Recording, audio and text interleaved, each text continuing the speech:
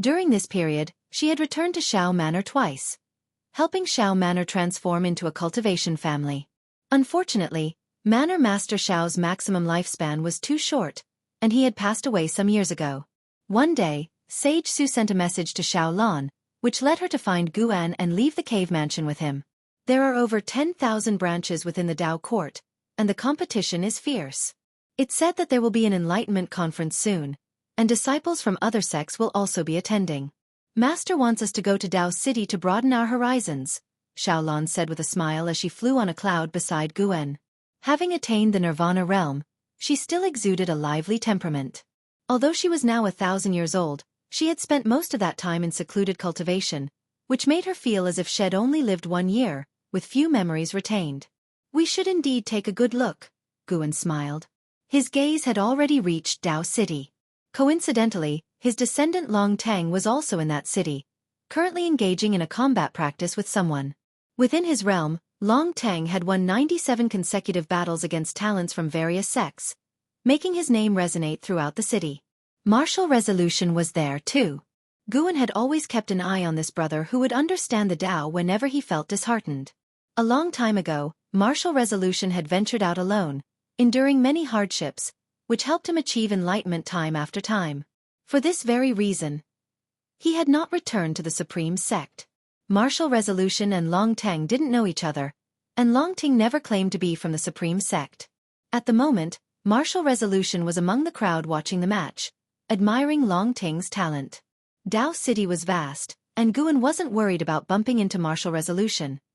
Unless he wanted to see martial resolution, there was no chance they would meet. Right now, Guan only wanted to accompany Xiao Lan and help her grow. Along the way, Xiao Lan chatted non-stop, talking about Dao City before moving on to discuss her cultivation achievements. She even wanted to teach Guan her spells. Although they shared the same master, the inheritances they received were different. They chatted and laughed, flying for the duration of 1 stick of incense before finally arriving at Dao City. With that, Guan was ready to relax and enjoy a leisurely stroll with Xiao Lan.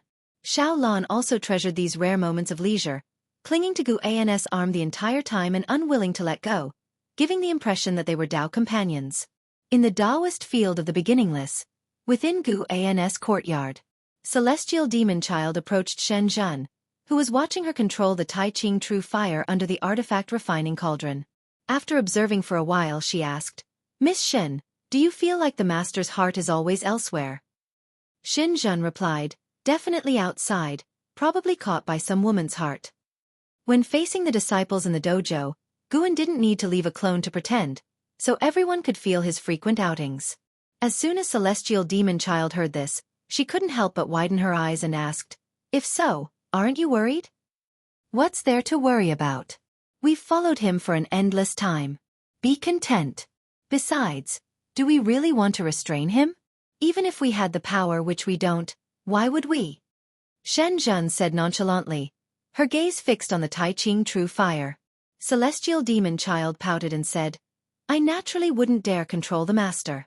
I'm just curious." Shen Zhen smiled and said, "It's probably some past acquaintance reincarnated. Otherwise, he wouldn't spend so much time with them." "Past acquaintance?"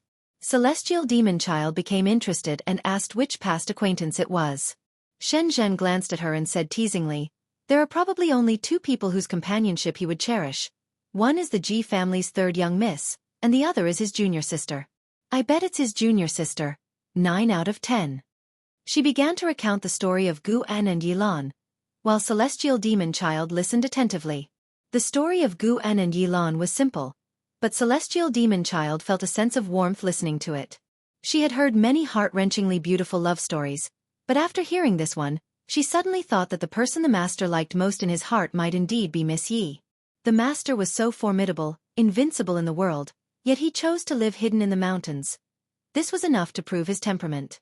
Suddenly, "Are you talking about me behind my back?"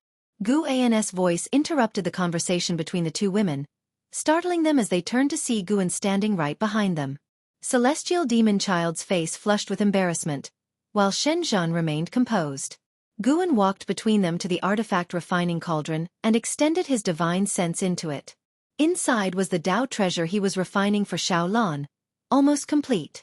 After reaching the heaven-opening Daluo immortal realm, Guan's speed and strength in crafting Dao treasures had increased. He planned to give Xiao Lan a great gift to make her path as a Heaven's Pride child even easier. Celestial Demon Child moved closer to Guan and curiously asked, "Master, has Miss Yi really reincarnated?" Shenzhen guessed correctly. Guan replied, then briefly recounted the reincarnations of Yi Lan over the years. Hearing that Yi Lan had endured more than a dozen reincarnations without forgetting Guan, even Shenzhen was touched. Celestial Demon Child's eyes reddened with emotion as she expressed a desire to meet Xiao Lan. "Focus on your cultivation, don't let her surpass you," Guan teased without giving a direct answer. Celestial Demon Child boasted with a proud smile, "I'm a wandering immortal, it won't be easy for her to catch up to me." Shenzhen, on the other hand, asked out of curiosity, "Is her talent in this life very high?" "Very high." Guan's answer instilled a sense of urgency in Celestial Demon Child. She did not linger any longer and quickly returned to her training. Shenzhen also did not disturb Guan's refining any further. Xiao Lan could not bring any pressure to her. She preferred seeking enlightenment rather than blindly pursuing cultivation levels. The true meaning of the great Dao brought her joy. Refining Dao treasures was simple for Guan now. He didn't need to concentrate intently. He was paying attention to someone else, someone far away in another great world. Zhang Buku. He had been sent by the Buddha Immortal to the Tai's great world to search for the divine exotic realm master. The two had already reunited but had encountered difficulties within the Tai's great world. This predicament would cause both to be severely injured, but they would eventually escape with their lives, so Guan decided not to intervene. Knowing the future, he still watched because a variable had appeared in the fight. Sar the Nefire. Website on Google to access chapters of novels early and in the highest quality. This person was not in Zhang Buku's fate before, but now, this person would frequently appear in Zhang Buku's life and even build a very close relationship with him. If you find any errors, ads pop up, ads redirect, broken links, non-standard content, etc., please let us know report so we can fix it as soon as possible. Chapter 587. The illusory celestial court. The vast sea churned, and storm clouds obscured the heavens, as bolts of lightning continuously flashed across the sky, creating an overwhelmingly oppressive atmosphere between the heavens and the sea. Zhang Buku, dressed in a dark red battle armor, levitated mid-air, clutching a long spear. Behind him stood the divine exotic realm master back to back with him. They both stared into the distance where formidable figures blocked every direction, these powerhouses maintaining their distance while conjuring a formation. Beside Zhang Buku was another figure, positioned 5 zhang away. This individual's garments were tattered, his face smeared with grime, and his hair a complete mess, much like a beggar. His frame was frail, yet his face wore a mocking smile amid the encircling enemies, in stark contrast to the tense expressions of Zhang Buku and the divine exotic realm master. "Hey, Zhang Buku, see for yourself, wouldn't you rather give the treasure to me? At least you wouldn't have to die. Any regrets?" The frail man teased as he looked at Zhang Buku. Zhang Buku didn't respond, but the divine exotic realm master coldly retorted, "Suyu, don't you have to die as well?" The thin man named Suyu spread his hands indifferently. "My death doesn't matter. I'm merely experiencing the reincarnation tribulation. If I die, there's still the next life. You, however, are the real deal. If you die, you truly die." Hearing this, the eyes of the divine exotic realm master filled with frost. "All 3 of you dared to harm my son. No one will escape today." A roar, akin to thunder, reverberated beneath the storm clouds, and the vast fury caused the distant clouds to disperse. A statue, larger than mountains and possessing 8 arms, closed in. Each arm wielded a divine weapon while a white-robed man with flowing silver hair, ferocious face, and eyes filled with killing intent stood atop the statue's head. Zhang Buku looked at the 8-armed statue and said, "Even as a reincarnation body, you probably don't want to die. Let's fight together, and once we break out, it'll give you a fair chance to compete for the divine treasure." Upon hearing this, Suyu grinned, revealing rows of blackened teeth, and chuckled, "You sure understand the stakes. Let's break out together then, and don't fall behind, I won't look back." With that, he turned and walked in the opposite direction toward the 8-armed statue, flying off, and ahead of him were many cultivators blocking the horizon. This battle drew the attention of many great powers from afar, with Guan observing from the furthest distance within the celestial spirit great world. While crafting a Dao treasure, Guan watched the battle, focusing mainly on Su Yu. Su Yu didn't lie to Zhang Buku. He truly was a reincarnation body. His original self wasn't simple. Guan could sense that their cultivation levels were almost equal, and he possessed the celestial Dao destiny. This meant, this person was likely a celestial god from the celestial court. Had Guan not broken through to become a heaven-opening Daluo immortal, he might not have been able to see through the cause and effect of Su Yu's original self. The encounter between Su Yu and Zhang Buku was no coincidence, since Zhang Buku was an inheritor of Buddha immortal, who also had ties with the celestial court. Fortunately, judging from Zhang Buku's fate, Su Yu had no intention of harming him, but rather to support him. Although curious, Guan had no intent to probe further. Su Yu was unaware of his existence. Why should he provoke needless trouble? Even for the topmost great powers of the Great Thousand World, the celestial court remained an enigma, ethereal and elusive. Yet in the 3,000 great worlds, many celestial gods roamed. Some knew their identities but chose to feign ignorance. The karma of celestial gods was immense. Even with only the celestial spirit god guarding the celestial spirit great world, many forces dare not forcibly enter. It seemed there existed a certain place where, with the right authorities' permission, end O Farth guardians of the Great Thousand World. Guan watched for a while longer before turning his attention away. His present life was calm. He did not wish to entangle too soon with the celestial court. Unless absolutely necessary, Guan would not provoke the celestial court and aim to survive within the celestial spirit great world. Guan couldn't help but think of the celestial spirit god. In this life, Bai Shang, with Su Jin's help, had already embarked on the path of immortal cultivation. Guan hoped he would possess a heart of compassion. That way, the celestial spirit great world could have a celestial god.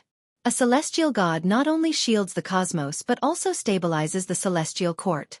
Guan entertained the thought of persuading the celestial spirit god because, in pursuit of the immortal palace's treasures, the celestial spirit god had violated the principles of the celestial gods, indicating a lack of complete loyalty to the celestial court. Although the celestial spirit god had once aimed to destroy the celestial spirit great world, that had been a mission assigned by the celestial court, which he had delayed for many years. Across the ages, whenever a threat to the celestial spirit great world emerged, the celestial spirit god didn't wait for explanations. He just executed them. This approach, at least, spared many beings from numerous calamities. Celestial spirit god, I truly look forward to your future. I hope you won't disappoint me. If it doesn't work out, I might have to slay a god. Guan thought to himself, and a smile appeared on his face. Before that, he would continue to enjoy a peaceful life.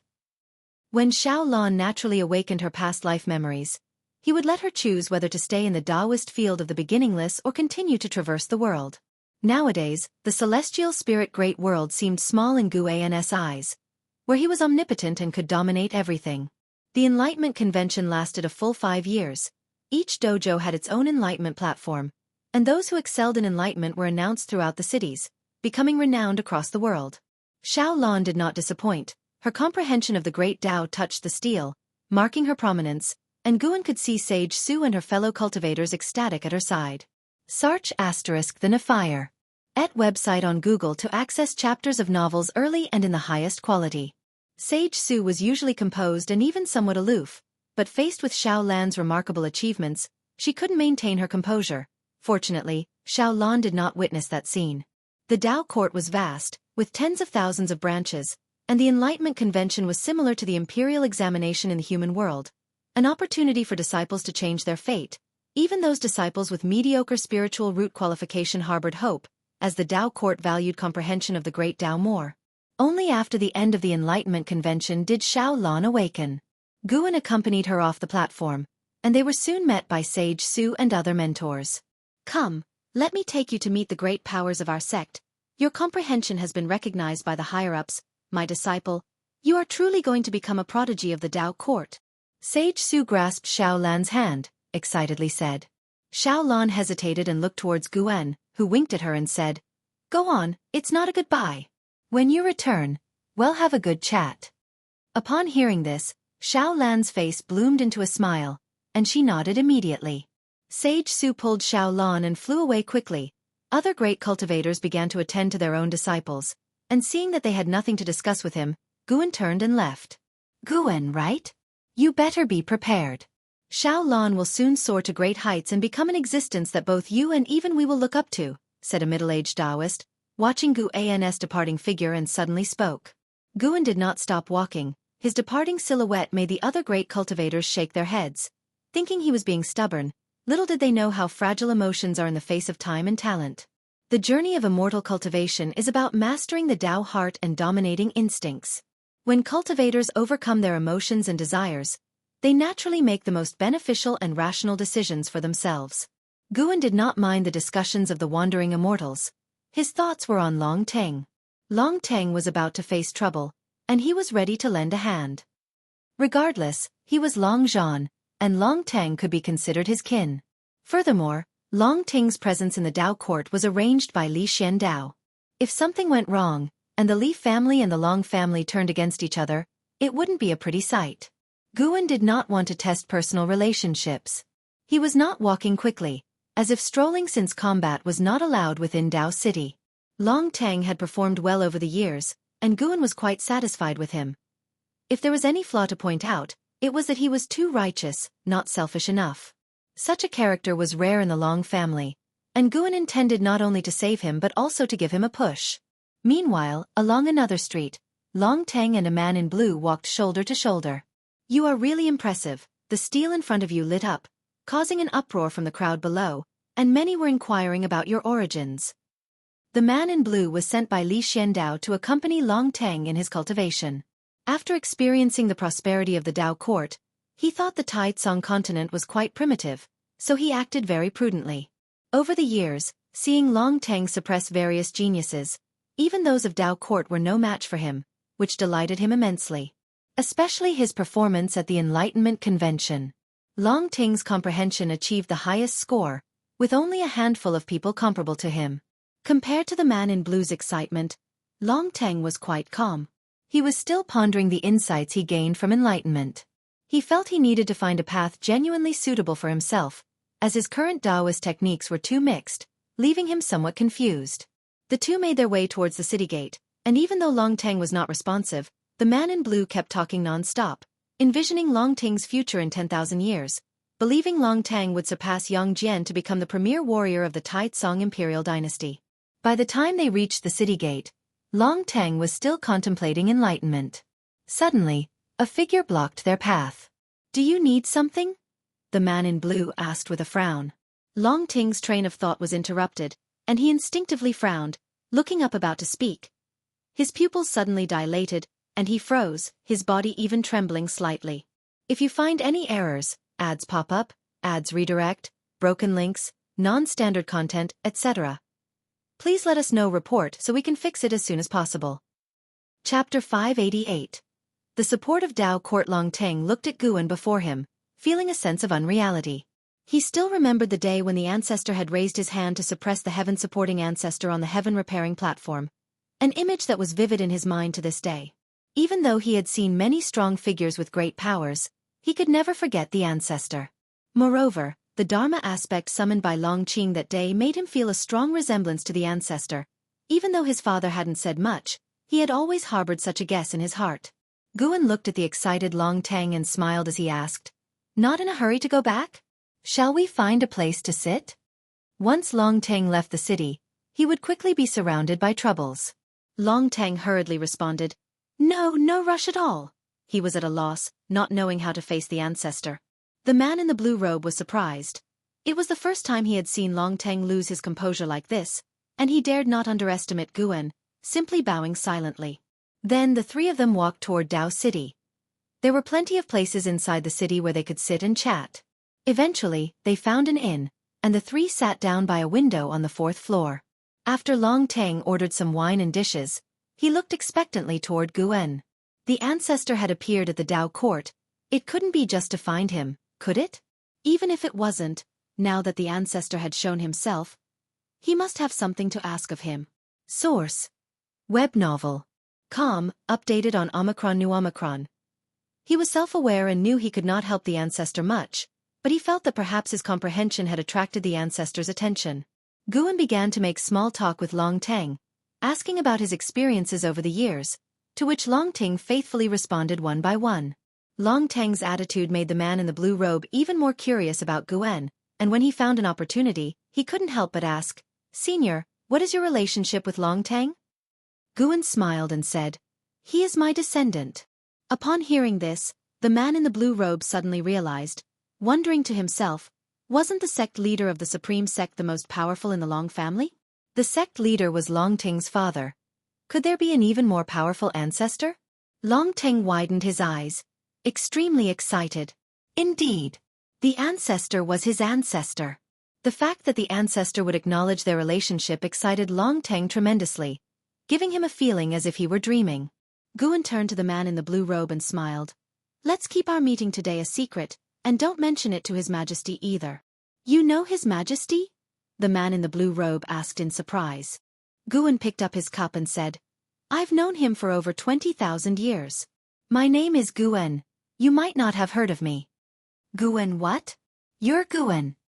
The man in the blue robe suddenly stood up, becoming even more excited than Long Teng, and just after asking, he regretted it and instinctively looked around. He saw that other cultivators in the inn did not care about their conversation, which made him sigh with relief. He sat down again, and respectfully raised his hand to Guan, his hands trembling. Guan smiled and said, "No need for such courtesy. I pay no mind to the worldly rituals of the human world. Sword Venerable, rest assured, I will not speak of it." The excited man in the blue robe said, his name was Li Yu, a descendant of the royal family. Although he was not from Li Zuando's direct line, he was highly regarded by Li Xiandao, so he was aware of the past between Li Xiandao and supporting Dao Sword Venerable. Long Ting also reassured him, his eyes never daring to leave Guan, afraid that Guan might suddenly disappear.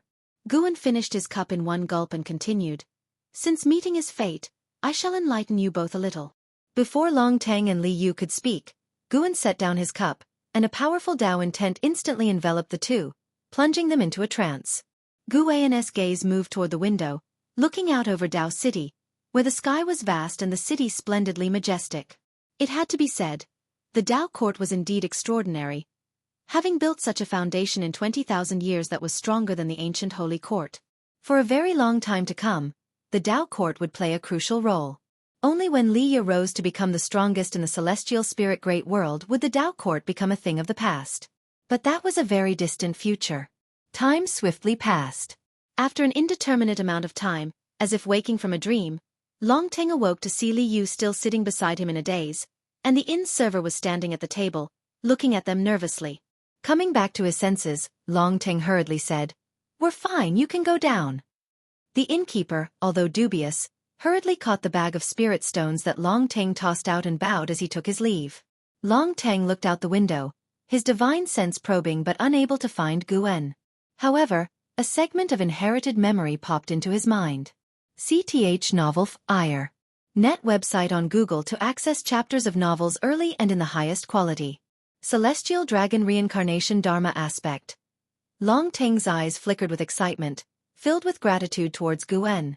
Unlike his father's Celestial Dragon Dharma Aspect, the Celestial Dragon Reincarnation Dharma Aspect summoned his reincarnation body, and what's more, without any cost. This gave him a clear direction for his future cultivation. The path of reincarnation. To wage wars across hundreds, thousands of lifetimes, and to condense the strongest Dharma aspect. Thinking of the Dragon Battle Dharma aspect that his father had summoned, Long Teng's heart burned with eagerness. At this moment, Li Yu also regained consciousness. After a brief moment of astonishment, he excitedly looked at Long Teng and said, "Long Teng, I've received the inheritance of the Sword Venerable, named the Seven Gods' Golden Body. Have you heard of this technique?" Long Teng shook his head. "Since it was granted by our ancestor, it must be a remarkable inheritance. What I received was another kind of divine skill. Yes, this Seven Gods' Golden Body is indeed domineering. I feel that if I perfect it, I could be qualified to contend with the heaven's proud sons." Li Yu said, holding back his joy as he grabbed some wine to calm his emotions. Long Teng did not respond further, and instead turned his gaze back to the window. He suddenly grew curious. Why had the ancestor appeared within the Dao court? Could it be the ancestor was behind the Dao court? The rapid rise of the Tao court had always been a puzzling matter for all beings in the celestial spirit great world. If it was the ancestor, that would make sense. Li Yu continued discussing the power of the seven gods' golden body, talking incessantly as usual, even without Long Teng responding. Elsewhere, Guan had already met Xiao Lan and they were heading back to the cave mansion together. On the way back, Xiao Lan spoke of the Ting Master's appreciation for her. She would soon be relocating her cave mansion, and she said she would take Guan with her wherever she went, never to be parted from him. The Tao court allowed the heaven's proud sons to bring people into the main veins, as long as the numbers were few. Guan had no objections to Xiao Lan's arrangements. He listened intently to her expressing her excitement. Months passed swiftly by.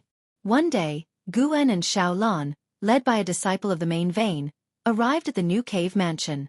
After the disciple of the main vein left, Xiao Lan looked at the little world before her, thrilled. This little world was quite vast, spanning 100,000 miles, brimming with spiritual energy, all belonging to Xiao Lan alone.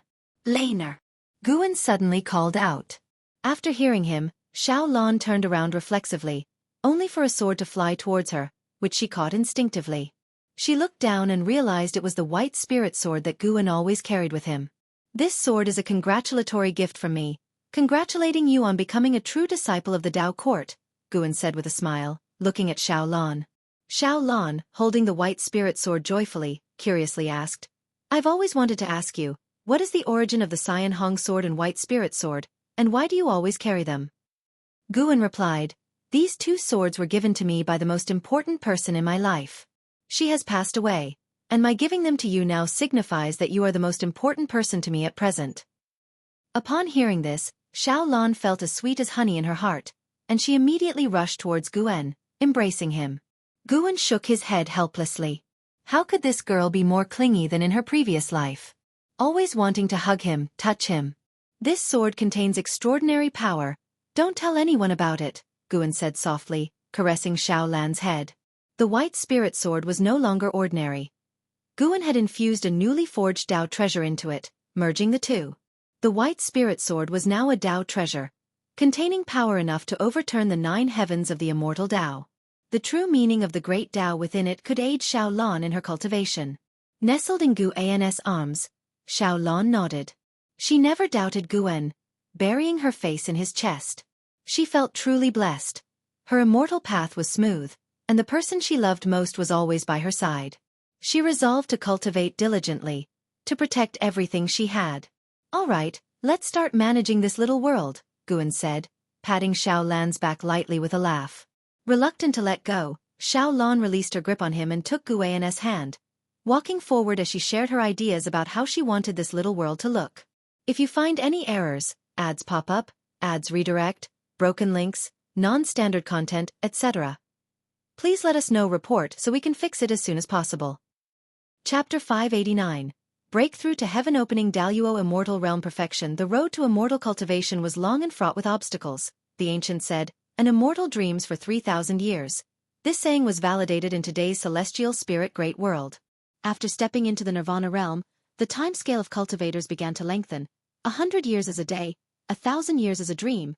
For those on the path of immortal Tao, the higher their talent, the faster time passed. After becoming a disciple of the main vein of the Tao court, Xiao Lan entered a prolonged period of seclusion. At first, she worried about Guan, fearing that he would pass away during her seclusion. Fortunately, although Guan encountered many setbacks, he always managed to break through.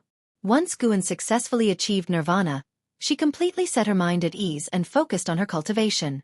Tens of thousands of years passed in the blink of an eye, and although the human world underwent tremendous changes like the transformation of the sea into mulberry fields, there were not many changes in the immortal cultivation realm. That year, Xiao Lan encountered a breakthrough opportunity. Under the protection of the great cultivators of the main vein, she successfully stepped into the wandering immortal realm, while Guan watched from a distance. He marveled at the uniqueness of the new era. Living for 10,000 years to reach wandering immortal realm was rare in the previous era, but in this new one, such geniuses were not few. Blood Prison Great Saint and an Xian even reached the heaven and earth flying immortal realm one after another. Tao treasures greatly aided their cultivation, added with the abundant spiritual energy of the Taoist field of the beginningless, containing the true meaning of the great Tao, their cultivation speed was ever increasing. especially an Xin, who seemed to be transforming into an Hao. Though Guan felt that he contributed significantly to his disciples' progress, thinking of the past, he still had many reflections. I should also break through a minor realm. Guan watched Xiaolan consolidating her cultivation level at the horizon and made up his mind. Source: Web novel. Com, updated on Omicron New. He originally wanted to rely on his enlightenment to break through. However, for a heaven-opening Daluo immortal, breaking through a minor realm required much more time than he could imagine. Having thought that, Guan directly switched identities, his original body leaping out of the little world. Among the cultivators protecting Xiaolan, the strongest had reached the Dao Void Profound Immortal Realm. This person did not detect any abnormalities and remained focused on Xiaolan. Guan's original body arrived at a forest in the human world, where he directly performed a lifespan breakthrough. 9 options appeared before him again. Most of the locations were ones he recognized. Guan's gaze fell on Desperate Celestial Tomb. The sins within the Desperate Celestial Tomb had a mysterious cause and effect with him. He originally thought he could learn about it through lifespan reincarnation, but he did not. Let's take another look. Now that his realm was higher, maybe he could understand. Guan immediately chose to teleport to the Desperate Celestial Tomb, consuming 100 billion years of lifespan in the process. After a while, Guan opened his eyes and immediately activated the lifespan barrier. What entered his sight was the desolate scene of the Desperate Celestial Tomb, with colossal and ruined structures stretching all the way to the ends of heaven and earth. The grand palace where the Sin resided was far from him, but he could easily see the situation of that palace. The immense door, still slightly ajar, stretched as dark as if leading to the gates of hell. Guan didn't keep staring at that palace. He pulled up the attribute panel. The Novel Fire. Net ** website on Google to access chapters of novels early and in the highest quality. Name: Guan. Lifespan: 34, 362/487, 609, 219, 005. Physique: primordial reincarnation, undying body. Cultivation level: late stage of heaven-opening Daluo immortal realm. He directly invested lifespan into his cultivation level, in increments of 100 billion years each time. Prompt after prompt appeared, with 480 billion years of lifespan at his disposal. Guan barely heeded the failure notifications. Eventually, after spending 110 billion years of lifespan, he successfully reached the perfection of heaven-opening Daluo immortal realm. Next would be observing the consumption of the lifespan barrier. Vast spiritual energy surged from the ground. Almost instantly, Guan was enveloped by golden illumination of the great Tao. The Tao spiritual energy of the entire Desperate Celestial Tomb showed anomalies, and even the Tao rules trembled. Now that he was a heaven-opening Daluo immortal, the disturbances he caused far exceeded those of before, and more ancient buildings began to tremble. The ground heaved with sand, moving as if it had sentience, appearing like a yellow cloth rising. Since it was a breakthrough in a minor realm, Guan didn't need to be completely focused on the breakthrough. He divided his attention towards the grand palace where the Sin resided. Time ticked by. In half an hour, Guan would succeed in his breakthrough, yet halfway through, the Sin still did not appear. Could something have gone wrong? Guan thought silently. Even when he succeeded in his breakthrough, the Sin never emerged from that grand palace. The lifespan barrier consumed nearly 500 billion years of lifespan, which stung quite a bit for Guan. The higher the realm, the greater the lifespan barrier's consumption, and for safety, he activated the lifespan barrier every time he broke through. The reason for this was quite simple. Guan enjoyed observing others, and he spied on existences of lower realms without being detected. So naturally, there must be existences stronger than him who also enjoyed spying on those weaker than themselves. The purpose of the lifespan barrier was to prevent him from being observed while gaining strength. This was crucial. Guan could reach this point today. Those enemies he had defeated found it incredible, and the lifespan barrier played a critical role in this. Guan felt disappointed that he hadn't seen Zue. Although the Desperate Celestial Tomb was constantly showing signs of disturbance, there seemed to be no signs of living beings, not even ghosts or evil spirits. Once Guan's cultivation level had stabilized, he stood up. Before leaving, he covered the entire Desperate Celestial Tomb with his divine sense. Since it was a tomb, something must have been buried here. The grand palace where Zue resided wasn't the most mysterious. At the center of the world, Guan spotted a deep hole over 1,000 miles in diameter, bottomless and swirling with a special Tao spiritual qi. This was the first time Guan, who had begun to understand different Tao, had encountered such Tao spiritual qi. It was eerie, ominous, and sent shivers down one's spine. Even Guan, who had reached the perfection of the heaven-opening Daluo immortal realm, had an intuition not to come into contact with this Tao. He was about to teleport back when he suddenly sensed movement. Something in the deep hole was rushing towards the surface. As it ascended, the invisible and intangible Tao spiritual qi surged like erupting core fire, unstoppable.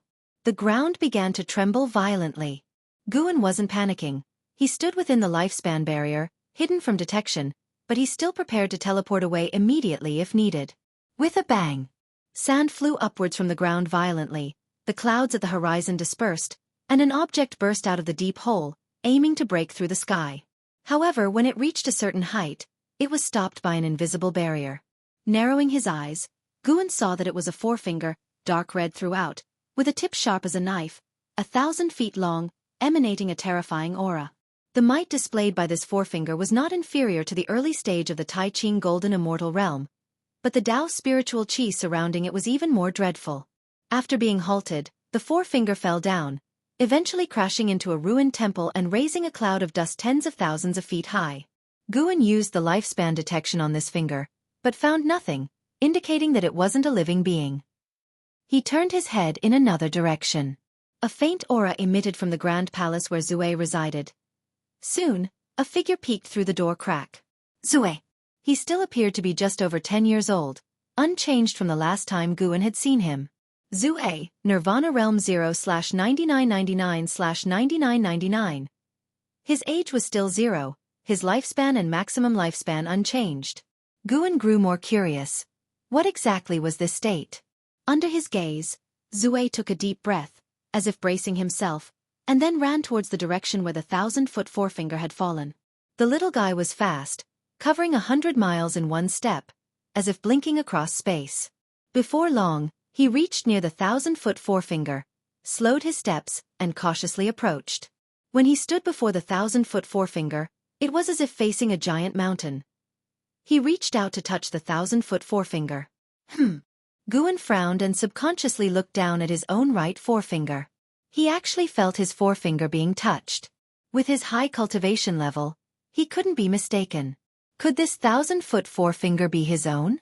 As Zue touched the 1,000-foot forefinger, his eyes welled up, and he murmured something in a language not of the celestial spirit great world. As his tears fell on the 1,000-foot forefinger, the bizarre Tao spiritual qi on the finger surged towards him, seemingly wishing to transform him into another kind of creature. Guan's eyebrows furrowed. He felt a strong sense of cause and effect. That was not his finger. It belonged to an old acquaintance, not from his past life but from his reincarnation body. It was Fairy Yao Xian, who he had met in his previous lifespan reincarnation. Fairy Yao Xian, in her attempt to save his reincarnation body, the Emperor of Eternal Life, had fallen into the Tao, condemned to eternal oblivion, her cause and effect hard to trace. If it weren't for the Emperor of Eternal Life using the power of the great cause and effect steel, it would have been impossible to capture even a sliver of Fairy Yao Xian's cause and effect. Through Shenzhen, the Emperor of Eternal Life sent Fairy Yao Xian's cause and effect to Guan, the real persona, which established a causal relationship between Fairy Yao Xian and Guan. This process, too complex to be captured by the naked eye, was nonetheless real. As the relationship between Guan and Shenzhen deepened, his sense of cause and effect connected to Fairy Yao Xian also strengthened. He became increasingly certain that the 1,000-foot forefinger was indeed Fairy Yao Xian's. If so, what was the relationship between Zue and Fairy Yao Xian? Could it be? If you find any errors, ads pop up, ads redirect, broken links, non-standard content, etc., please let us know report so we can fix it as soon as possible. Chapter 590 The Origin of the White Spirit Sword. Guan recalled the life of the Emperor of Eternal Life, and indeed, he had a relationship with Fairy Yao Xian. With their cultivation levels, whether they conceived a child depended on their will. He felt that the child was likely the Emperor of Eternal Lives, and that was why he felt some sort of cause and effect relationship with the child. As his cultivation level broke through, this feeling grew even stronger. He continued to watch the child, whose hands were pressed against the 1,000-zhong index finger, weeping softly. The child didn't seem to feel some force entering his body. He was only indulging in venting his emotions. Guan was curious in his heart whether a lifespan breakthrough could teleport someone out. Just as this thought arose, he received an answer. No. This answer inexplicably appeared in his mind, probably a response from the lifespan breakthrough. With the answer, he dared not act rashly. The desperate celestial tomb was not simple. This place was like a sealed land, unable to be exited directly. As time passed, the child stopped crying. He leaned against the finger wall, slowly closed his eyes, and seemed to fall into a deep sleep. Guan began to deduce the child's destiny, but just as before, he couldn't calculate anything. He again looked toward the thousand-zhong index finger and continued to deduce. Source: Web novel. Com, updated on N0 New. Guan suddenly made a sound of surprise, and his expression turned grave. This thousand-zhong index finger would later break out of the desperate celestial tomb and descend onto the great thousand world. It would bring a great catastrophe to all heavens and myriad realms. Guan saw countless beings fall into evil, and he saw a dark force swallowing up pieces of the great thousand world. He stopped deducing, his brow deeply furrowed. This index finger belonged to Fairy Yao Xian. Relying on it, Guan might be able to find Fairy Yao Xian in the future. But it would bring irreparable disaster to countless beings, meaning Guan could not take it out. After much thought, Guan decided to leave the thousand-zhong index finger and the child be for the time being. To prevent himself from wavering, Guan chose to teleport back. This teleportation used another 10 billion years of his lifespan. Now, however, he had reached the perfection of the heaven-opening Daluo immortal realm, and just crossing a minor realm had greatly advanced his strength. When he returned to the celestial spirit great world and opened his eyes, the environment around him hadn't changed, but he felt that the celestial spirit great world had weakened. It was so fragile that a single thought from him could shatter this part of the great thousand world. He walked in a direction, ready to enjoy nature and wait for Xiaolan to fully stabilize her cultivation level before returning. The path of cultivation was like a river, with countless cultivators sailing on it. Some people sailed faster, some overtook others, and some capsized, plunging to the riverbed. Guan looked down at the myriad beings of the celestial spirit great world, contemplating the various states of life, a process that helped him understand the essence of the world. The birth of heaven and earth was not difficult for him, but the operation of the rules of heaven and earth contained a deeper level of Tao intent. The heavens and earths were innumerable, yet their operational rules were mostly similar. In the midst of it, perhaps there was an even more transcendent power supporting everything. Guan thought of the mysterious Great Tao aura on the thousand-zhong index finger. What kind of Great Tao was it, and why was it so peculiar? After breaking through to the wandering immortal realm, Xiaolan was extremely excited and dragged Guan to visit Sage Su and their fellow disciples. Ia the Novel Fire, net website on Google to access chapters of novels early and in the highest quality. Sage Su and the other traveling immortal instructors had long known that this day would come, but they didn't expect it so soon. When Xiaolan was in the Qi cultivation realm, Sage Su was already in the wandering immortal realm. Yet when Xiaolan reached the wandering immortal realm, Sage Su was still in the wandering immortal realm. Even if the mentor-disciple relationship was as good as it got, Sage Su still felt a bit mixed inside, yet she hid her emotions very well. Standing on the side as a bystander, Guan watched these people congratulating Xiaolan, thinking with a sigh how life was unfair, and he found it quite amusing. Afterward, Xiaolan wished to return to Xiao Manor for a visit, and Sage Su had no objections. With the cultivation level Xiaolan now possessed, she was capable of standing on her own. After Sage Su gave her several reminders, she watched Xiaolan and her companion leave. A middle-aged female cultivator remarked with emotion, "Even though she has become a loose immortal, she still treats that kid Guan like a treasure. I really don't know what kind of enchanting potion Guan fed her." Before Xiaolan entered the loose immortal stage, they all worried that Guan would be a drag on her. Now, they only marveled at Xiaolan's deep affection for Guan. Such emotions were rare indeed. If they could keep this up, it would indeed be a beautiful tale. On the way back, it was still Xiaolan riding the clouds, her mood somewhat uneasy. The excitement brought on by her breakthrough was replaced by the nervous emotion of returning home. Thousands of years had passed, and her parents had long since departed this life. She already knew this, and she feared that Xiao Manor might no longer exist, that the descendants of the Xiao family might have forgotten her. "Don't worry, there won't be any issues. It's said that prodigies have their own destiny. This force, invisible and intangible, can protect those around them, Guan consoled. Xiaolan looked at Guan and asked curiously, Brother Gu, don't you have any regrets? From childhood, Guan had always been there for her. She had never seen him sad or disheartened, not even angry. He always remained gentle, cheerful. Not a hint of negative emotion could be seen on him. Thinking about it now, Guan seemed unrealistically perfect. The curiosity in Xiaolan's eyes grew even thicker, as if she wanted to see right through Guan. Of course, I have regrets. Everything you've experienced I have already been through. Once you've been through a lot and learned to let go, you won't feel as upset, Guan replied. This puzzled Xiaolan even more, and she asked, You're only 20 years older than me. How can you speak as if you were thousands of years older than me? Guan laughed and said, In dreams, I've experienced more than you. Really? Laner, have you ever thought about your goal in immortal cultivation? I actually have. Let's hear it. I want to be the master of the Dao court.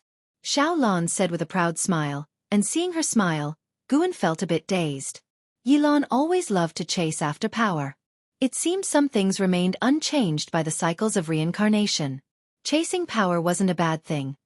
People should always have goals in life. I hope to see you succeed in my lifetime, Guan sincerely said, making Xiaolan feel the pressure. Yes, her future was bright, but the same couldn't be said for Guan. Xiaolan feared that Guan would be saddened, so she started to change the subject. The prodigies of the primordial era were far stronger than those of the previous era, and the path to fame was naturally tougher. Xiaolan's reputation had already spread within the Dao court, but in the eyes of the world, she was still unknown. She prepared to venture out for trials, to compete for treasures, to punish the wicked and eliminate evil, just like the Immortals in the stories. However, she was somewhat worried about Guan Gu and said she could go with peace of mind and that he would wait for her in the cave mansion, which relieved her considerably. Trials for treasures inevitably meant battle. She couldn't guarantee Guan's safety, but she also feared he might overthink it, leaving her hesitant. By the way, Brother Gu, what is the origin of this white spirit sword? Xiaolan asked out of curiosity. She had already discovered there was something unique about the white spirit sword. The person who gave me this sword said it was from an immortal. I didn't believe it until I followed you on the path of cultivation. Its origins are for you to discover. I'm not capable of that, Guan answered. If you find any errors, ads pop up, ads redirect, broken links, non-standard content, etc., please let us know. Report so we can fix it as soon as possible. Chapter 591. With sentiment and without sentiment, thousands of years had passed, and Xiao Manor indeed had changed beyond recognition, now known as Xiao City, the strongest cultivation family in the region. Despite their eminent status, the descendants of the Xiao family always remembered Xiaolan, and her portrait still stood in the ancestral hall for posterity to worship. Xiaolan looked at the excited descendants of the Xiao family and thought of her brothers and sisters. The newly initiated wandering immortal couldn't help but become teary-eyed. Her cultivation level was high, and she had lived longer than the members of the Xiao family, but in reality, she had faced too few hardships and spent the majority of her life in seclusion, so she still had the temperament of a young girl. Guan watched Xiaolan being surrounded by her descendants, his face filled with a smile. The Yilan of his past life had once dreamed of such a scene. Unfortunately, she had no living family, let alone descendants. Xiaolan stayed in Xiao City for a whole month, and all the citizens knew that the old ancestor of the Xiao family had returned. Even cultivators from other cities and sects came to visit. During that month, although Guan could see Xiaolan every day, they did not spend as much time together as in the past. Not because Xiaolan deliberately neglected him, but because the Xiao family members were too enthusiastic. When they left Xiao City, Xiaolan stood on cloud mists, raised her arms and laughed loudly. From now on, I have a new goal, not only to be the master of the Dao court but also to help the Xiao family become an eternally thriving cultivation family. Her whole being was full of fighting spirit, and an aura unique to great talents appeared on her. As for Xiaolan's lofty ambition, Guan thought it was good, as it was a common human sentiment, just like how he would take care of the supreme sect. Guan also knew his own problems, always saying he would not interfere, yet he couldn't help but take action. Long Teng was the best example. No matter how high the cultivation level of a Daoist, they would always look after those close to them. Source: Web novel. Com. Updated on Omicron New. Guan suddenly thought of a question. Is it better for immortal gods to be affectionate or indifferent? Are heavenly Dao and great Dao affectionate?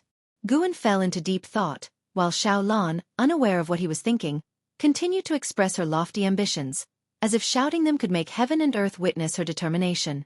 In the Taizong imperial dynasty, inside the great hall of the palace, thousands of civil and military officials stood on both sides, watching a man dressed in gorgeous silver armor approach.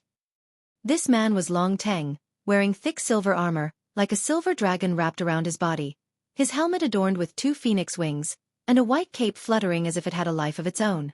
At the front of the steps, Li Xiandao, dressed in emperor's robes, looked at Long Teng, his face full of prideful smiles. Yang Jian also stood in the hall, dressed in official robes, not like a military leader, and he sized up Long Teng, nodding slightly. Li Yu, who had accompanied Long Teng to the Dao court previously, was also present, his expression excited, even waving to Long Teng. Long Teng remained calm, walked up to the steps, knelt down, and raised his hand to salute Li Xiandao. Li Xiandao smiled and said, "Rise, your battle achievements have satisfied me." Seeing Long Teng stand up, an elderly official took out a scroll and began to read. Admiral Long Teng, who swept through the drowning sea demon domain, beheaded the dark demon emperor, shook the 7 seas, enhanced the holy might of Taizong, is hereby bestowed the title of Admiral of Celestial Praise, ranked 1st grade, to enjoy Taizong's destiny forever, and his divine statue to be listed in the Divine General's mansion. His voice was full of vigor, echoing in the great hall, stirring discussions among the officials. Many were incredulous. They knew the emperor would reward Long Teng generously, but no one expected such treatment for Long Teng. 1st grade, nearly second to none. The position of admiral, previously only achieved by Yang Jian. Li Xiandao was very pleased with the official's amazement. He aimed to elevate Long Teng to the pinnacle, letting everyone in the world know Long Teng's name. Regardless of jealousy or disdain, Long Teng was destined to soar. Li Xiandao raised his right hand, and a golden order shaped like a sword descended from the heavens, landing in front of Long Teng. "From now on, you may use this order to command any troops, viewing this order as seeing me personally, and may execute first and report afterwards." Li Zuando's voice echoed like a thunderclap, causing an uproar in the great hall, and even Yang Jian was taken by surprise. Li Yu was stunned, having not expected the emperor to go to such lengths. However, upon considering the relationship between Long Teng and Guan, he found it reasonable. Although the Taizong imperial dynasty was strong, it was far from contending for supremacy over the world, and only with the support of supporting Dao Sword Venerable could there be hope. "Thank you, Your Majesty." Long Teng received the order unflinchingly, his words resounding firmly. As he accepted the order, the courtiers all felt that a great change was about to come to the Taizong imperial dynasty, as not only had the emperor favored Long Teng over the years but had also promoted other members of the Long family. With Long Teng being appointed as Admiral of Celestial Praise, the Long family had truly risen to the top echelon of the Taizong imperial dynasty, compelling even those with a deeper family heritage to take the Long family seriously. Hiss! A fierce wind swept into the great hall, causing everyone's complexion to drastically change. Long Teng turned around, squinting his eyes. Suddenly, a figure appeared in front of him and pushed forward with a palm. It was Yang Jian. As Yang Jian swung his palm, a tremendous mana erupted, seeming to strike an invisible existence, dispersing into a mist of energy. "Slaughter my demon soldiers and still wish to boast? Ridiculous!" A cold sneer sounded, and Yang Jian's complexion abruptly changed as a powerful demonic power dispersed his mana, forcing him to retreat. As he retreated, he did not bump into Long Teng. Instead he fixed his gaze, but Long Teng's figure had already disappeared. Li Xiandao on the dragon throne was also compelled to gather his mana but was still shocked into standing up. Ministers to either side were knocked to the ground, their cries of agony resounding. "Emperor Taizong, consider this a warning today. Your Admiral of Celestial Praise must die, and I will let my subordinates feast on his flesh." That cold sneer echoed again, the demonic wind in the hall ceased, and Yang Jian also disappeared from the hall, pursuing the source. Li Xiandao stood in front of the dragon throne, his brow furrowed, but he did not panic, his eyes mixed with a hint of unusual color. Long Teng was bound by an unshakable demonic power, losing his ability to resist. He could not even open his eyes, feeling the world spinning and his divine soul inverting. This sensation lasted a long time until he was finally thrown to the ground. As the demonic power dissipated, he opened his eyes and found himself lying in a dim underground plaza, which was vast, and in front, There was an altar over 1,000 zhong in diameter with a majestic stone statue standing behind it. A supremely fierce demon whose mere statue emitted an immense oppressive force. Long Ting turned to look and saw a red cord binding his battle armor, sealing his mana, preventing him from standing up. A figure appeared out of nowhere in front of him. A hawk-headed demon wearing a loose Taoist robe and as tall as a small mountain.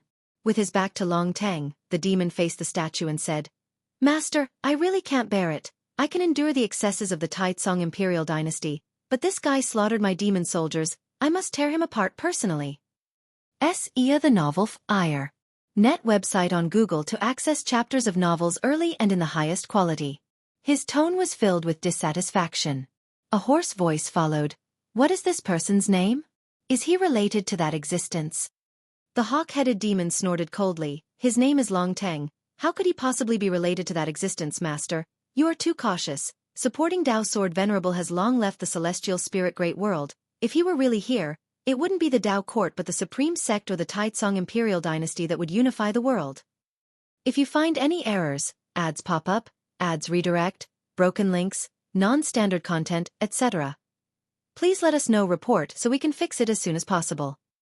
Chapter 592. God of the Great Thousand World. The voice of the eagle-headed demon echoed within the underground plaza, but the aged voice he called Master did not immediately respond. Long Tang heard him mention supporting Dao Sword Venerable, but his expression remained unchanged, and he did not disclose his relationship with the supporting Dao Sword Venerable. The underground plaza fell into silence. The eagle-headed demon turned to look at Long Tang lying on the ground. His right hand lifted, his palm transformed into an eagle's claw, elongated and sharp, with tips even flickering with a cold light. He looked down at Long Tang with a cold smile on his face, unable to hide the murderous intent in his eyes. Long Tang looked up at him, his face still calm, showing no fear. Seeing Long Tang's composure, the eagle-headed demon's anger flared. His face became ferocious as he raised his claw towards Long Tang. "Wait!" The ancient voice suddenly rang out, the fierce demon stone statue exuding tendrils of demon chi, quickly coalescing into a transformed demon.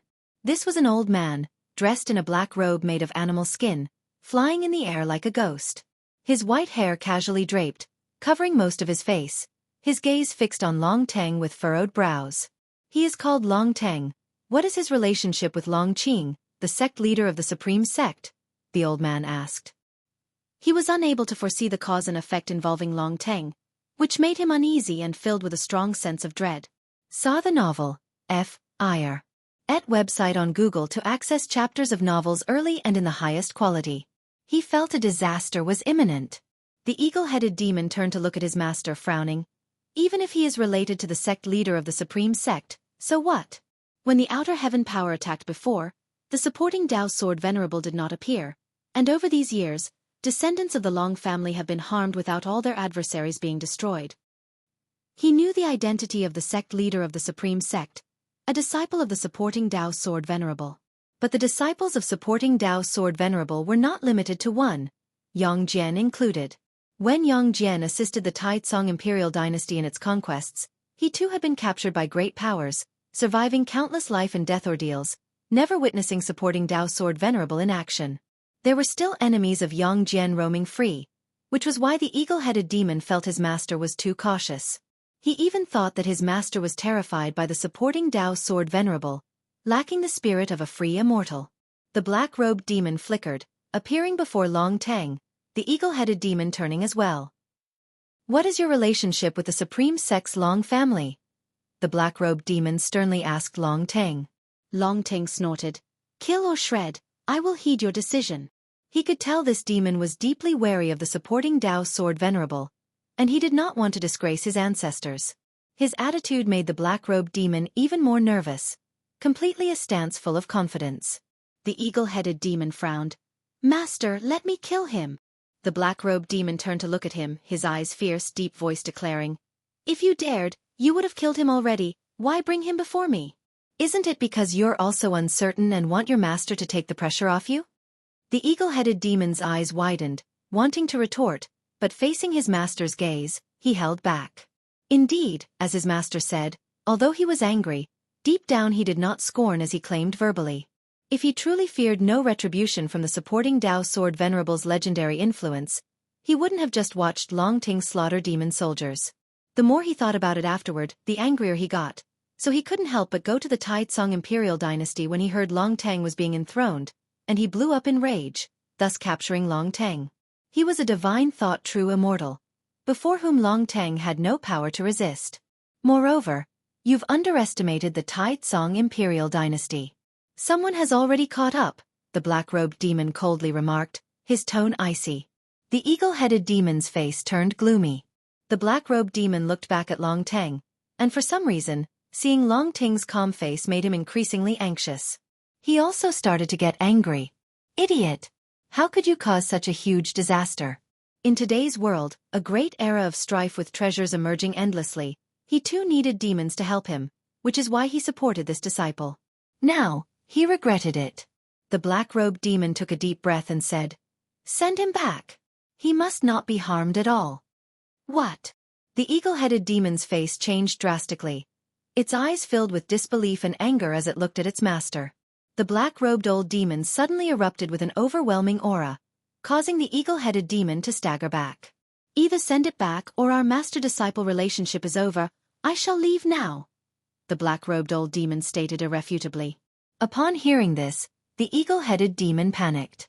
Long Ting watched the feud between the master and disciple, finding it noisy. Two useless creatures. Long Ting wasn't panicking after being captured, not because he had something to rely on, but because he wanted to die, to plunge into reincarnation. He no longer paid attention to the two demons, instead closing his eyes and contemplating the celestial dragon reincarnation technique.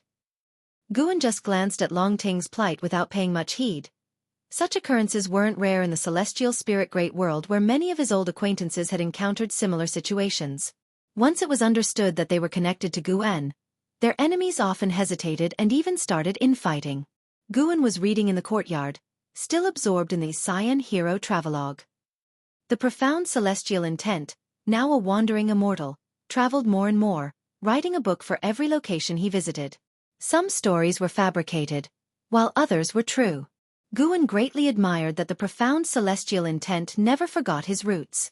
No matter how high his realm, he still wrote stories from the past without any pretense. The profound celestial intent didn't write Cyan Hero Travelogue to please Guan. They hadn't seen each other for many years, and his writing was more for himself. Guan's copy of Cyan Hero Travelogue was purchased from the immortal cultivation realm. He never offered any suggestions to the profound celestial intent. An Xian appeared out of thin air beside him and said, "Master, the Chenkuan sect is planning to fight for an innate spiritual tree. I Ching Shan asked me to lend a hand.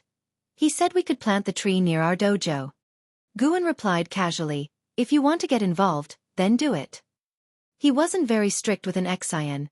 Over the years, she had helped the Chenkuan sect numerous times and was already well known. Of course, the reason Guan tacitly approved of Nzin's involvement was that the Chenkuan sect followed a righteous path. Unlike other sects that merely struggled for benefits, the Chenkuan sect prioritized life, and if any creatures were threatened, they would intervene, prioritizing the preservation of life in any task. Acting chivalrously was a principle for disciples of the Chenkuan sect. Nowadays, many joined the Chenkuan sect to become cultivating immortal heroes, not merely for longevity. Ilgo then. I've recently discussed with the Ghost Mother about improving the woodlands outside our dojo to try and cultivate more medicinal herbs. Ideally, I want the outside world to become a holy land of the human world, an Xian said softly with a laugh. She was now in the heaven and earth flying immortal realm, holding the Tao treasure, the Six Paths mirror, capable of contending against all beings in the 9 heavens of the immortal path. Guan nodded slightly, his attention still on the book.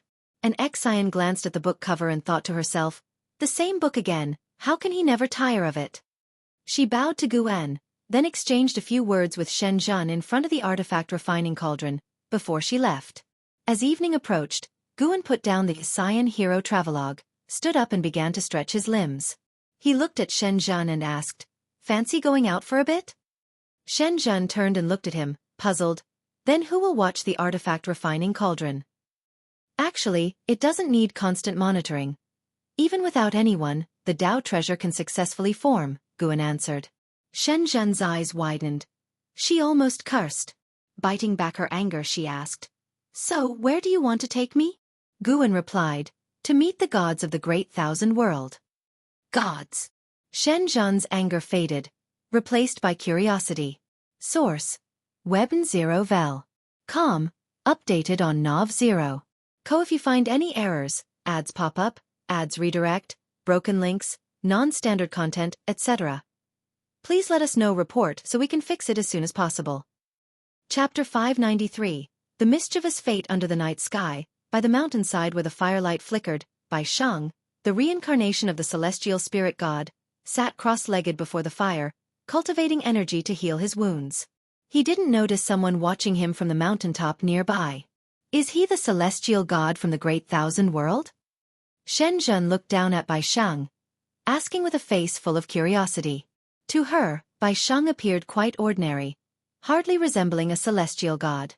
Although Bai Shang had undergone nirvana, he remained an insignificant figure in the world and was now facing the greatest ordeal of his life. The most important person to him had been captured by a peerless demon and was to become the demon consort. The news had spread across the demon lands, and demon kings from all quarters were preparing to offer their congratulations. If he wished to rescue his beloved, he would be up against the entire demon race of the demon lands. His pressure was immense, and without any other option, he had to cultivate alone in the desolate mountains and wilderness. Guan, feeling Bai Shang's inner turmoil, replied, "He is a reincarnated celestial god. Don't be fooled by his weakness. His soul is the strongest existence in the world." Shen Zhan wanted to ask how he compared to you, but she felt the question was unnecessary. "He seems very troubled," Shen Zhan said softly, staring at Bai Shang. Guan glanced at her and inwardly nodded in approval. Her cultivation level might not be strong, but her perception power was growing as she gained enlightenment. In terms of perceiving the great Tao, Shen Zhan was certainly the strongest among the dojo's disciples, following a highly unconventional path in her cultivation. Guan briefly narrated the story of Bai Shang and Su Jin and the predicament he was currently facing. Su Jin had been captured by a demon of the divine thought true immortal realm, the most powerful being in the land. Had it not been for Su Jin's pleas, Bai Shang would have already been killed by that demon. During the years of cultivating together, this man and demon had already become soulmates, and Su Jin had saved Bai Shang countless times. He couldn't imagine how he would live without Su Jin in the future. Especially thinking about the suffering Su Jin might endure, his heart was in agony. After hearing this, Shen Zhan showed an interested expression. She was no ordinary woman and wasn't moved to tears by the tale of Bai Shang and Su Jin. She was pondering another question. Why could Su Jin bridge the gap of reincarnation and find the reincarnated celestial god? She had a vague suspicion that Guan was manipulating everything from behind the scenes. "Let's go down and meet him." Guan dropped this remark and started walking down the mountain, with Shen Zhan following closely. Walking behind Guan, she asked, "Are you going to help him?" The idea of such a powerful celestial god enduring the suffering of reincarnation made Shen Zhan think of the world-shattering battle before the remaking of heaven and earth. Knowing Guan as she did, it was clear he wasn't trying to mock the celestial god. Rather, he wanted the celestial god to understand the suffering of mortal spirits and thus become a celestial immortal that all sentient beings aspired to. Since ancient times, countless legends about immortal gods had existed, yet rarely did genuine immortal gods descend to save the world. For cultivators, immortal gods represented more of an aspirational goal. Cultivators long for the immortal gods, not for the responsibilities they carry, but for the capability of immortality. Walking ahead, Guan said with a soft chuckle, "Helping him is also helping those demons." After all, Bai Shang was no ordinary man. Once he awakened the will of the celestial spirit god, it would take only a thought to turn those demons to dust. Of course, if Guan aided those demons in suppressing the celestial spirit god, they wouldn't meet such an end, but why would Guan want to help them? To forcefully wed another's beloved was inherently immoral. Shen Zhan quickened her pace to walk alongside him, and together they approached Bai Shang. With the help of Guan's mana, Bai Shang didn't sense Shen Zhan's presence, nor hear their footsteps. It wasn't until the two of them were right in front of Bai Shang that Guan coughed falsely, startling Bai Shang into opening his eyes suddenly. Seeing the sudden appearance of two people in front of him, Bai Shang was frightened and immediately jumped up, quickly creating distance and watching Guan and Shen Zhan warily. He subconsciously thought that the two were demons in disguise, capable of approaching him without his notice, which surely meant their cultivation level was higher than his. Could they be subordinates sent by the demon emperor? Bai Sheng drew his sword, ready to fight. Guan looked at him and laughed, asking, "Don't you remember me?" Hearing this, Bai Sheng hesitantly asked, "You are?" He had only known Guan for less than a year, and now after so many springs and autumns had passed, he had long forgotten Guan, only occasionally recalling when he first witnessed the power of immortal cultivation. He would think of an old friend who died in that city. Sir the novel, F.I.R. Net website on Google to access chapters of novels early and in the highest quality. Guan, brother Bai, have you forgotten? I accompanied you to the imperial examination and even taught you swordsmanship, Guan said with a wry smile. After hearing this, Bai Sheng concentrated and quickly widened his eyes. He didn't immediately trust Guan, instead pinching himself, thinking he might be under the influence of a demon's illusion technique. Shen Zhen covered her mouth to conceal her laughter at his actions. Guan patiently explained, "We are not transformed demons. If we were as you suspect, we wouldn't bother deceiving you, we would just kill you." Bai Sheng thought it made sense, but he was completely unprepared for the fact that someone from his memory, long thought dead, was still alive and standing in front of him. He overlooked one detail, that Guan somehow knew what he was thinking. "Brother Gu, where did you go back then?" Bai Sheng asked awkwardly, the passage of time having erased his recollection of the feeling of their companionship. Guan sat in front of the fire and gestured for Bai Sheng to come back.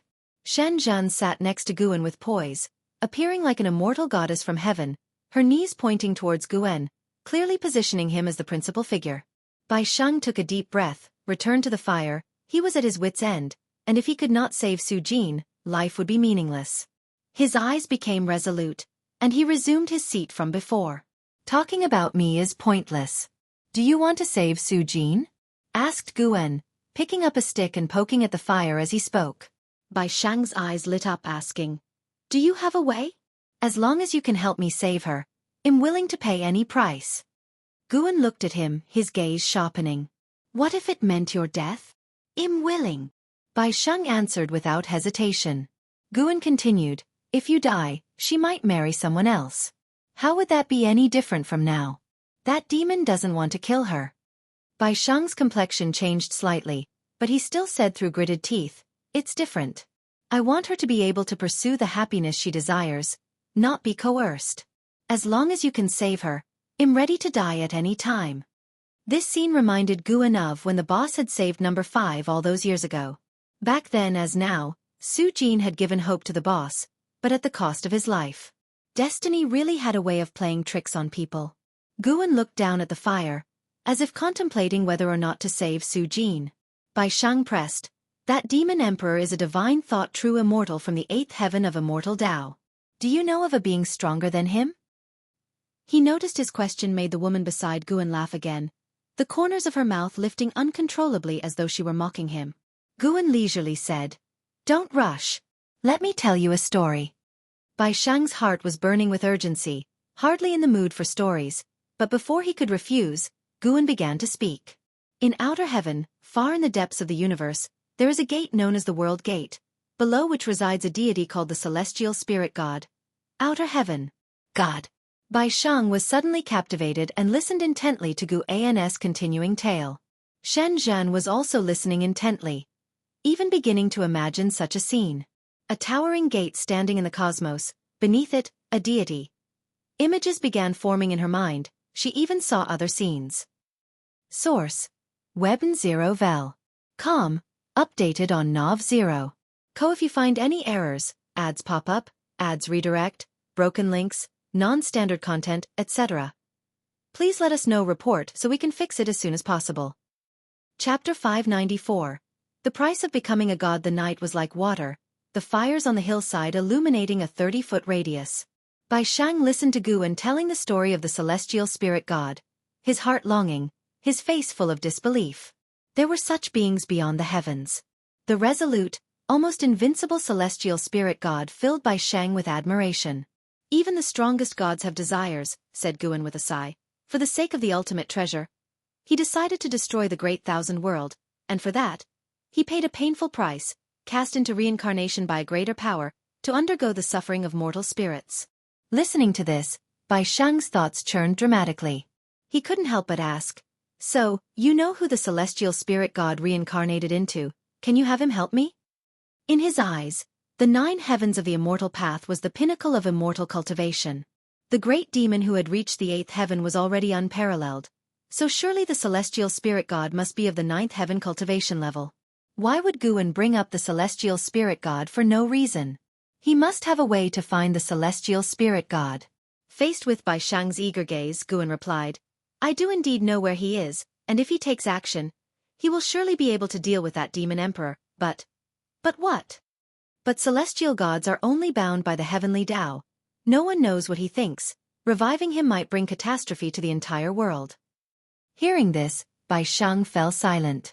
He felt that Su Jin was most important, but to gamble the freedom of all living beings on Su Jin's freedom was far too selfish. Search * the novel. F. Ire. Net website on Google to access chapters of novels early and in the highest quality. He admitted he was no great philanthropist.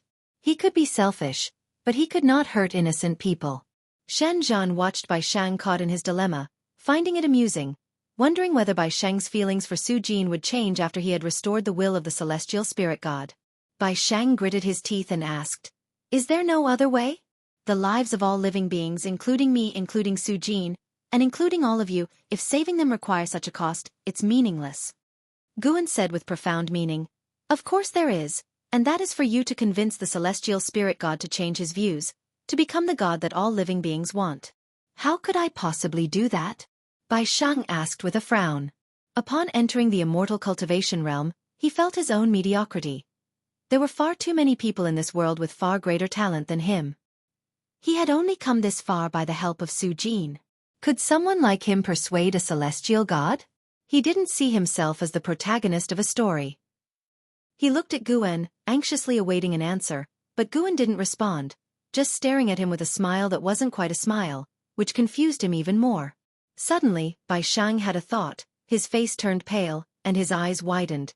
His body began to tremble. Could I be the reincarnation of the celestial spirit god? Bai Shang struggled with the turmoil in his heart and asked cautiously. Guan met his gaze and said, If you become him, Su Jin will not be as important in your heart, but your will could make him help you save Su Jin. At those words, Bai Shang's face darkened. Don't worry, you still have time to choose. The long night stretches before us. Why not think about this life? As Guan spoke, he raised his hand, and a plump chicken, plucked clean of feathers, appeared in his hand, and he began to roast the chicken. Shen Zhan added from the side, Sprinkle on more cumin. This was the first complete sentence she had said in front of Bai Shang. Bai Shang looked at the plump chicken in Guan's hands, his thoughts drifting off to a time long ago. Deep within a tranquil palace, Su Jin sat in front of a large bronze mirror, looking at her own beautiful reflection with hollow eyes. She began to feel weary. In pursuit of Bai Shang, it took her 10,000 years. Helping Bai Shang with his immortal cultivation, it took her another 10,000 years. Alas, there were always endless troubles in the world, standing in their way. She even wondered, would Bai Shang have lived a better life without her? She had come to understand that in life, suffering is inevitable. No one is forever happy and content. Instead of being perpetually dissatisfied, it's better to think about the times once had. Su Jin began to reminisce about the moments she and Bai Shang carefreely spent in the human world, her face revealing a sweet smile. Just then, a graceful figure emerged from the darkness behind her. A female demon in a purple dress, with a slender figure and delicate features, tiny purple scales adorned her cheeks. She approached Su Jin from behind and bowed gently. My lady, it's said that the Demon Emperor has invited the Demon Emperor from the human world as a guest. This grand marriage is no small matter. It will be a moment for the Demon Emperor to demonstrate his influence to the entire demon race, and your fame will spread throughout the world. The purple-dressed female demon spoke softly, her voice filled with admiration and longing. Su Jin replied calmly, It seems the Emperor has even bigger ambitions. Yes, there are countless demon emperors and demon kings in this world. The human race has the Tao court to unite all, but the demon race doesn't have an absolute ruler yet. The Emperor wants to become such an existence, continued the purple-dressed female. Su Jin remained silent, listening to her talk about the affairs of the demon race. She felt a pang of emotion inside. Indeed. The world was so vast. To have managed so many years of joy with Bai Shang was already extraordinary. How many loving couples could stay together for so long? She knew Bai Shang would come to rescue her again, but he wouldn't be able to take her away. The only way to save him was to let go of their love. Su Jin's gaze gradually became cold. She was burying her love deep within her heart. By the way, my lady, a celestial has recently appeared in the city. He claims to be a servant of the heavenly Tao, serving the true celestial gods. He says an celestial god will be born within our demon city. The emperor values him highly, allowing him to wander the city freely. It's hard to tell if it's true or false, pondered the purple-dressed demon, chin in hand. Su Jin became interested and asked, a celestial? What's his name? He calls himself the Taoless Celestial. Taoless Celestial? Sounds quite rebellious. My lady, be careful not to speak carelessly in case he hears you. It was a sunny day, no wind, no rain. Guan, Shenzhen, and Bai Shang stepped through the gates of the demon city, awestruck by the magnificent streets ahead of them. Shenzhen was utterly captivated. I never imagined the land of the demon race could be so thriving, and there are also many cultivators coming and going, mused Shenzhen. The demons here were great demons capable of transformation. At first glance, the city seemed like one of the human race, but a closer look revealed many still had characteristics of their original demon forms. The city was vast and limitless, with mountains and uneven terrain within, the streets noisy with clamor, and the skies crowded with various mounts and magical treasures flying past, dazzling onlookers. Bai Shang had also come to this demon city for the first time. Just witnessing its prosperity made him feel immense pressure. Not to mention cultivation level, the fact that the demon emperor could create such a city was beyond comparison with him. At least the opponent could bring prosperity to a region, but what about him? Apart from the cheap love he felt for Su Jin, what meaning did his existence hold in this world? Guan looked at Bai Shang and smiled. Whenever you're ready, you can start. Bai Shang took a deep breath and said, I want to look around a bit more before making a decision. Let's do it together, there's also someone in the city I'd like to meet, Guan said with a soft laugh, a playful glint in his eyes. He never expected that guy was still alive. Source: Webn 0 vel. Com. Updated on Nov 0. Co. If you find any errors, ads pop up, ads redirect, broken links, non-standard content, etc. Please let us know report so we can fix it as soon as possible. Chapter 595 I really thought you were him.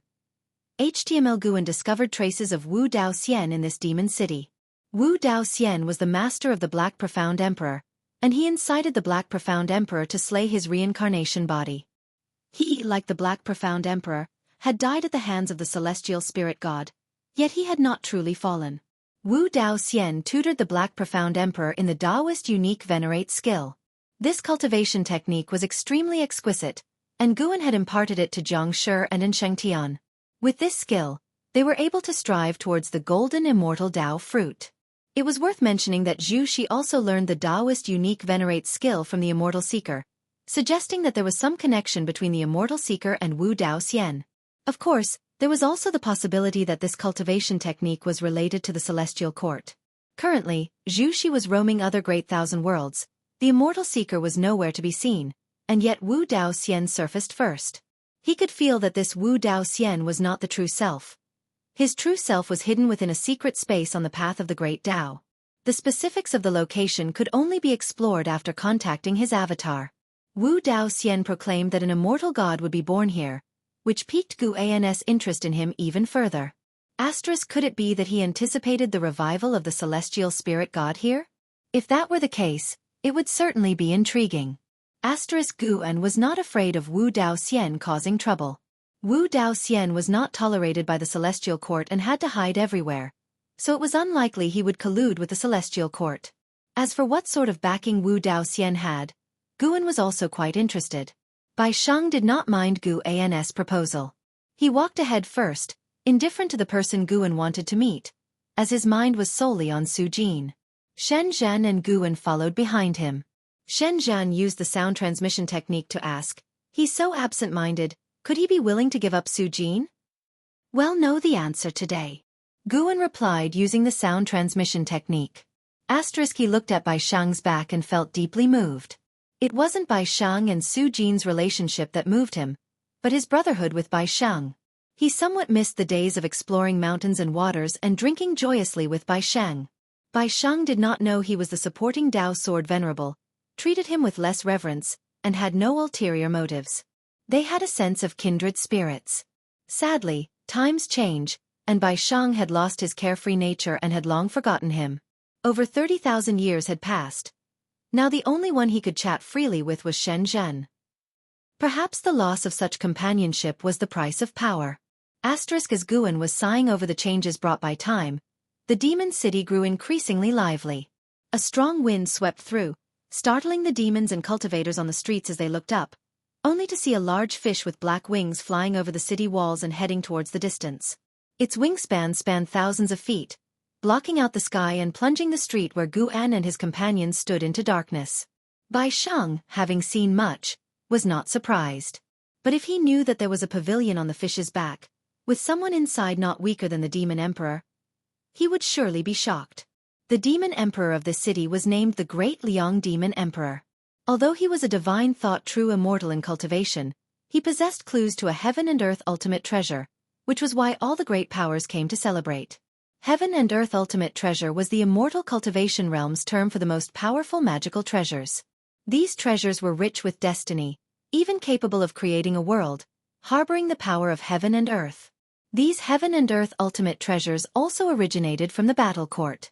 Those who crafted them were all golden immortals, thus they contained world power. Guan did not harbor ill feelings towards the great Liang Demon Emperor. Although this guy kidnapped Su Jin, he treated her politely and promised to only win her heart before taking her. The reason for holding the grand wedding in advance was because that heaven and earth ultimate treasure was about to be born. It was worth noting that people from the Dao court also came to congratulate the great Liang Demon Emperor. Different realms had different circles. The great Liang Demon Emperor could at most invite those in the Zai immortal realm. Such beings were rare great powers in the world and were considered ancient myths to mortal spirits. Bai Shang, though wandering aimlessly, was being subtly guided towards Wu Dao Xian under the influence of Guan's Dao intent. As time went by, more and more powerful beings arrived, with steeds even grander than the previous black-winged fish, bringing glory to the city's demons. They did not know just how strong those powers were. They only felt the commanding presence of the great Liang Demon Emperor. An hour quickly passed. Unknowingly, Bai Sheng arrived in front of a giant stele, located at a crossroads on the street, towering 100 feet high and surrounded by hundreds of beings. Wu Dao Xian was also here. In this lifetime, Wu Dao Xian wore a blue Daoist robe, his hair completely white, and held a horsetail whisk in his hand, exuding an immortal-like aura. He held the whisk in one hand and stroked his beard with the other, seemingly deep in thought. Guan walked directly towards him, brushing past Bai Sheng. Following close behind, Shen Zhen's steps made Bai Sheng subconsciously follow suit. This stele seems to contain some profound meaning. Guan approached Wu Dao Xian and spoke softly. Wu Dao Xian glanced at him, initially dismissive, but upon seeing him, Wu Dao Xian's expression suddenly changed. Sar the Oval Fire. Net website on Google to access chapters of novels early and in the highest quality. Wu Dao Xian scrutinized Guan, asking, "What? Did you see something?" To him, Guan appeared to be merely a celestial and earthly immortal, but Guan's features seemed familiar. Why did he resemble that rebellious disciple of mine from before? Guan looked at Shen Zhan and asked with a smile, "Did you see anything?" Upon hearing the question, Shen Zhan began to seriously examine the 100-foot-tall stele in front. Wu Dao Xian kept his gaze on Guan, his eyes sharp, seemingly wanting to see through him. Bai Shang stood at the back, inspecting Wu Dao Xian. He had seen many Daoists like Wu Dao Xian before, but he could feel that Wu Dao Xian had a certain hostility towards Guan. "I see a giant red tortoise. This stele is a piece of its shell." Shen Zhen suddenly spoke, causing Wu Dao Xian to shift his gaze to her, eyes filled with surprise. This woman can actually see through it? Shen Zhen continued to observe intently. She frowned and said, "The red tortoise is still alive, seeking to find this fragment of its shell." Wu Dao Xian became interested in her and asked with a smile, "This young lady is remarkable, seeing the cause and effect from outer heaven. May I ask whose tutelage you are under?" Shen Zhen snapped back to reality and did not answer Wu Dao Xian. Instead, she looked towards Guan, giving an answer with her eyes. Wu Daoxian turned his attention back to Guan and sighed. Young brother, you bear a strong resemblance to a certain disciple of mine. Were it not for seeing with my own eyes his soul scattered, I might have thought you were him. His eyes showed a trace of nostalgia, as if reminiscing about that disciple. Bai Shang, hearing this, breathed a silent sigh of relief. It didn't sound like a vendetta. Although unsure of how strong Guan was, he sensed that Wu Daoxian's Dao practice was unfathomable. Such a man was not to be provoked. Guan nodded and said, You also resemble a master of mine. Were it not for seeing with my own eyes his beheading, I might have thought you were him. With these words, Wu Daoxian's pupils shrank suddenly. Almost instantly, he lifted his right hand. Shen Zhen and Bai Shang were unable to react in time. However, Gu An's movement was quicker. Slap! Gu An's right hand landed on Wu Daoxian's shoulder, and with this pat, his mana dissipated instantly, his eyes widening. Source: Webn 0 Vel. Com. Updated on Nav 0. Co. If you find any errors, ads pop up, ads redirect, broken links, non-standard content, etc., please let us know report so we can fix it as soon as possible. Chapter 596 Innate Immortal Gods. Guan stared at Wu Dao Immortal, his eyes full of shock and anger. Because it wasn't his real body, he didn't despair. He stared intently at Guan and said in a deep voice, I didn't expect you to still be alive. Guan pressed on him saying, I didn't expect you to be alive either. Shen Zhen and Bai Shang sensed something was wrong and became vigilant. Wu Dao Immortal asked coldly, Did you come specifically to find me or for him? Guan smiled and said, He has already arrived, right before your eyes. Hearing this, Wu Dao Immortal was stunned for a moment and subconsciously looked towards Shen Zhen. Could it be that Shen Zhen, with such low cultivation level, was a reincarnation of the celestial spirit god? Although Shen Zhen was female, Wu Dao Immortal, who had seen and known much, found the notion of a man reincarnating as a woman not strange at all. Guan shook his head and turned to glance at Bai Shang, saying, The god who slew me back then is him. Wu Dao Immortal couldn't help but look towards Bai Shang, his eyebrows tightly furrowed. In his eyes, Bai Shang seemed so mediocre. Bai Shang was also stunned. He subconsciously looked at Guan. Had Guan died at his hands in a previous life? Wasn't that a deep grudge and great hatred? In such circumstances, why would Guan want to help him? Shen Zhen had not expected Guan to have such a past either, and inwardly sighed that indeed, behind invincibility was a difficult path. Wu Dao Immortal fell into silence, more concerned with what Guan wanted to do than the reincarnation of the celestial spirit god. This body was still too weak, unable to resist this young man's suppression. Wu Dao Immortal was annoyed, thinking of many years of grievances, his anger uncontrollably rising. Once, he had placed great expectations on the Black Profound Emperor, but unfortunately, the Black Profound Emperor resisted him and even caused him to be executed by the celestial spirit god, and his real Bodis injuries hadn't fully recovered to this day.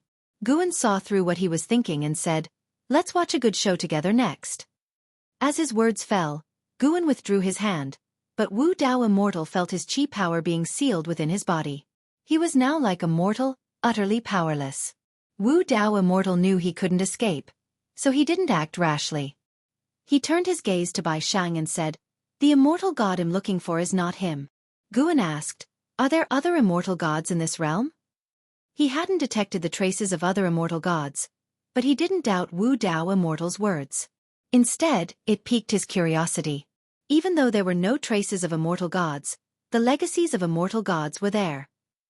LV Xian held an immortal god's legacy, and before the reshaping of heaven and earth, followers of immortal gods wandered the human world, promoting the name of the heavenly Tao. These signs proved that an immortal god could appear at any time. Yes, this god is not an ascended god but an innate immortal god, born from the celestial Tao destiny, Wu Dao Immortal replied, not minding sharing this information with Guan despite being sealed by him. Though they had deadly enmities, both stood against the celestial court. Guan thought of Fairy Yao Xian and suddenly guessed something, directing his gaze towards Su Jin. Indeed. Su Jin was pregnant, deliberately hiding and sealing the fetus, stopping its development, undetected even by the great Liang Demon Emperor. CTH Nell Fire.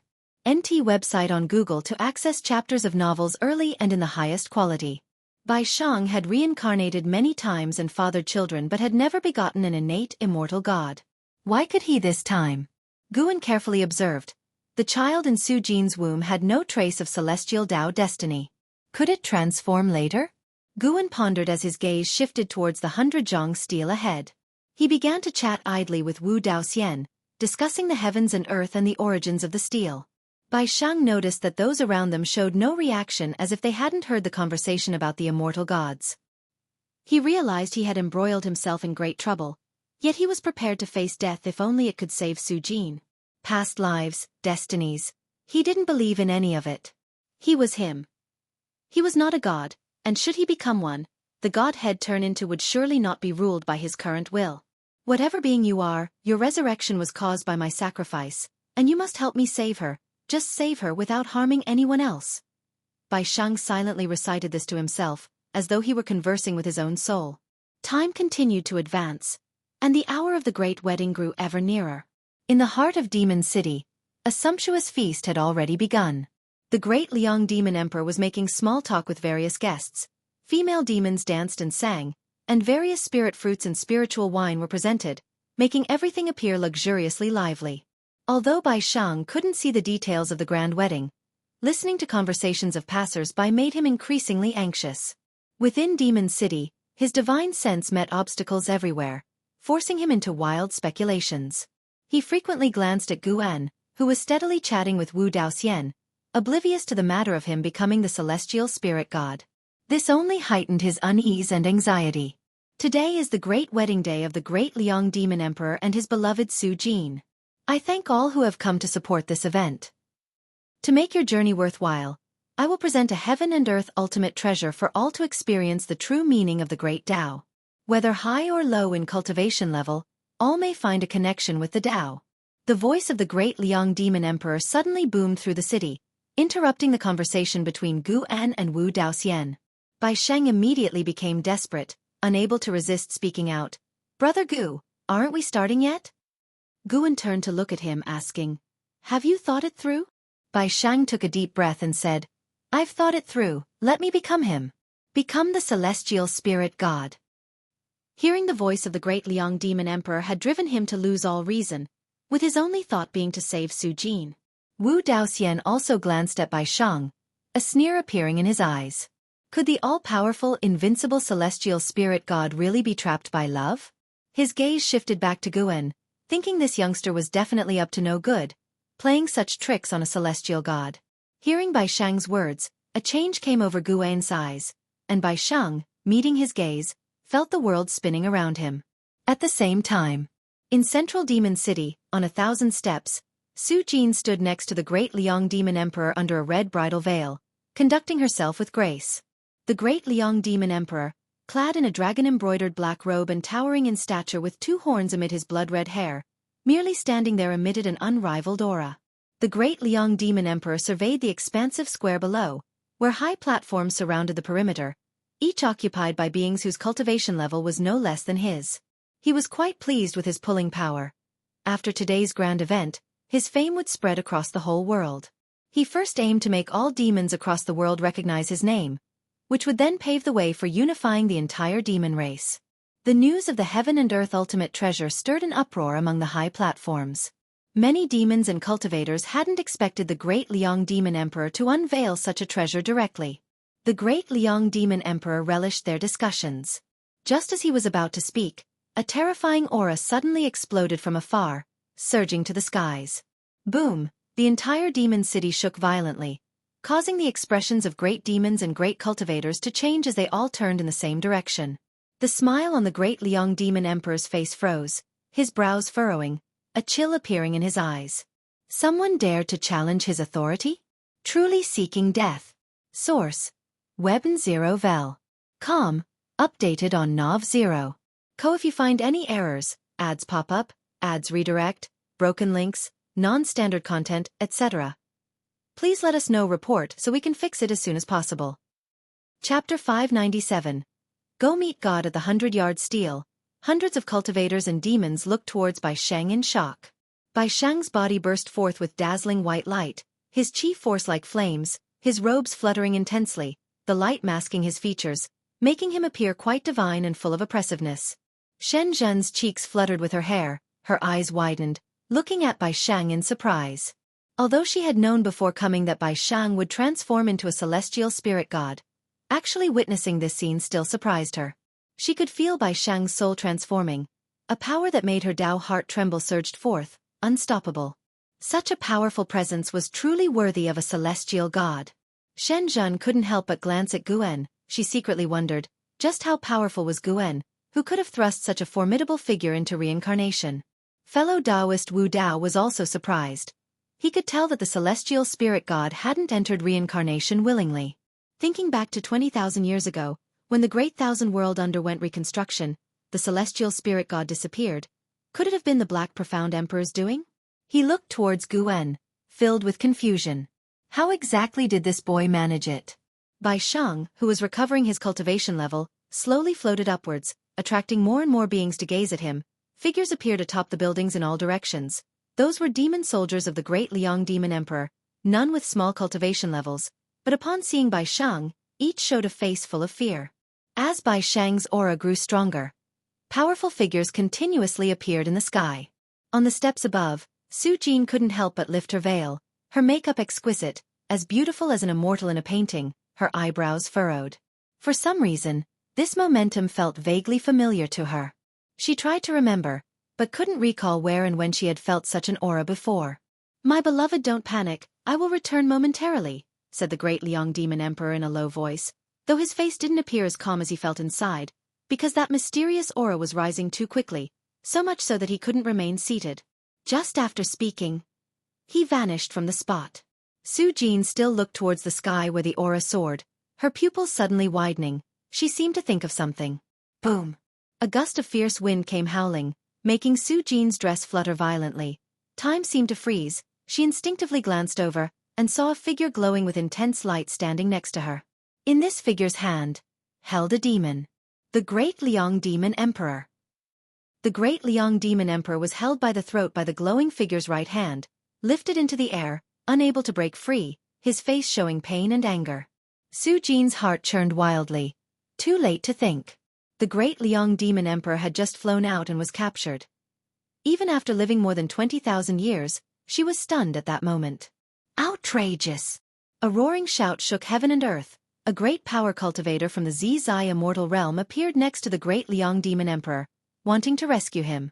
Accompanied by a deafening explosion, this great power cultivator was knocked back away, smashing through a palace and further buildings, disappearing into the distance. The glow on Su Jin's face faded. She gradually saw the true face of the person next to her, and she couldn't help but widen her eyes. This person was Bai Shang. Bai Shang looked no different from before, only his hair was disheveled and fluttering in the wind. His expression was so indifferent, his gaze towards the Great Liang Demon Emperor, as if looking at a dead man. How is this possible?" The Great Liang Demon Emperor spoke with a trembling voice, his tone filled with shock. He naturally recognized Bai Shang. When Su Jin had pleaded for Bai Shang before, Bai Shang seemed no different than an insect in his eyes. Had it only been so long? Search *the novel _fire. @ website on Google to access chapters of novels early and in the highest quality. Bai Shang had actually rendered him unable to resist. He even felt that if Bai Shang exerted force, he would shatter. He had never felt such a terrifying sensation before. His heart was extremely fearful. "Bai!" Su Jin gazed at the indifferent Bai Shang, murmuring to herself. At this moment, Bai Shang was no longer Bai Shang, but the celestial spirit god. The celestial spirit god glanced at her, furrowing his brow, the coldness in his eyes making Su Jin's heart ache deeply. More and more mighty figures appeared around. They were not aligned with the Great Liang Demon Emperor, but were there for the heaven and earth ultimate treasure. "Who might you be?" "The heaven and earth ultimate treasure has not yet appeared, so why are you fellow Taoists in such a rush to act?" "Who is this person? I have never seen him before." Such aura has already surpassed the 9 heavens of the immortal path, and it is still rising. I feel like he is not here for the heaven and earth ultimate treasure. It's like he has just awakened from reincarnation tribulation.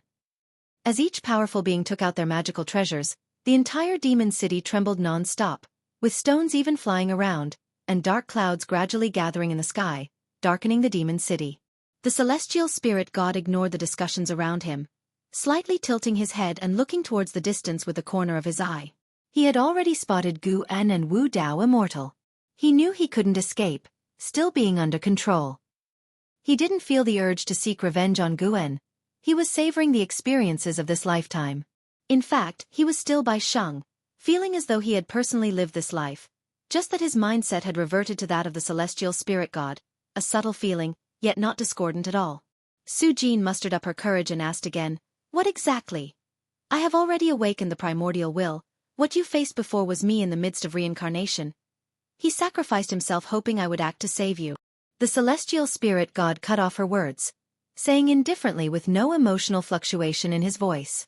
After listening, Su Jin's beautiful eyes widened, her mind thrown into disarray. The great Liang demon emperor felt even more terrified after hearing this, as he was well aware of the concept of reincarnation, sinking his heart into despair. With his enmity with Bai Shang, he feared that the other party wouldn't let him go. The great Liang demon emperor closed his eyes, bracing himself for death. Just then he suddenly felt the grip on his neck release. He instinctively opened his eyes, meeting the indifferent gaze of the celestial spirit god, causing him to tremble. He didn't dare turn and run, for he had already felt the vast difference in cultivation level between them. "For eternity, you shall not come across her again, otherwise, you will never transcend this cycle. No existence in this world can help you." The voice of the celestial spirit god reached the ears of the great Liang demon emperor, turning his face pale. As the celestial spirit god turned to look at Su Jin, the great Liang demon emperor was so frightened that he immediately fled. As he fled, the celestial gods watching from the sky also began to waver and eventually chased after him. They hadn't forgotten the purpose of their trip. It was the heaven and earth ultimate treasure that they sought. As the sky filled with great power cultivators and demons departing, a strong wind stirred, blowing through the garments of Su Jin and the celestial spirit god. The celestial spirit god slowly lifted his chin, looking down on Su Jin, and said, "Stop looking at me with those eyes. You are merely a trial I encountered in my reincarnations. You shouldn't chase after me. Perhaps you aren't even aware that you're being manipulated like a pawn, and any connection between us is false."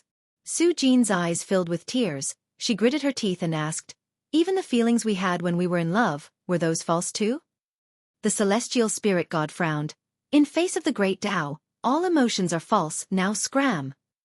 He turned away, looking in the direction where Guan was.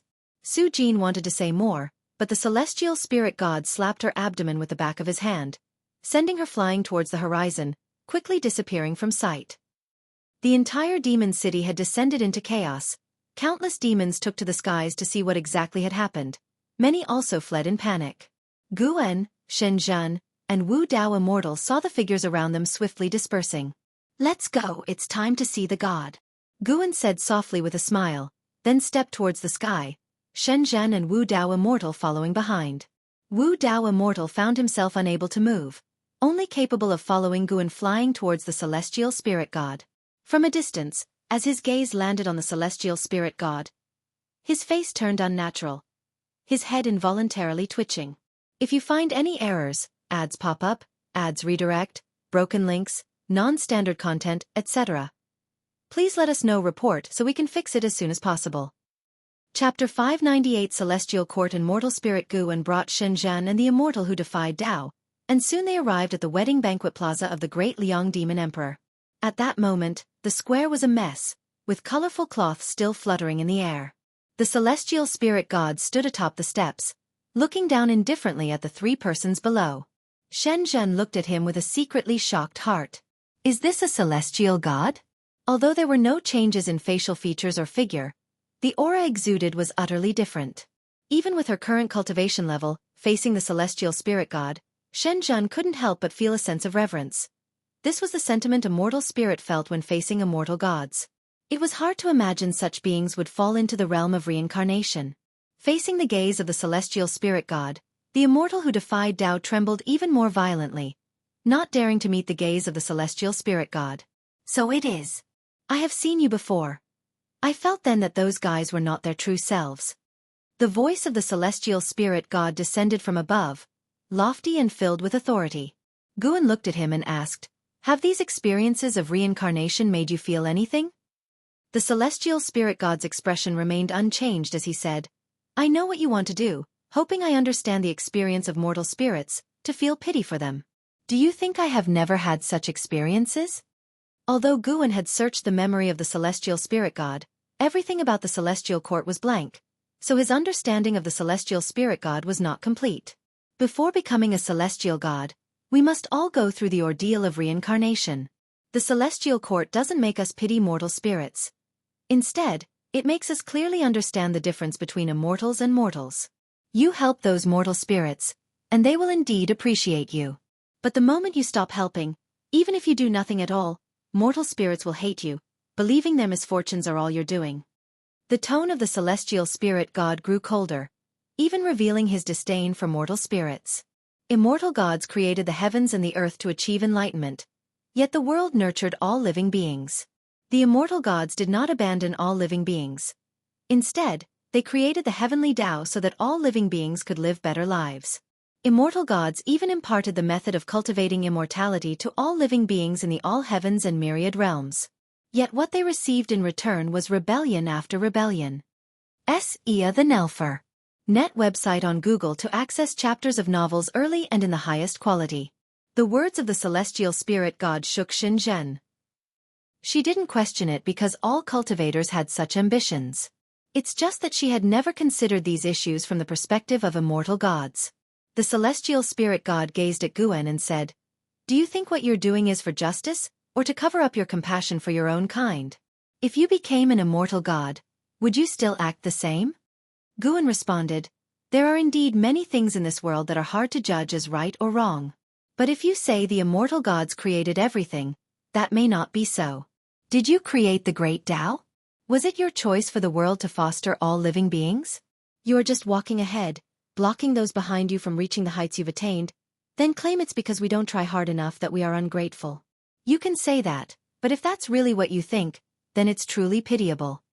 Shen Zhen looked at Guan, her eyes filled with admiration. This was what she admired about Guan. He was never confused. The immortal who defied Tao also looked at Guan, hearing his disdain for the celestial court. This lad who has never ascended to immortality, yet he disdains the immortal? Even though the immortal who defied Tao had abandoned the celestial court, he revered the celestial Tao immortal position and still aspired to ascend to immortality. The celestial spirit god, upon hearing Guan's words, didn't get angry, but from his narrowed eyes, it was evident he felt agitated. "You think by not killing me, you can delay the celestial court's attention on the celestial spirit great world. You're wrong. In fact, it's not I who insist on destroying the celestial spirit great world, but this world must perish. That is the celestial order from the celestial court. Although I am interested in that treasure, I can't deny that I extended the lifespan of this great world." The celestial spirit god spoke slowly, his gaze never leaving Guan's lips curled into a smile and said, "I indeed fear the celestial court, but you can't deny that I let you live. With our positions, you should have been annihilated or forever suffer the sorrows of reincarnation. But now I have given you the opportunity to speak with me. I have even let you create innate immortal gods." The pupils of the celestial spirit god suddenly dilated, as he hadn't expected that his secret maneuvering was seen by Guan. How high was this man's Tao practice? Guan looked at him and asked, "I wonder if an immortal god can create innate immortal gods privately." The face of the celestial spirit god turned ugly. Indeed. Guan was merely probing. He had previously wondered, if the celestial spirit god could give birth to innate immortal gods, why hadn't he created an army of immortal gods? Clearly, the celestial court didn't allow such behavior. To become an immortal god of the celestial court, while one could achieve longevity and immortality, one would also lose a lot, especially freedom. You turned your children into immortal gods, probably not to take revenge on me but to evade the reckoning of the celestial court. Guan continued, and the immortal who defied Tao beside him opened his mouth, intending to remind Guan, but seeing him so confident, he could only hold back his palpitations. In fact, the entire demon city was already enveloped by Guan's Tao intent. There was no fear of leaking anything. Celestial spirit god's eyes flashed with a strange light as he took a deep breath and said, "Speak, what do you wish me to do?" Guan looked at him and said, "I don't ask for much. I don't want to be involved in disputes, and I don't want the celestial court to disturb the celestial spirit great world." Celestial spirit god fell silent for a moment before replying, A star monarch will come to investigate soon. If the emergence of this great world is beneficial to the celestial court, they will leave this world alone. What sort of beneficial things? To spread the celestial Tao destiny, to revere the celestial court, to make all living beings believe in the heavenly Tao. Celestial spirit god's response sparked Guan's curiosity. Could it be that the celestial court did not intend to conceal its traces, but rather the rulers of all worlds did not wish for all living beings to know of the celestial court's existence? Guan looked at him and said, "All this requires you to be alive, right?" Celestial spirit god fell silent. Guan revealed a smile and said, "How about we collaborate instead? I'll personally teach your son in the future, and you can deal with that star monarch for me." Celestial spirit god gave him a deep look and did not object. Then, celestial spirit god soared into the sky, flying towards outer heaven, and Guan did not stop him. Shen Zhen couldn't help but ask, "Do you trust him?" Guan turned his head to look at her, smiled and said, "It would be a pity if such a person were to die, wouldn't it? He never did things without certainty." The marks of the Guiyuan Divine Tao and the Tao Destruction Destiny Seal remained within Celestial Spirit God's body. Should Celestial Spirit God dare to act rashly, he could stop him at once. The Taoless Immortal had been silent all along. It wasn't until Celestial Spirit God left the Celestial Spirit Great World that he finally breathed a sigh of relief. Indeed a pity. I've never heard of any immortal gods causing chaos before. This could mean he's not that kind of lowly god. By the way, who is his son? In that demon woman's belly? Shen Zhen asked curiously. Guan nodded, then turned his gaze to the Taoless Immortal. His gaze once again made the Taoless Immortal tense up. "What do you want to do?" the Taoless Immortal asked in a deep voice. Guan asked with a smile, "Teacher, do you want to live, or do you want to die?" The Taoless Immortal cursed inwardly but spoke the truth aloud. Who would want to die? The task of spreading the heavenly Tao and the celestial court will be given to you. You should be quite skilled at it. If you succeed, it'll allow you to hide in this world in the future. We won't interfere with each other, Guan said softly. The Taoless Immortal carefully asked, "Really? Really?" With that, Guan turned and left, carrying Shen Zhen with him into the distance. The Taoless Immortal looked in the direction they left, feeling relieved. His eyes turned chilly. Elsewhere, Guan took Shen Zhen to a distant forest. He began, "Wait here for me. Su Jin will come to this place. I have matters to attend to." Without waiting for Shen Zhen to speak, Guan disappeared from the spot. Shen Zhen was taken aback for a moment, then shook her head with a smile. She leapt up, sitting cross-legged on a tree branch, and began to recall Celestial Spirit God's figure. In a dark cave, green candlelight flickered on the walls. The Taoless Immortal opened his eyes, his brows furrowed, and he muttered to himself, "How is he still alive?" He was the true body, located on the path of the Great Tao, unbelievably distant from the Celestial Spirit Great World, but he could maintain contact with his avatar. Learning that the Black Profound Emperor was still alive and entangled with Celestial Spirit God puzzled him. Were these two really planning to stand against the Celestial Court together? Truly seeking death? The Taoless Immortal began to ponder the arrangement Guan had for his avatar, and whether he should collaborate with Guan. He did not notice an additional figure had appeared in the darkness behind him. If you find any errors, ads pop up, ads redirect, broken links, non-standard content, etc., please let us know report so we can fix it as soon as possible. Chapter 599. Unsettled Heart. Guan looked at the true form of the Immortal without Tao before him, his expression calm. Immortal without Tao, early stage of Hengtian Golden Immortal Realm 3, 027, 800, 921, 027/5, 000, 000, 000, 000. The old guy who's lived for 30 trillion years. Guan thought expressionlessly. Previously, the reason he had brought along a clone of the Immortal without Tao wasn't to catch up on old times but to investigate the karma of the Immortal without Tao. Even while communicating with the Celestial Spirit God, Guan hadn't stopped exploring the karma of the Immortal without Tao. In the end, following the trajectory of karma, he found the true form of the Immortal without Tao. The gap between their cultivation levels was enormous. Even though Guan was standing right behind the Immortal without Tao, he didn't want the Immortal without Tao to notice him, for then the Immortal without Tao wouldn't be able to detect him. This was the absolute suppression of a heaven-opening Daluo immortal over a heaven-balancing golden immortal. Guan hesitated, wondering whether or not to kill the immortal without Dao. It would take but a single thought to reduce the immortal without Dao to dust. But he felt that since the immortal without Dao had managed to escape from the celestial court and survive all these years, he must have other reliance.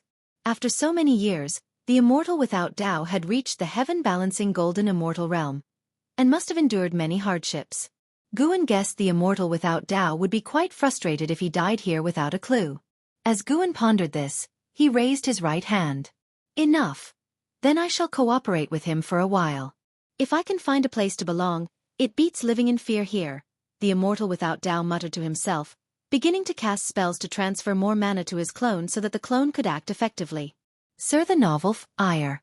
Net website on Google to access chapters of novels early and in the highest quality. A complex expression appeared on his face as he lamented. Why should that brat become so powerful? It's like the great Dao is blind, damn it! Guan's hand stopped, just 10 centimeters away from the immortal without Dao's shoulder. After casting the spell, the immortal without Dao closed his eyes, ready to continue his cultivation. Smack! Suddenly, a hand landed on his shoulder, startling him into snapping his eyes open. Then a voice entered his ears, chilling him to the bone, as if he had fallen into a cold cellar. Maybe you're not performing for me, but without patting you, I can't be at ease, master. Dusk was approaching. Su Jin staggered through the forest, her right hand clutching her abdomen, a pained expression on her face. Ever since being slapped by the celestial spirit god, she had felt a burning pain in her abdomen, which pained her heart even more. From that slap, she felt the celestial spirit god's disgust for her. She had searched for him painfully for 10,000 years, then accompanied him in cultivation for another 10,000 years, dedicating herself entirely to him, only to be abandoned in the end. As for the past lives and present lives the celestial spirit god spoke of, she hadn't cared at all. Awakening memories of a past life would make her become someone else? She didn't believe it. The more she thought, the sadder she became, and tears flowed uncontrollably. Her vision started to blur, she felt exhaustion and wanted to collapse and sleep soundly.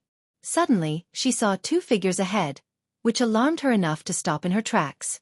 It was a dense forest, the remaining light of dusk spilled between the trees, casting a gloomy and quiet atmosphere. Su Jin's vision cleared, and she frowned as she looked ahead, a sword suddenly appearing in her hand. Miss Su Jin, long time no see. Do you remember me? Guan stood up to greet Su Jin and then tucked the green hero travelogue into his chest. Su Jin tightened her brow as she looked at Guan. She seemed to recall something, her eyes widened in astonishment as she asked, Is it you? How are you still alive? Guan smiled and said, If you have nowhere to go, why not come with me? After you give birth to the child, you can go wherever you wish. Su Jin immediately became vigilant, staring at Guan with a defensive face and asked in a stern voice, What do you want? Guan's expression changed, causing Su Jin to become momentarily lost in thought. Shen Zhen turned her head to look at Guan, filled with curiosity. What divine skill was this? Guan stretched lazily and said, It's time to go back. Shen Zhen nodded. She too wanted to sit down quietly and comprehend the celestial Dao immortal gods. Seasons changed, and a year quickly passed by. In the courtyard, Guan opened his eyes, and with a thought, an Exian appeared out of nowhere by his side. Master, what is it? An Exian asked curiously. Guan stood up and said, Go and bring that child in according to my previous instructions. And Xin's interest was piqued, and she disappeared on the spot. Shen Zhen, who was sitting in front of the artifact refining cauldron, turned towards Guan and asked curiously, Are you really going to adopt that child? Guan replied, That child is extraordinary. Having him follow Su Jin will only bring her misfortune, and besides, she should start her life anew. Innate immortal gods, Tsese, I feel like he's going to stir up a frenzy of competition within the dojo, Shinjin teased. The qualifications of an innate immortal god must be beyond her imagination, and with Guan's guidance, his cultivation speed must be astonishing. Guan did not argue. He indeed planned to cultivate the child of the celestial spirit god properly. Do you have some scheme with him that even I don't know about? Guan looked at the artifact refining cauldron, contemplating silently in his mind. An hour later, an Exian returned, holding a baby in her arms. Everyone in the dojo had gathered in Gu An's courtyard, as they had heard that Guan was going to take on a disciple. Everyone was curious. What kind of child could catch Gu An's attention? Seeing an Xian return, the crowd immediately surrounded her. This child is so small. How has he already achieved foundation establishment? Nonsense, the child must be a genius, able to perform qi absorption cultivation with each breath, otherwise how could he catch the master's eye?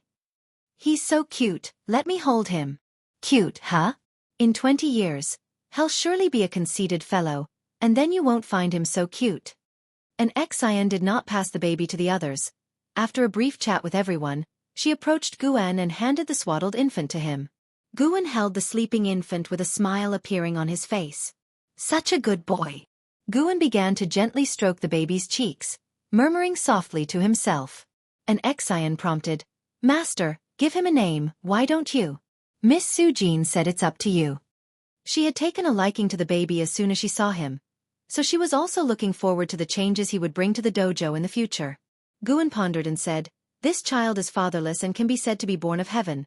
Let us give him the surname Tian, and name him Hao. He shall be called Tian Hao from now on.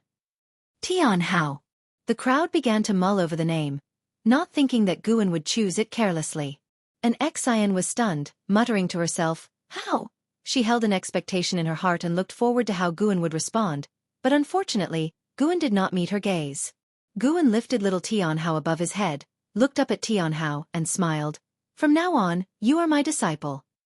At the same time, in outer heaven, deep in the cosmos, below the world gate, the celestial spirit god who was shimmering with a strong light suddenly opened his eyes, flipped over his right palm, and 2 characters appeared in his palm. Tian Hao. I see, no wonder I could not find it. This twist of fate is truly remarkable. Celestial Spirit Immortal Venerable, I have lost to you. If you find any errors, ads pop up, ads redirect, broken links, non-standard content, etc., please let us know report so we can fix it as soon as possible. Chapter 600 Tian Hao Immortal Cultivation. The dojo had gained a new little junior brother, and for the disciples who had been diligently cultivating for years, this was an extraordinary event. Everyone went to visit Tian Hao and took turns playing with him. The one who spent the most time with Tian Hao was the ghost mother of Ephemera. Originally, she just wanted to help Guan share the burden of taking care of Tian Hao, but as she watched this little one grow up, her heart began to stir. Especially when Tian Hao, at 2 years old, called out to her as mother, she was stunned on the spot. This scene was witnessed by Guan, but he didn't stop it.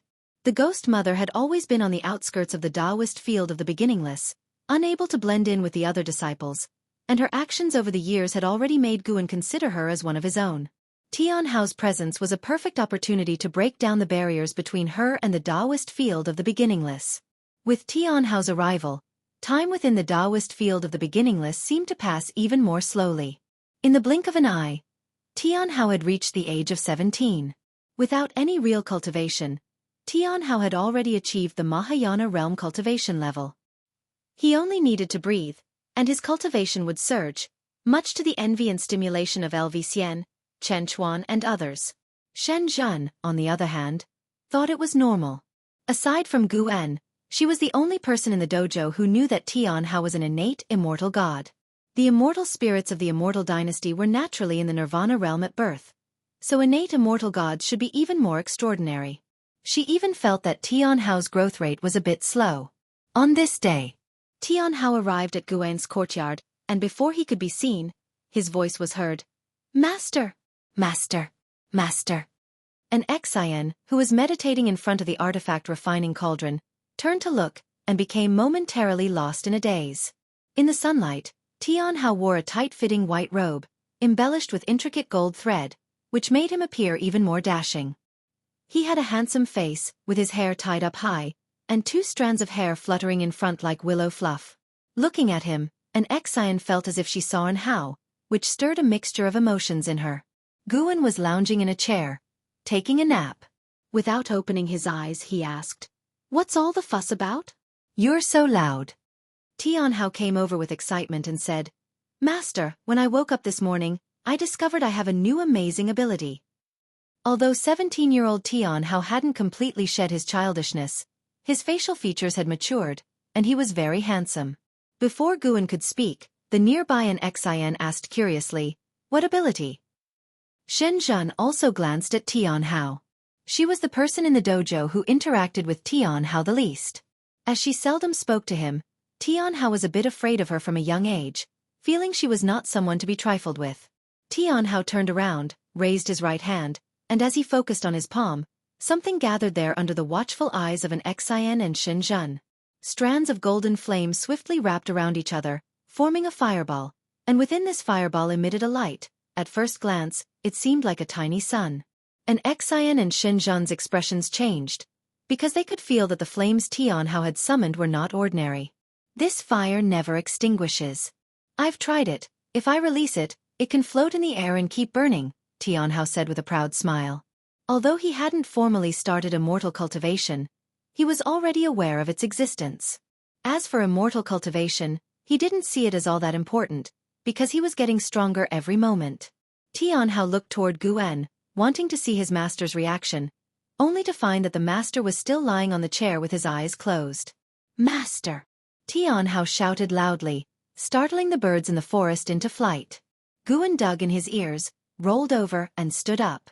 He looked helplessly at Tian Hao, who then raised his hand as if offering a treasure, showing the small sun to his master. "Is that it?" Guan looked disdainful, his tone filled with contempt. Just as Tian Hao was about to retort, Guan raised his hand, his palm facing the celestial vault. In almost an instant, the entire world plunged into crimson, and the temperature between heaven and earth soared. Tian Hao subconsciously looked up, then his mouth fell open, his face showing an expression of disbelief.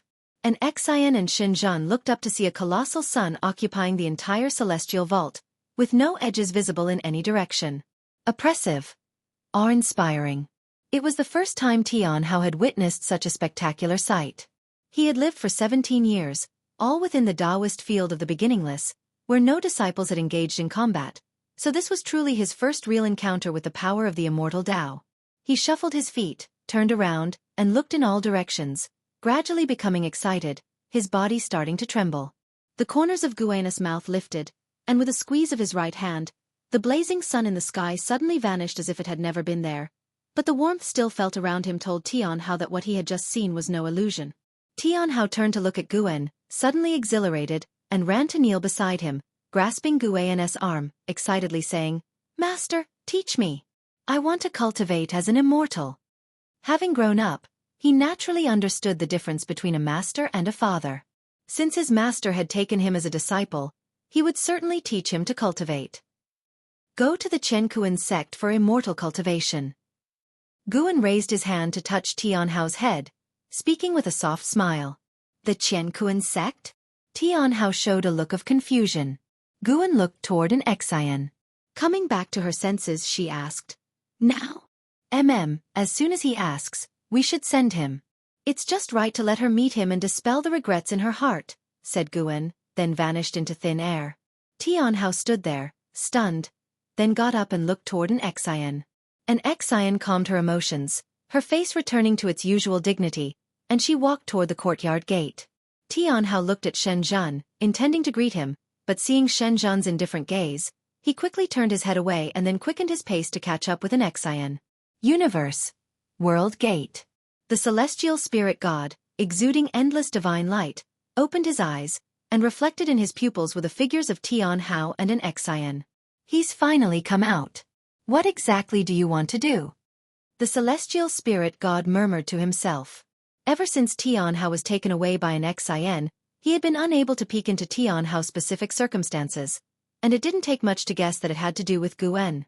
He had originally thought that Guan would hide Tian Hao away, but he didn't expect Guan to let Tian Hao out.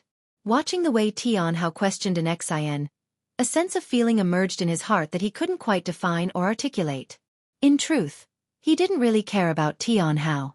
The reason he helped Tian Hao become an innate immortal god was to give Su Jin a chance at life.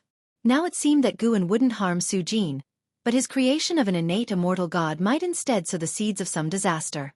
He had gone through countless reincarnations, and the ones Guan had led him through were only a small part of it. He had experienced various relationships, had kinship, and his heart had long been calm. He looked down on Tianhao coldly, with not a trace of pity in his heart. He just wanted to see what heights his created innate immortal gods would achieve. Silence reigned in the universe, and he just stared motionlessly at Tianhao. Time passed, the length unknown. The celestial spirit god seemed to sense something, and he raised his left hand, from which a golden token flew out, and a voice from within said, "Celestial spirit god, I didn't expect you to slack off either.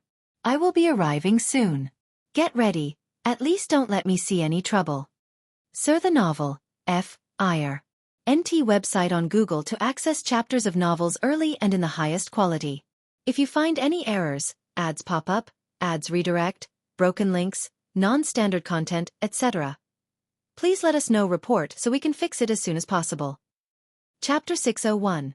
A great opportunity. In the early morning, a dense fog enveloped the land, and mountain peaks emerged like the tips of swords, resembling an ethereal immortal realm of the human world. Atop one of the mountains, there lay a courtyard filled with flora, and a slender-limbed white dog sprawled on the ground, deep in slumber. Suddenly, the door swung open, and Li Xuanyu, dressed in a white robe, stepped out. The sunlight swept over the distant peaks and fell upon her. She raised her right hand, and a petal drifted into her palm. She looked down at it, her gaze cold. A female disciple soared on her flying sword across the sea of clouds, swiftly entering the courtyard. Before she even touched the ground, her flying sword swiftly shrank and flew into her sleeve. After landing, she took 2 steps forward and smiled. "Master, a talent of unprecedented caliber has recently emerged from Chen Kuan's sect. All the branches are vying for him, Master. We should not miss this opportunity." As Dao Court's fame grew, Chen Kuan's sect also began to emulate Dao Court, establishing different branches to nurture healthy competition and to better manage power. Li Xuanyu, now a branch leader and an elder of Chen Kuan's sect, had stayed on even after Tang Kai left. Ia the Novel Fire. Net website on Google to access chapters of novels early and in the highest quality. Hearing the disciple's words, Li Xuanyu appeared indifferent and said, "There are many talents, why bother competing? This one is different. He comes from the Forbidden Lands. Brought to Chen Kuan's sect personally by an immortal." The disciple hurriedly explained. Forbidden Lands. Li Xuanyu's expression shifted slightly. She was well aware of the Forbidden Lands and knew that the immortal was an Xian. Why would an immortal bring his disciple into Chen Kuan's sect? Li Xuanyu asked. "I wondered about that too, but now I understand. That disciple called Tianhao is truly extraordinary. The sect hierarch has already designated him as the next sect hierarch." The disciple was excited, her face full of admiration as she spoke of Tianhao. Curious, Li Xuanyu inquired, "Is he really that impressive?" The disciple nodded fervently and said, "It's said that upon joining the sect, he mastered the great divine power on the inheritance pillar after just one look. It's unbelievable." Li Xuanyu pondered thoughtfully. Tianhao. She hesitated, contemplating whether to try to forge more connections with Guan, yet hesitant to disturb him. She had nothing particular to ask of Guan. It was just an inexplicable desire to understand him. How had Guan come to such a distant place, and why did he possess such formidable cultivation level? What adversities had he faced? While the disciple continued to explain the benefits of accepting Tianhao into their branch, Li Xuanyu listened, but her thoughts had already drifted elsewhere. Time flies. A millennium passed in the blink of an eye. With the thunderclouds dispersed above Chen Kuan's sect, Guan and Li Xuanyu sat in a tavern on the second floor, drinking as they leaned against the window. Below, the street was filled with cultivators looking up to the sky. Is Tianhao even human? To climb from the Mahayana realm to the wandering immortal realm in 1,000 years is just too exaggerated. Could he be a reincarnation of immortal gods? Very likely, given that he was personally brought into the sect by an immortal. Anyway, such a talent is beneficial to us. He could lead Chen Kuan's sect to a peak it has never before reached. Exactly, rather than feeling jealous, we should look forward to it. Listening to the discussions at other tables, Li Xuanyu glanced at Guan, wondering whether to ask, yet unsure if she should. Guan swirled his wine glass, laughing. "When I first found him, I felt he was different from the rest, and sure enough, even I find it unbelievable." Li Xuanyu spoke softly. "Is that so? I don't believe in so many coincidences." From Nzin's strength, it was clear that Guan was adept at teaching disciples, so Li Xuanyu attributed all of Tianhao's talents to Guan, convinced that Guan had been guiding Tianhao in secret. She was qualified to say this. After Tianhao became her disciple, she started by teaching him with all her heart, but soon Tianhao's understanding of Taoist techniques surpassed hers, as if aided by divine intervention. Thinking of this, she was filled with emotion. She could never forget the expression on Yi Qingshan's face when he handed Tianhao over to her. Not only did she acquire Tianhao, but her branch also received better treatment. In just 1,000 years, the branch she managed had reached the top 10 in the sect rankings, not only attracting more talented disciples but also receiving help from many noble families, who sent numerous great cultivators. She knew that all the treatment she now enjoyed was brought about by Guan. Why did you send him to my sect? You know I can't really teach him anything. Li Xuanyu finally asked. Guan drained his glass of wine and laughed. Whoever took him, it would have been the same, none could really teach him. This is a great heavenly opportunity. As long as he joined the Chenkuan sect, it would be the sect's opportunity. As for who should teach him naturally, I would choose someone I trust. It's not just because of our old friendship. I also wanted to leave some good karma for senior brother Li. Hearing Guan mention Li Ya, Li Xuanyu felt a sense of relief and more at ease. Li Xuanyu then asked, why not visit my Dao mountain? Guan looked out the window, saying, I just like lively places like this. You're always in seclusion. Don't you find it stifling? While speaking, he raised his left hand to support his face, his eyes lazy. Li Xuanyu also looked out the window, watching the people coming and going on the street. She wasn't sure if it was just her imagination, but she felt a certain mood as well. Although Guan was watching the street, his heart was actually looking towards outer heaven.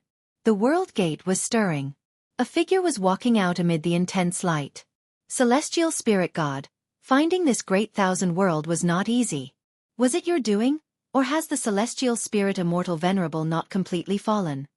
A laughing voice emanated from the world gate, and immediately after, a gray-robed Taoist stepped out. He had the appearance of a young child with white hair, holding a horsetail whisk in one hand and a white jade bottle in the other. His body surrounded by an aura of immortality that faintly sparkled with silver light, as if containing stars. The Celestial Spirit God stood up and turned to face the newcomer. The divine light around him dissipated, revealing his true form, still bearing the face of Bai Sheng. Greetings, deity of the moon. Though the Celestial Spirit God's tone was cold, he still bowed to the deity of the moon. The deity of the moon smiled. He approached the Celestial Spirit God and chuckled. How many years has it been? Have you still not found that treasure? The Celestial Spirit God replied. What treasure? I am not aware. The reason I haven't destroyed this world is because I see a destiny here that is favorable for the Celestial Court. The deity of the moon glanced into the depths of the universe, saying, the Celestial Tao destiny is indeed rising, and the name of the Celestial Court is spreading. However, I know what you truly desire. The Celestial Spirit God's face remained unchanged, quietly staring at the deity of the moon. After a while, the deity of the moon withdrew his gaze. He looked at the deity of the moon and said, with your talent, your cultivation level shouldn't be this low. When will you ascend? The Celestial Spirit God answered, the heavenly Tao will decide. I only need to stay at my immortal position and wait quietly for the heavenly Tao. Haha, if you don't bow your head, how can he allow the heavenly Tao to fall upon you?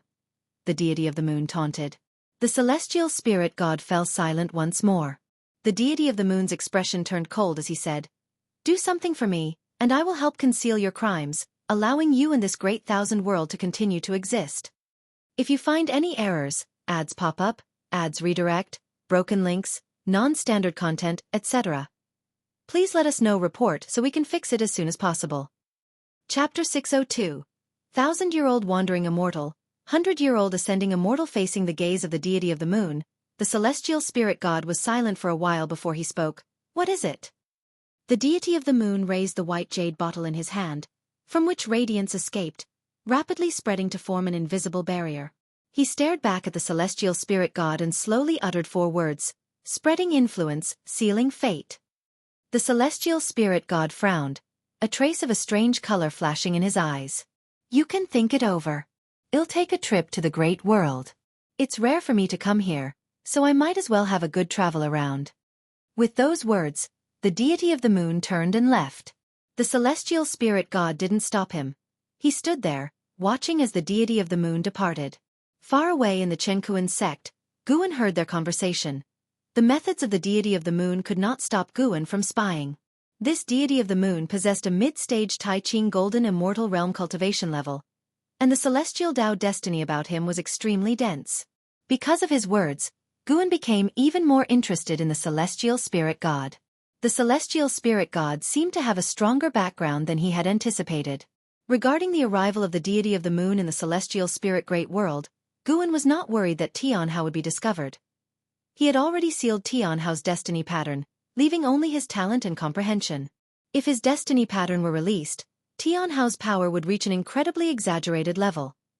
It would be impossible to meet an opponent within the same realm, as the whole heaven and earth would aid Tianhao. Not only was Tianhao an innate immortal god, but also the child of heaven and earth. No one in the celestial spirit great world could kill him, and even leaving this great world, he could still borrow the celestial Tao destiny. Such was his destiny pattern, born to reign above all beings. Even with his destiny pattern sealed and without the aid of heaven, earth, and the celestial Tao, Tianhao remained the being with the strongest talent and comprehension in the entire heaven and earth. Guan retracted his thoughts and began to focus on chatting with Li Xuanyu. It was rare to have an old friend near the dojo, so naturally, he wanted to have a chat with Li Xuanyu. The two drank wine and discussed the interesting affairs under heaven, enjoying themselves immensely. Li Xuanyu's Tao heart also relaxed. She couldn't help but wonder, perhaps enjoying leisure time appropriately could enhance her cultivation? Days later, a majestic Tianhao arrived in Guan's courtyard. His figure was tall and straight, donning a binding Tao robe specially made by the Chenkuan sect that could actively absorb spiritual energy. As he walked, an aura of immortality swirled around him, his sleeves fluttering in the wind, exuding a detached and elegant charm. Master, I have reached the wandering immortal realm. Do you know what 1,000-year-old wandering immortal signifies? Tianhao approached Guan with hands on his hips and a proud smile. Guan didn't restrict his movements. Even after joining the Chenkuan sect, he still came back often. Guan, who was reading a book, didn't lift his head and said, "Does it mean reaching the wandering immortal realm in 1,000 years?" He thought back carefully. He had not even been 100 years old when he reached the wandering immortal realm. Not only that, he had broken through to the heaven and earth flying immortal realm at 96. Hearing Guan's words, Tianhao couldn't help but widen his eyes and exclaimed loudly, "Master, can't you praise me just once?" Guan looked at him helplessly and said irritably, "How old are you still making such a fuss?" Besides them in the courtyard was another person, Shen Zhan, who sat in front of the artifact refining cauldron without looking at Tianhao. Hearing Guan's words, Tianhao instinctively looked toward Shen Zhan, and seeing Shen Zhan frown slightly, he gave an awkward smile. He quickly changed the subject and asked in a lowered voice, "Master, is the Green Hero Travelogue any good? Give me a copy. I couldn't find this book in the Chenkuan sect." Guan immediately tucked the Green Hero Travelogue away and stood up, looking at Tianhao seriously. "Do you think your cultivation level is sufficient?" Tianhao replied, "Not enough, but I will become stronger." He was full of confidence, feeling that cultivation was the easiest thing in the world. Looking at him, Guan asked, "Would you like to spar with your master?" At those words, Tianhao's eyes lit up with excitement. "Can I?" He had long wanted to test out his master's prowess. SAR the Novel Fire, NE*T website on Google to access chapters of novels early and in the highest quality. Now a wandering immortal, he could also create a sun that blotted out the sky, and any spell or divine skill, he only needed to see once to master, which also made his protective methods quite extensive. Shen Zhen turned her head to look at the master and disciple with interest. Figures appeared in the courtyard. They were an Xian, celestial demon child, Chen Chuan, and others. They all heard Tianhao's words. Hearing that this youngster dared to challenge Guan, they all became excited. "You brat, you'd better give it your all," the blood prison great saint teased. And Shengtian laughed. "After sparring with the ancestor, have a match with me." He had already become a wandering immortal and wanted to test Tianhao's capabilities. Chen Chuan and LV Xian issued a challenge, and Tianhao accepted them all in one breath. The ghost mother of ephemera opened her mouth, wanting to persuade Tianhao, but she had no standing to do so here. She looked towards Guan and seeing that he was not angry, felt somewhat more at ease. Guan twisted his neck and raised his hand to snap his fingers. In an instant, the surrounding environment dramatically changed, and everyone found themselves on a gloomy wasteland, under a cosmic starry sky, with an exceptionally broad view. Tianhao was stunned by Guan's move and dazedly looked all around. The others were equally shocked by the scene before them. It's not an illusion. It's real. There's still spiritual energy here, although it's thinner than inside the dojo. What divine skills are these?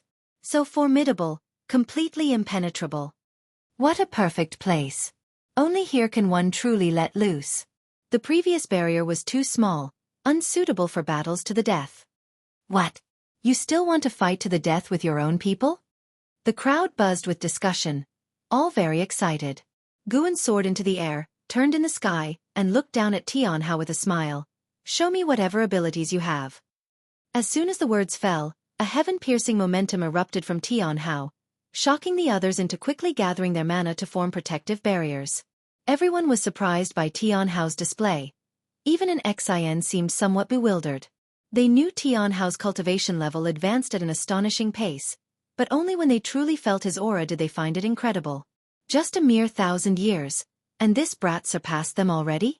Especially those who loved to undergo closed-door cultivation, they all had a sense of absurdity. It was as if they had woken from sleep to find the baby from before had grown stronger than themselves. How could they accept this? Tianhao started walking towards Guan. The celestial Tao true fire surged out from his body, blazing fiercely, taking the form of 9 fire dragons coiling around him. Behind his head, a sun rapidly grew in size, his black hair waving violently, his expression becoming arrogant. His lips curled up involuntarily, radiating an air of untouchable superiority. Guan gazed down at him, thinking of Anhao. Anhao and Tianhao's figures overlapped at this moment. Master, I will surprise you. Tianhao's voice echoed through the cosmic starry sky. Qiankuan sect, amidst a range of mountains, a stream flowed by, and next to the river stood a small pavilion.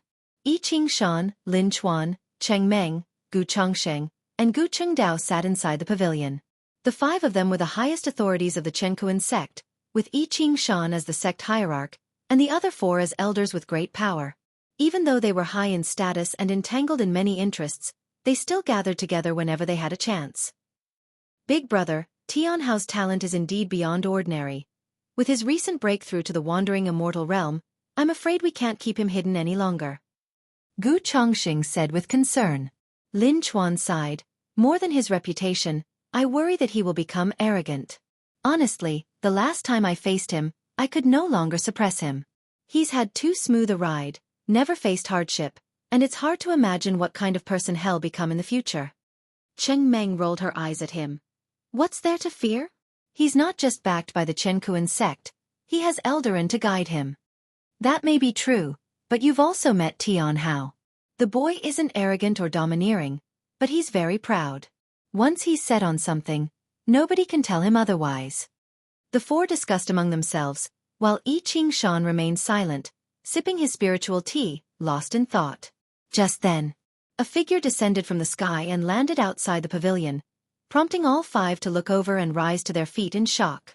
The newcomer was Tianhao.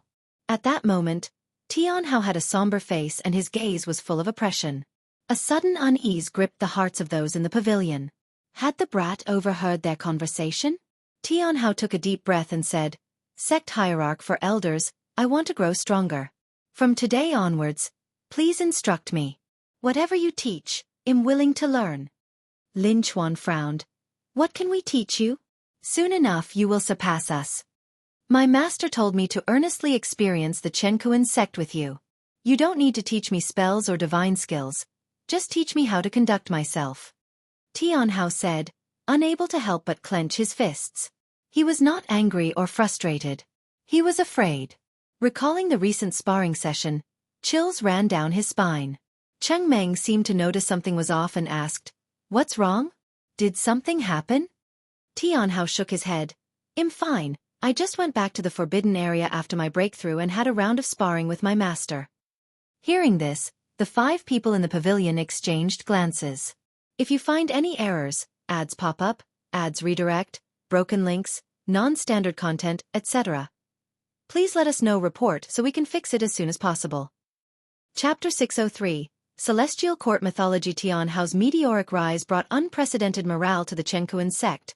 His 1,000-year journey as a wandering immortal shook both the past and the present, spreading the sect's name far and wide. Over the long years, many came to recruit Tian Hao, including members of the Dao court, but these endeavors always amounted to nothing. There were also geniuses who challenged Tian Hao, all of whom were defeated. In the blink of an eye, 10,000 years passed. In the Dao court, within Xiao Lan's cave heaven dojo, by a mountain stream, Xiao Lan, who had just broken through to the heaven and earth flying immortal realm, was discussing its power with Guan. The two sat cross-legged on a huge boulder, a small table placed between them with fine wine and spirit fruit upon it. As Xiao Lan shared her experiences and pondered the true meaning of heaven and earth, she was unaware that the person before her, whom she held dear, was merely an avatar. Guan's gaze subtly shifted, and his true self replaced the avatar. He had just returned from collecting medicinal herbs at the mountain god temple on Taicong continent, feeling pleased. He called up his attribute panel and began to admire it. Frowny face name: Guan, lifespan, 45, 402/760, 382, 411, 523, physique, primordial reincarnation, undying body. Cultivation level, heaven opening Daluo immortal realm perfection. The 1 trillion years of life were drawing ever closer. Guan liked this peaceful and tranquil life, devoid of external foes, yet his lifespan continued to grow steadily. For him, the lifespan digits were like the experience bar in a video game. Xiao Lan picked up a cup of wine, drank it down in one gulp, and said, "Many peerless geniuses have emerged in the world. The current top genius is not from the Dao court but from a sect known as the Chenkuan sect. His name is Tian Hao, a name as audacious as the heavens themselves. Yet his breakthrough speed is truly inconceivable. He seems to be just over 11,000 years old and has already achieved the cultivation level of a carefree primordial immortal." Upon mentioning Tian Hao, her face showed her deep emotions. Guan laughed and said, "You aren't doing too badly either. The path of immortal cultivation isn't about who's faster, but who lives longer." Xiao Lan shook her head and chuckled, feeling that Guan didn't recognize the terror of Tian Hao. She changed the subject. "Recently, there's been widespread talk of heavenly Dao and the appearance of many mythical narratives, claiming that beyond our world exist more powerful immortal gods from the celestial court. The myths of the celestial court indeed spread throughout the world, backed by the efforts of Dao immortals and the meddling of the deity of the moon." As more and more beings became aware of these myths, the celestial Dao destiny within the world began to rise noticeably, and the celestial Dao light layer above the celestial spirit great world grew increasingly bright. This also made Guan realize something. Despite the difference between immortals and mortals, the celestial court did want all beings to be aware of their existence. In the currently circulating myths of the celestial court, the most formidable was the profound star immortal monarch. He was omnipotent, creating heavens and earth, could hear the hearts of all living beings, and could save them from their suffering. The profound star immortal monarch was the master of the deity of the moon, who was zealously crafting the immortal monarch's image. Guan had an impression of this immortal god. Before the reconstruction of the world, this god's followers roamed the human world, widely spreading his name. This resulted in many ancient texts written by old believers, allowing descendants to learn of history and further believe in these myths. It is worth mentioning that many imperial dynasties in the human world have faith in the profound star immortal monarch and have even established a destiny connection with it. For example, Li Xiandao of the Taicong dynasty was the earliest person to receive the power of the profound star immortal monarch, which occurred in the previous era. Guan had never interfered with this matter because, in his view, everyone has their own fortunes, and he preferred to observe the development of all things from the sidelines. Xiao Lan could not comprehend the existence of immortal gods.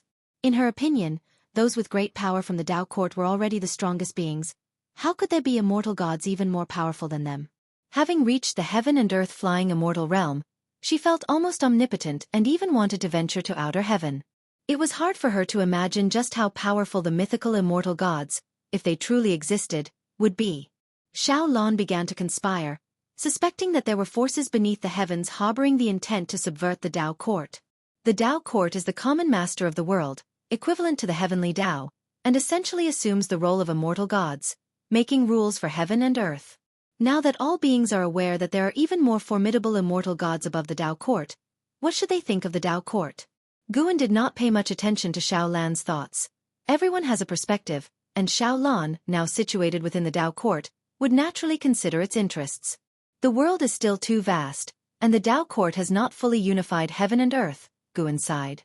Xiao Lan picked up the liquor bottle and while pouring Guan a drink, asked, "Why is it always me talking?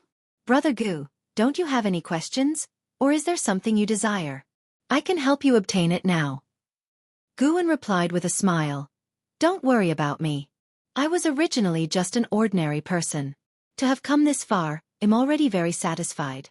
I know what you're worried about. I have not lost my freedom. While you've been in seclusion, I often went out for a walk. I've made quite a few friends in the Dao court. I'm truly content, and my greatest joy is hearing others marvel at your prowess. It makes me proud as well." Xiao Lan was deeply touched by his words. She put down the liquor bottle, rose involuntarily, then moved closer to Guan, looking at him with affection. Xiao Lan held Guan's hand. He didn't refuse, watching her slowly lean closer to him. When Xiao Lan's face obscured the lower half of Guan's face, his eyes looked up to the heavens. At that moment, Liya was being intercepted by the deity of the moon. Ia the novel, F. Iyer. NT website on Google to access chapters of novels early and in the highest quality. Wave after wave crashed onto the beach. Dressed in black, Liya frowned deeply, staring coldly at the deity of the moon who was blocking his path. "What exactly do you want?" Liya asked bluntly, his right hand resting on the hilt of his sword at his waist. The deity of the moon smiled and said, "Your fate has deviated from the trajectory that the heavenly Tao had laid out for you. It seems you've had the help of a noble person, and not only that, but this change is ongoing. In the future, you might even form a connection with immortal gods. Although I'm not sure which immortal god it is, a bit of immortal fate has indeed touched you." Liya scoffed disdainfully and retorted, "What about you? Are you one of those sanctimonious Taoists who espouse the heavenly Tao and the celestial court? I don't believe in immortals, and I don't believe in gods. If there truly were immortal gods, how could this world have suffered so many tribulations, and each time, it must rely on his junior brother Gu to save the day? If there truly were immortal gods, then it could only be junior brother Gu. The nature of junior brother Gu would not allow others to sing his praises."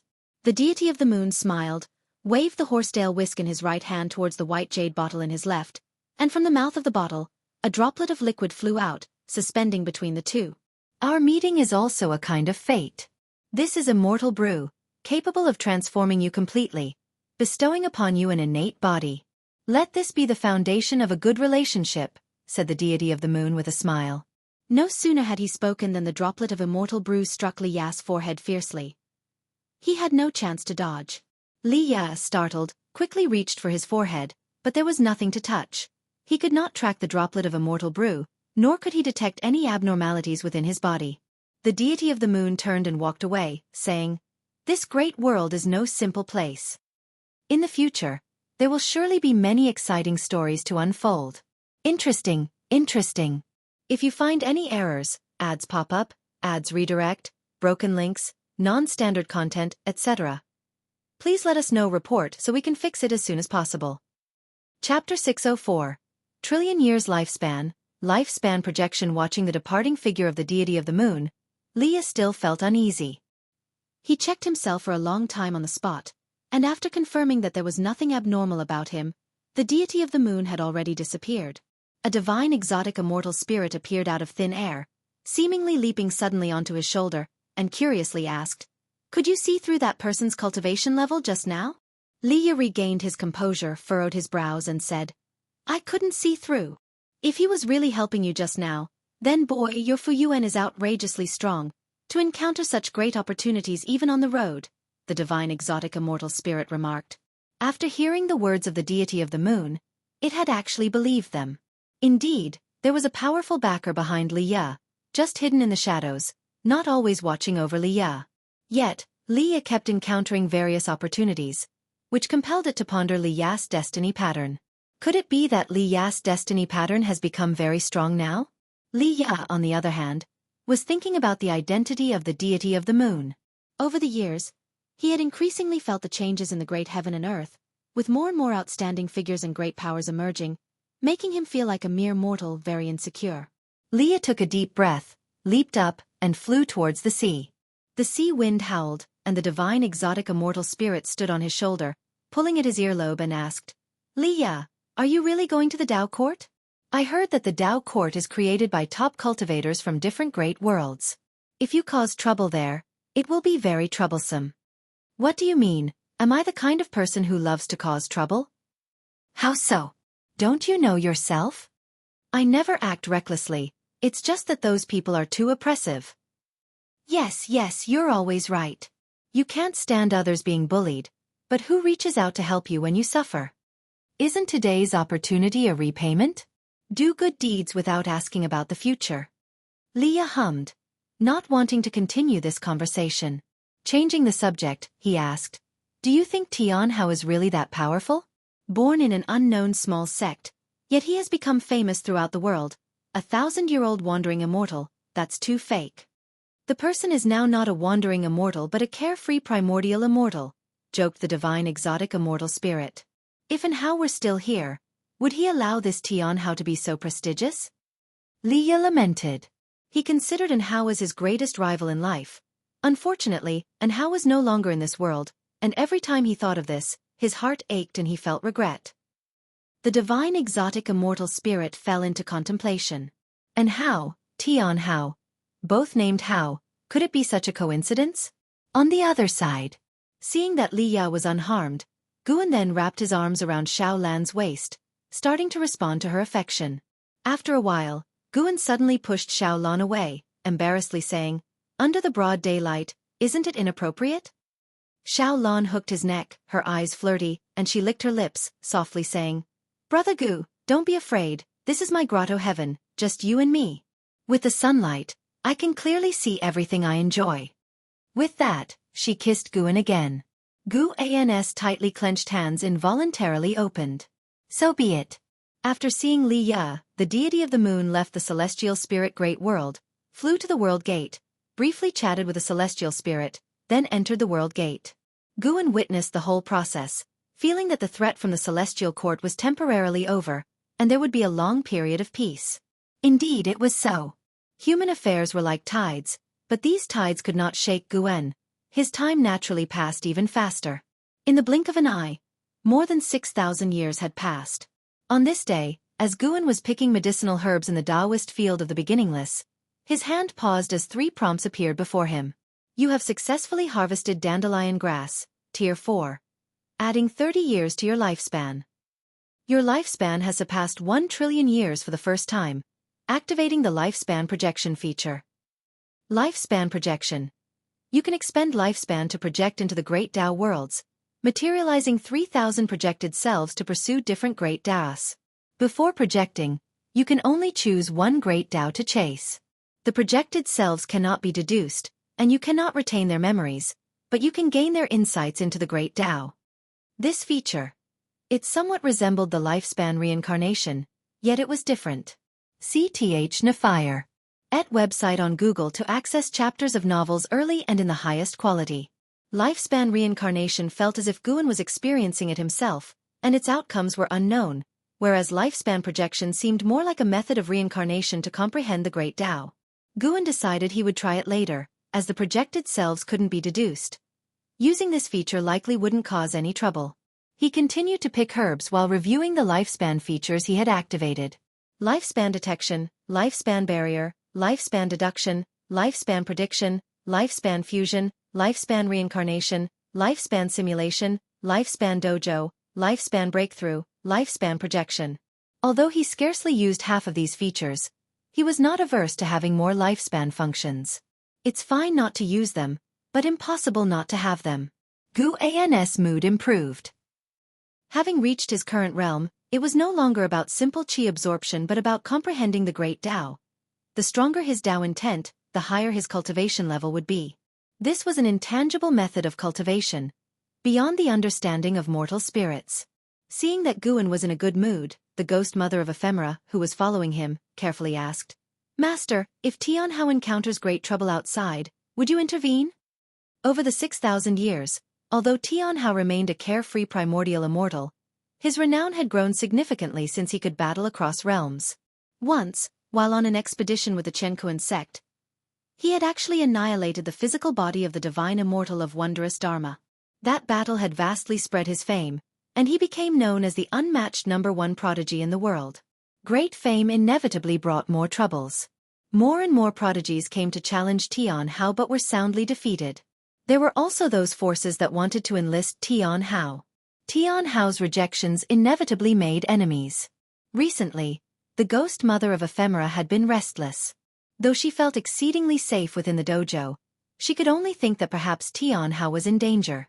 Guan laughed and said, "Great trouble? There's no trouble that great." "What if there is?" "Don't worry, he is unlike any prodigy you've met. He won't die young. His destiny pattern destined him to become the strongest. You simply don't understand what he represents. Even without me, his brilliance would shine bright." Guan explained, knowing that the ghost mother of ephemera had the closest relationship with Tian Hao, even regarding her as a mother. He didn't mind revealing some karma to her. Hearing this, the ghost mother of ephemera immediately felt relief. Although she didn't fully understand how powerful Tian Hao's destiny pattern was, she felt reassured by Guan's words. Usually, there's no need to be too diligent in managing the dojo. You also need time for enlightenment. The Tao treasure I bestowed upon you is your best aid in cultivation. Guan spoke sincerely. He had crafted a Tao treasure for the ghost mother of ephemera known as the 9 Netherworlds heaven-reversing flag. This flag embodied the path of yin and yang. It could reverse Tsangtian in all things, and was extremely domineering. "I won't forget about cultivating." The ghost mother of ephemera spoke earnestly, but to herself she added, "Nor forget about managing the dojo." She was well aware of why she possessed all that she did now. She could not relax, could not abandon the path she had taken, and must strive even harder. If you find any errors, ads pop up, ads redirect, broken links, non-standard content, etc., please let us know. Report so we can fix it as soon as possible. Chapter 605. Wrapping up the projection after harvesting the ripe medicinal herbs, Guan left alone, while the ghost mother of ephemera started to sow as usual. Guan did not return to his own yard. He just picked a random direction to walk. As he walked, he fiddled with the fate pen. He seemed to be enjoying the scenery along the way, but he was actually watching Zhang Buku, who was far away in the Tai's great world. Zhang Buku had taken root in the Tai's great world and had even established a demon race force. Su Yu, a reincarnation from the celestial court, assisted him by teaching him the Qi fortune method, which made his demon race force stronger and made cultivation easier and more fortunate for those under his command. Seeing Zhang Buku's accomplishments now, Guan was very pleased. At least Zhang Buku did not have to wander everywhere. He had found his own life goal. What would senior brother Zhang's feelings be like if he were still alive and saw his son commanding the winds and clouds? With this thought, Guan felt even better. The advantage of staying in the human world is that there are always different things happening, something even the immortal gods may not experience. Even if many things seem similar, they always present differently when experienced by different people. After an hour, Guan arrived at a waterfall and sat on the rocks by the river. Then he began to perform lifespan projection. Please choose the great Tao you want to pursue. Path of cause and effect. This was the great Tao Guan was most skilled in. Consumption of 100 billion years of lifespan. Do you wish to continue? What the hell? 1 trillion years of lifespan. Guan cursed internally. He knew the new features would not be so easy to use. The later the features were released, the greater the consumption of lifespan. He subconsciously wanted to choose to refuse, but on second thought, there was a reason behind the high cost. At least, he wanted to see how expensive it was. If not satisfactory, he could simply seal this feature forever. Continue. You have chosen to consume 100 billion years of lifespan to activate lifespan projection. Starting projection. Projected onto the Tai Wei Great World. Projected onto the Tai Ching Great World. Projected onto the 9 Nether Great World. Prompt after prompt continually popped up before Guan's eyes, arousing his curiosity. He could actually see the specific worlds being projected. Guan saw the Tai's Great World where Zhang Buku was, and he also saw the profound pure Great World visited by the Black Profound Emperor. He even saw worlds that were not named as Great Worlds. Though he only saw the names, it was enough to let his thoughts run wild. Soon, all the prompts settled down. It really had projected 3,000 worlds. Guan reflected on this, but soon, he felt that something was amiss. The projection was finished, then what? Guan furrowed his brows, he was puzzled but not rushed. He sat on the rock patiently waiting. Time swiftly passed. About half an hour later, 2 prompts appeared before him. Begin to consolidate the projection. Begin the transmission of the great Taoist insights. The spiritual energy within the Taoist field of the beginningless suddenly stopped, causing everyone in the dojo to open their eyes. Before Guan could think further, endless insights of the great Tao surged into his mind, plunging his consciousness into chaos. At the edge of the Taoist field of the beginningless, at the entrance of the dojo, stood a stone door built by an Xian. S.E.A. The Novel Fire. Net ** website on Google to access chapters of novels early and in the highest quality. Outside the stone door was a dense fog, appearing very mysterious. A figure emerged from the thick fog and stepped through the stone door. It was Tian Hao. Tian Hao advanced with a dragon's stride and a tiger's pace, with 3 differently shaped long spears, each about 10 feet long, floating behind him in a fan formation. He wore a smug smile on his face, muttering to himself, "This time I will definitely surprise Master." However, no sooner had the words left his mouth than he suddenly stopped, furrowing his brow as he looked towards the distant mountains with a look of surprise and doubt in his eyes. Why isn't the spiritual energy in the dojo moving? There was also an uncomfortably erratic force. He immediately leaped up, transforming into a rainbow light that flew away, quickly vanishing over the other side of the mountains. After a while, everyone gathered by a small river, whispering among themselves as they watched Guan meditating on a rock across the river. Tian Hao was there too, looking at Guan with curiosity. This was the first time he had seen his master enter a state of sudden enlightenment. In his eyes, his master was already the most powerful being. Could he possibly have an epiphany in such a Tao practice? Could master be about to break through? Senior brothers, senior sisters, what realm has master reached? Has he obtained the Taoist Zongzizai immortal realm? Tian Hao couldn't help but ask. Taoist Zongzizai immortal was a realm he had heard about in the last few decades, belonging to a great cultivator from the Tao court, capable of moving mountains and overturning seas. No one answered him because the others did not know Guan's realm either. Blood Prison Great Saint scoffed, "Brat, you only need to know that Master is stronger than anyone you've ever met. Even those who created this world are far inferior to Master." Tian Hao, stirred by these words, inquired further, "Have you ever seen Master engage in a fight? Not just sparring." He was the top disciple of the Chen sect, a leader of the younger generation, often going out on missions and establishing great merits for the Chen sect. He had been through many life and death battles, and he was infatuated with that feeling. Fierce opponents indeed made for stronger challengers than those in sparring combat. Xian laughed and said, "I have, but no one could withstand even one move from your master." Ghost Mother of Ephemera added, "No matter how powerful, facing your master means meeting their end by a single sword strike." Xian grew enthusiastic and continued, "It's time for you lad to know about some of your master's past deeds." He began narrating stories from the Supreme Sect, and an Xian and Xinjun, who usually didn't chat with Tian Hao, occasionally chimed in, along with the Blood Prison Great Saint, thus unveiling the past of Guan. Even Jiang Shi and Sheng Tian, Celestial Demon Child, Celestial Cyan, Tian Bai, Chen Chuan, and Ghost Mother of Ephemera learned about events they hadn't heard of before. From helping small sects establish the righteous Tao, to saving continents, oceans, and even the world, all could feel Guan's heart turning towards profound goodness. After saving all living beings, Guan had chosen to leave the Supreme Sect, live in seclusion here, and had supported the Chen sect, which only increased their admiration. The Chen sect remains an orthodox Taoist sect to this day.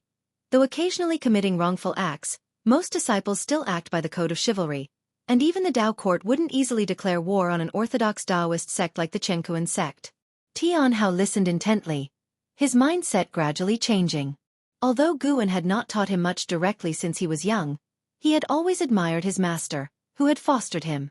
In his youth, every act and word of Guan had inspired him. He wanted to become like Guan. Perhaps I should not seek to become stronger just for the sake of being strong. Tian Hao watched Guan, who was still meditating across the river, and reflected silently. The others were still marveling at past events, which now seemed very distant, giving them an unreal feeling. Suddenly, Guan opened his eyes, and the entire Taoist field of the beginningless returned to normal. Spiritual energy flowed again, and the path of cause and effect no longer ran wild. The first thing he saw upon opening his eyes was Tian Hao across the river. Master and disciple locked eyes, Tian Hao's gaze intense. When he saw his master's eyes open, his heart skipped a beat in fear. Guan narrowed his eyes, and with just one look, he saw the entirety of Tian Hao's trillion-year lifespan. If you find any errors, ads pop up, ads redirect, broken links, non-standard content, etc., please let us know. Report so we can fix it as soon as possible. Chapter 606 Tian Hao and Gu and the embodiments of beings from the 3,000 worlds all once pursued the path of cause and effect, exhausting their lifetimes of energy and time. Although Guan was unclear how long they had lived or what realm they had ultimately reached, their insights into the path of cause and effect, when gathered together, were incredibly vast. Guan looked at Tian Hao, whose future rapidly unfolded before his eyes. 200 million years.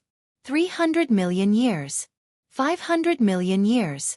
Suddenly, Tian Hao's billion-year lifespan was all within his sight. Guan saw countless destiny lines on him, among which one shone the brightest. That was the destiny undisturbed by the power of the current great worlds, a life path predestined by the heavens. Following this line, Guan could see all that would come to pass for him. Tian Hao would become the strongest fighter in the celestial spirit great world. He would travel the path of the great Tao. He would challenge other great thousand worlds, and he would even venture into realms above the great thousand worlds. CTH Novelfire. Net website on Google to access chapters of novels early and in the highest quality. This was the path of a legend, and he had never known failure. Feeling Guan's gaze, Tian Hao was very nervous. He lowered his eyes, not daring to look back.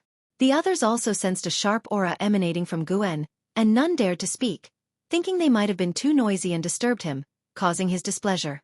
Everyone was tense. It was their first time seeing Guan angry. Fortunately, it wasn't long before the chill on Guan's face dissipated. "Why are you all looking at me?" Guan asked with a smile. Seeing his familiar smile, everyone breathed a sigh of relief and followed suit, smiling. Senior Sister Anshin was the first to ask, "Master, did you just have a moment of sudden enlightenment?" Guan replied, "An epiphany indeed. All right, disperse now. You don't expect me to discuss my insights into this realm with you, do you?" Upon hearing this, everyone showed an embarrassed look. They dared not probe, especially since they didn't know what realm Guan was in. They paid their respects in turn and took their leave. However, Tian Hao stayed. He leaped over a stream and came to Guan's side, asking, "Master, the Tao Court is holding a grand event of peerless prodigies that claims to take place only once every 10,000 years. Do you think I should participate?" "I want to, but the elders in the sect fear I might encounter danger.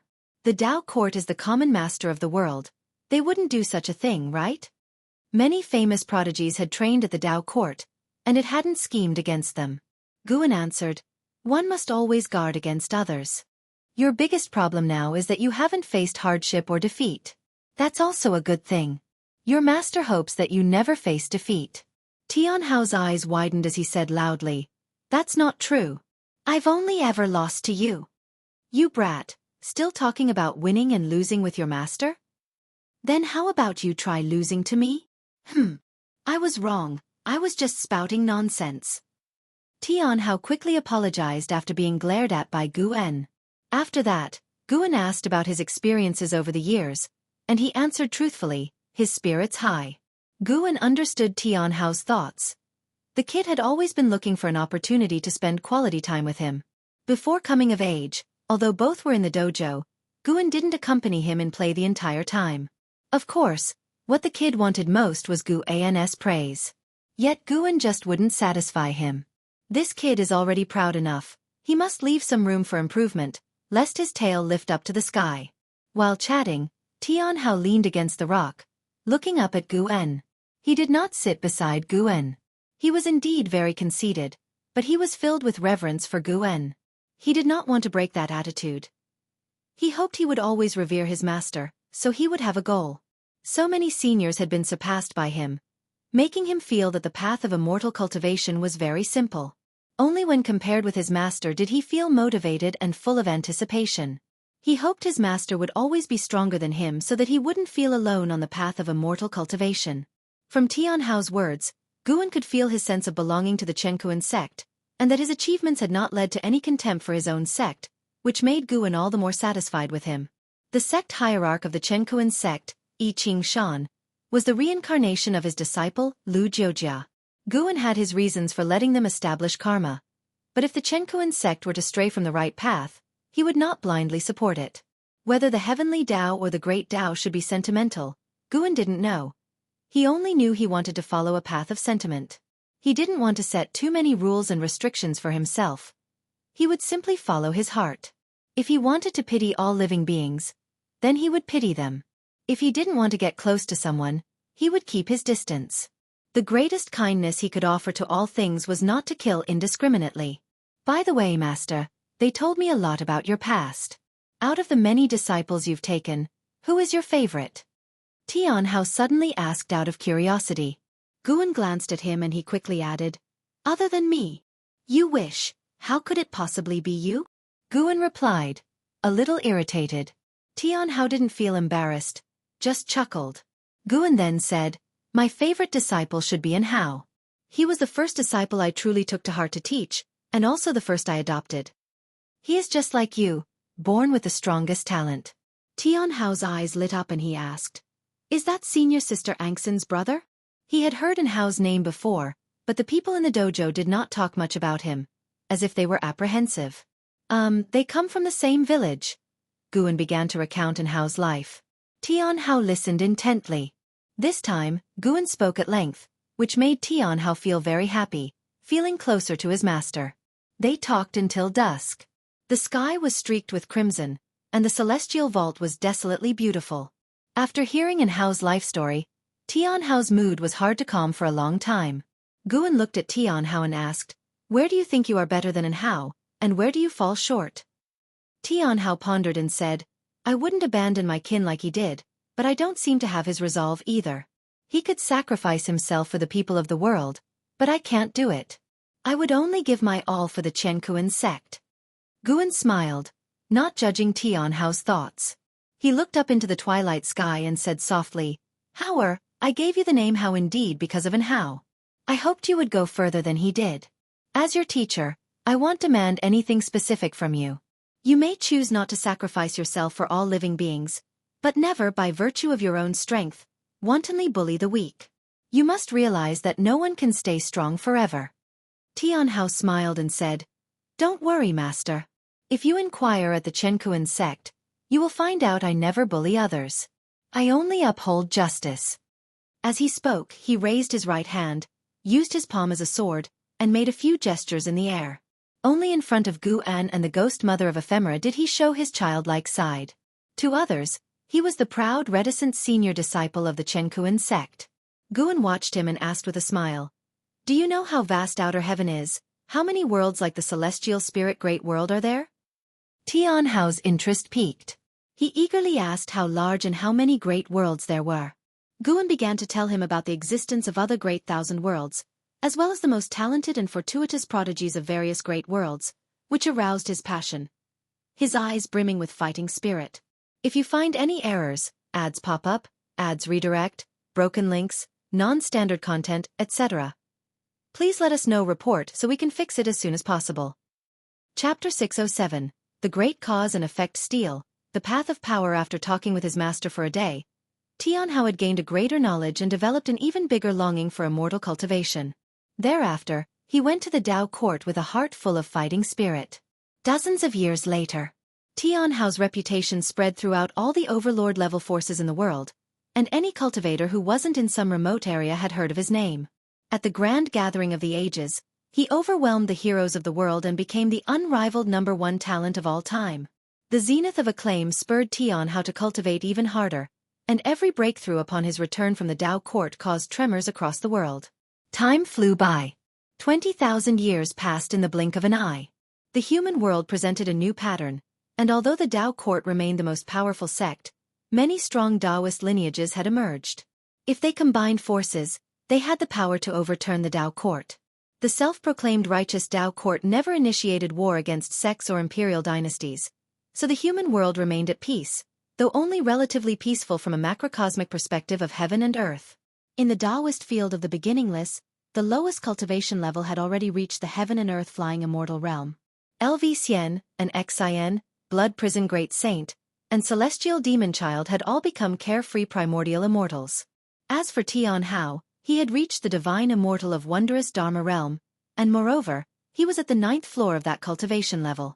Any talent paled in comparison to him, and coupled with the 3 Dao treasures gifted to him by Guan, nobody could challenge him below the realm of Taoist Zongzizai immortal. Those 3 Dao treasures were 3 long spears, named Divine Punishment, Celestial Punishment, and Immortal Punishment, each containing different powers of the Great Tao. Regarding Gu An's favoritism towards Tian Hao, the other disciples in the dojo had no objections. They wholeheartedly acknowledged Tian Hao's talent.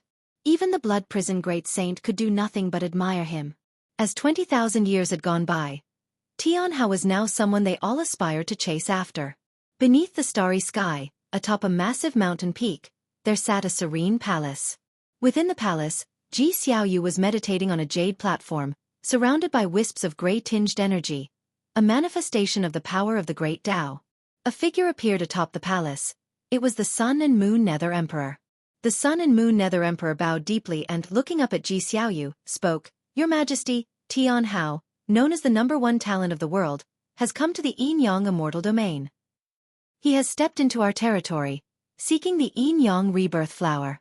He seems determined to obtain it, and with the 3 ultimate treasures in his grasp, each possessing power not inferior to heaven and earth ultimate treasures, our people cannot stop him."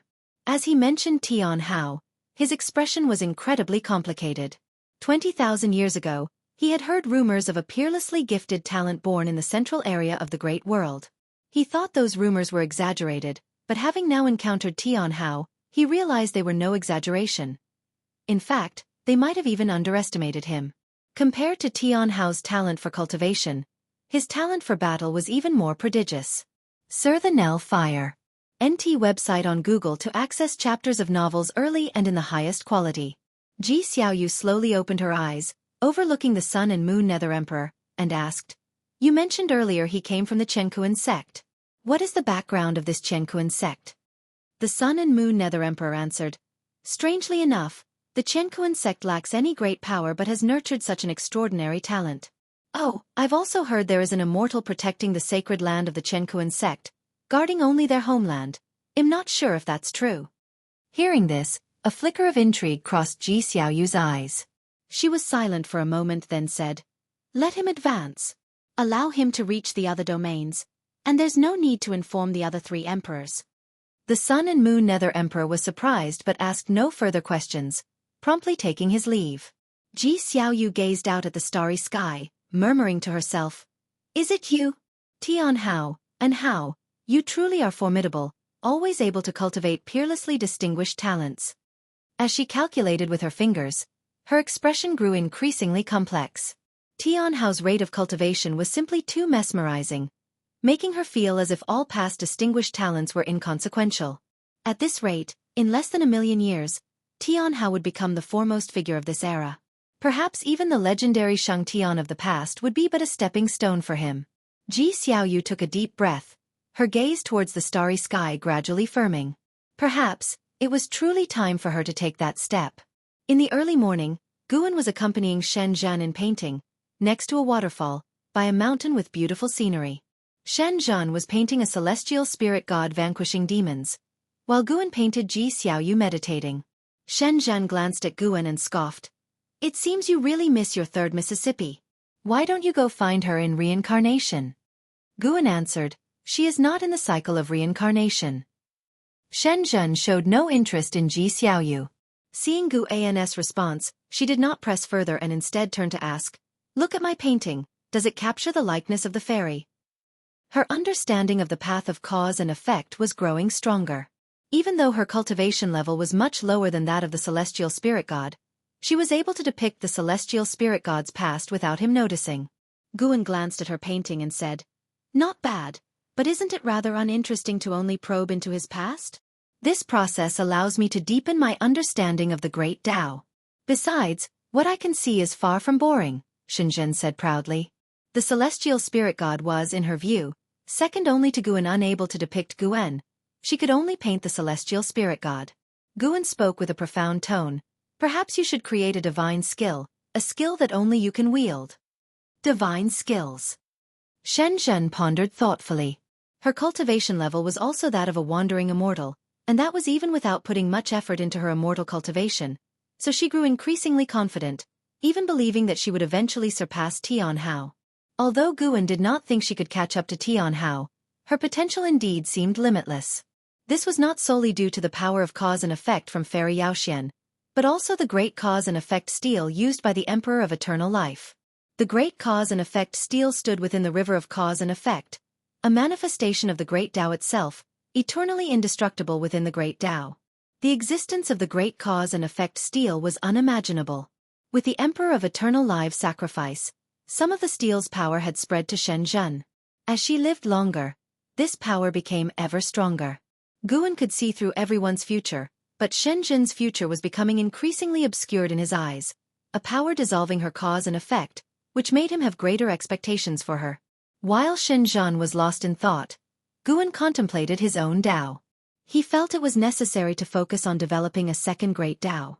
Relying on the Taoist dominator skill, Guan had begun to glimpse the 3,000 great Tao, but that was just understanding, not mastery. He wanted to master a formidable great Tao, not as unfathomable as cause and effect, fate, or reincarnation, but rather pure strength. Like the bright sun in the sky, glorious, upright, with awe-inspiring might. The 3,000 great Tao was just a collective term. The actual number of Tao was uncertain, with Guan having glimpsed more than 3,000. He wished to choose the most vigorous among these Tao. Pure strength. After much contemplation, Guan decided on the path of power. The path of power wasn't simply about physical strength but represented all types of power at their peak. That was the path of power. To prove the Tao with power meant to prove it with great magical power, with chi power. The path of power was ubiquitous. All beings that possessed strength, that could cultivate mana, demonic power, or any other power-focused cultivation, existed because of the path of power. Guan immediately employed the lifespan projection and chose the path of power. Still consuming 1 trillion years of lifespan, various prompts wildly popped up before him. But this time was different. He suddenly saw the celestial spirit great world. Almost instantly, he sensed some changes in the celestial spirit great world. It seemed an extra person had appeared. Guan calculated with his fingers, his expression growing even more peculiar. He couldn't calculate the projected being, but he did foresee Tian Hao encountering a formidable opponent in the yin-yang immortal domain, marking the first time Tian Hao had failed to conquer a being of the same realm.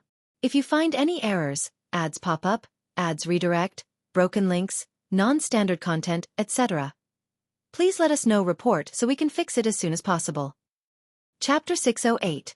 Manipulating Fate. Tian Hao couldn't defeat the existence that appeared blurred in the causality deduction, but Guan could see it through his heart eye. The appearance of that being was different from his, but his intuition told him that this was his projected self. After escaping Tian Hao, the projected self turned around and jumped into the sea of reincarnation in the yin-yang immortal domain, entered reincarnation, and disappeared from sight. Start retracting the projected self. Start inheriting the great Tao insights. 2 prompts popped up, interrupting Guan's thoughts. He vanished from his spot and appeared at the edge of the dojo, starting to inherit the great Tao insights. It wasn't long before a disturbance occurred within the Taoist field of the beginningless, alarming everyone. Since such an event had occurred before, the dojo disciples merely glanced in the direction of Guan and then continued to cultivate, not bothering Guan.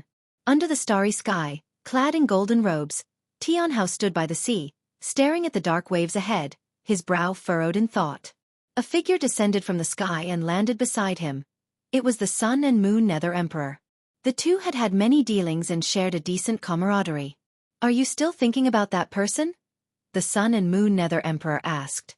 Tian Hao took a deep breath, looked ahead, and said, "Yes, I felt pressure from someone of the same realm for the first time."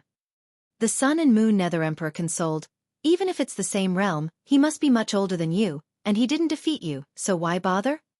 In his opinion, Tian Hao already had the greatest talent. He had witnessed the previous battle. The opponent was indeed fearsome, but Tian Hao didn't lose. It was just hard to determine who was better. Their encounter made the Sun and Moon Nether Emperor question life. The battle of the divine immortal of wondrous Dharma had even a divine thought true immortal like him terrified. Had this genius from the old era been outclassed? He felt that Tian Hao would surpass him sooner rather than later, and much quicker than he had anticipated. I can't let it go, I feel excited. In recalling his combat techniques, he didn't use many divine skills or spells. He simply countered me with pure mana and chi power, truly a display of one force breaks 10,000 laws. Tian Hao sincerely remarked, feeling very exhilarated. Indeed, Master was right. Never underestimate the world. You never know where a strong contender with great fortune might emerge. His talent might truly be the best, but he had lived too short a life and still needed to continuously strengthen his Taoist techniques. Hearing Tian Hao's words, the Sun and Moon Nether Emperor opened his mouth, not knowing what to say, unable to grasp Tian Hao's thoughts. What are your plans next? You got what you wanted, the Sun and Moon Nether Emperor asked. Facing a genius like Tian Hao, he chose to make a strong connection, having a premonition that this connection might save his life one day. Tian Hao withdrew his gaze, looked at the Sun and Moon Nether Emperor, and smiled. I'm planning to go back. Not being able to sweep through the same realm shows that my combat ability is not enough. I will go into seclusion to cultivate for a while before venturing out again. If you ever come to the Nine Spirit Continent, seek me out. I won't let you down. The Sun and Moon Nether Emperor showed a smile. Getting such a promise from Tian Hao was all he wanted. It at least proved that Tian Hao was still willing to maintain their friendship. Then Tian Hao bowed to the Sun and Moon Nether Emperor and transformed into a beam of extreme light, leaping up and quickly vanishing into the horizon. The Sun and Moon Nether Emperor watched his departing figure, a look of envy on his face. Living for so many years, he had never been as free as Tian Hao. A cultivator should be like this, roaming the heavens and earth, unbound. Immediately after, the Sun and Moon Nether Emperor let out a self-deprecating laugh. The reason he was bound by the Yin-Yang Immortal Domain was not because of his talent, but because he needed the power of the Immortal Domain to gather cultivation resources. He used to think his cultivation speed was fast, but now it felt slow. He earnestly wanted to reach the free immortal realm. He now harbored a ridiculous guess. He felt that Tian Hao might reach the free immortal realm faster than him. After a while, a figure landed beside the Sun and Moon Nether Emperor, a mysterious cultivator enveloped in black mist, who said in a deep voice, Emperor, His Majesty has left. She said she would head to outer heaven to pursue the great Tao, leaving you to lead the reincarnation domain. The Sun and Moon Nether Emperor's thoughts were interrupted, and upon hearing this, he couldn't help but be astonished. Go to outer heaven to pursue the great Tao? Inside the Taoist field of the beginningless. Guan opened his eyes, his gaze filled with a forceful presence. He had completed inheriting the 3000's projected selves insights on the path of power. He underwent a transformation, with his chi power and mana rapidly strengthening. A strengthening that required no absorption of spiritual energy but was aided by the invisible and colorless path of power. He felt that the projected self that had entered reincarnation had disappeared, as if it had never existed. This allowed him to completely let go. Although there were many projected selves, indeed, they left no trace behind. He carefully sensed the path of power. Just pondering the path of power made his mana surge within the heaven-opening Daluo immortal realm, and his strength progressed leaps and bounds. Pure mana enhancement made him feel incredibly wonderful, and this time his choice was the right one.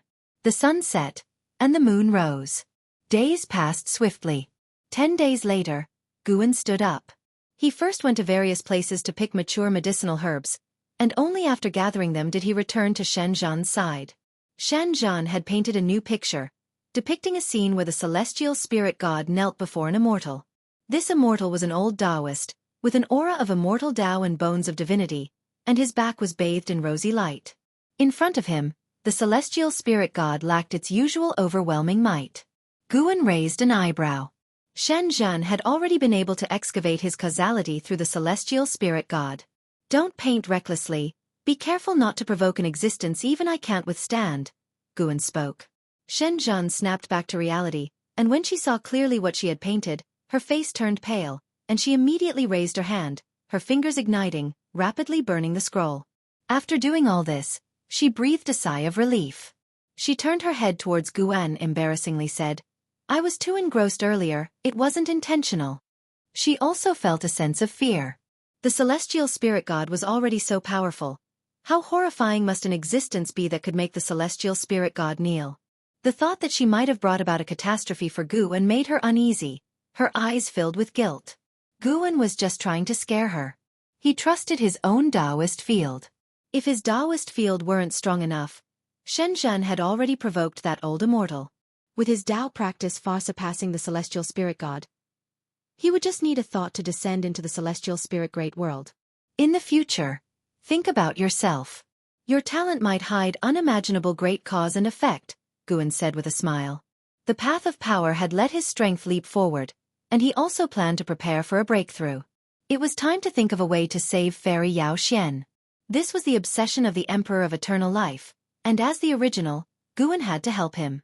Speaking of obsessions linked to the reincarnation body, Lu Han had one too. His son, Lu Qiuxian. The obsession of the Black Profound Emperor was his senior sister, Fairy Bai Xian. Guan didn't want to create too deep a cause and effect with these people. The Long family was already troublesome enough, but he could secretly aid them. Consider it as repaying them for their lifelong companionship. My great cause and effect? Shenzhen fell into deep thought. Seeing her lose herself once again, Guan shook his head in amusement. It wasn't necessarily good to be too easily enlightened. Guan sat down and continued painting. He felt that Ji Xiaoyu had left the celestial spirit great world, but he did not stop his brush. He had long seen Ji Xiaoyu's future. After many trials and tribulations, Ji Xiaoyu would descend into other great thousand worlds, thus welcoming more opportunities. Her choice was right. She would go further in the future. Unfortunately, it was just further. Guan had seen the end of her life. She would die in a struggle. He was not worried. When the time came, he would act. Peering into destiny did not make Guan feel desolate towards everything because he was not only able to peer but also to change and even manipulate. Beings of lower realms could not detect this manipulation and would only sink in fate. One stick of incense later, Guan completed his painting of Ji Xiaoyu. He saw Shenzhen still in a self-forgetting state, so he couldn't help but turn his gaze towards other worlds. Zhang Buku was temporarily safe, and in the long years to come, his power would grow continuously until he became the demon emperor of the Tai's great world. Compared to him, Guan was more concerned about another person. That was Zhu Shi, the former lord of the Holy Court, Saint Heaven reincarnation. After being sent out of the celestial spirit great world by the immortal seeker, she came to a domain not part of the great thousand worlds to make her way, a place that also had heaven and earth, but without the rules of the great world. Guan had only recently in the last 10,000 years caught track of Zhu Shi. At this moment, she was making her way through an ancient secret realm, said to be the dojo of a Taoist emperor, filled with mechanisms and its own world. Sir the Novel Fire. Net website on Google to access chapters of novels early and in the highest quality. This Taoist emperor made Guan feel familiar. Emperor Ziwei. This emperor had appeared in the life of the Black Profound Emperor, and was the strongest in talent he had ever encountered. Now recalling it, Guan felt that this Emperor Ziwei was very extraordinary. If you find any errors, ads pop up, ads redirect, broken links, non-standard content, etc., please let us know report so we can fix it as soon as possible. Chapter 609. Stealing Heaven. Immortal sect and Emperor Zhou. Under the Black Night, ghostly figures in white robes drifted across the hills and fields, their forms ethereal, like phantoms, making not a sound. Amidst the forest, Zhu Shi took in this spectacle, her eyebrows tightly furrowed. She slowly retreated into the shadows. She turned around and walked towards the deeper parts of the forest. Moonlight filtered through the gaps between the leaves, illuminating her figure draped in a deep purple long garment, her hair pinned atop her head, exuding an air of authority and spirit. Having left the celestial spirit great world tens of thousands of years ago, her experiences had already transformed her. She approached a stone statue in the forest, her hand gently caressing the statue while she muttered an enigmatic and complex incantation. Moments later, a luminescent green figure flew out from within the statue, an old crone in a Taoist robe, akin to a soul body, her face covered in black spots, especially frightening to behold. She looked at Zhu Shi, chuckling. "Are you at a loss?" Zhu Shi stepped back and asked. "Speak then, how shall we cooperate and what must I give?" The old crone peered at Zhu Shi, her face full of mockery. "It's simple. Let me take temporary possession of you. I will leave your body once we are out." Upon hearing this, Zhu's eyes frown deepened. Each of those lost souls surpasses you in cultivation level, and they simply cannot step into this forest, unless you wish to stay here forever. This is your only chance, as long as you trust me, the old crone persisted, her gaze burning into Zhu Shi. She paused, then added, don't forget, you would already be dead without me. Zhu's eyes flickered, caught in indecision. For a long time.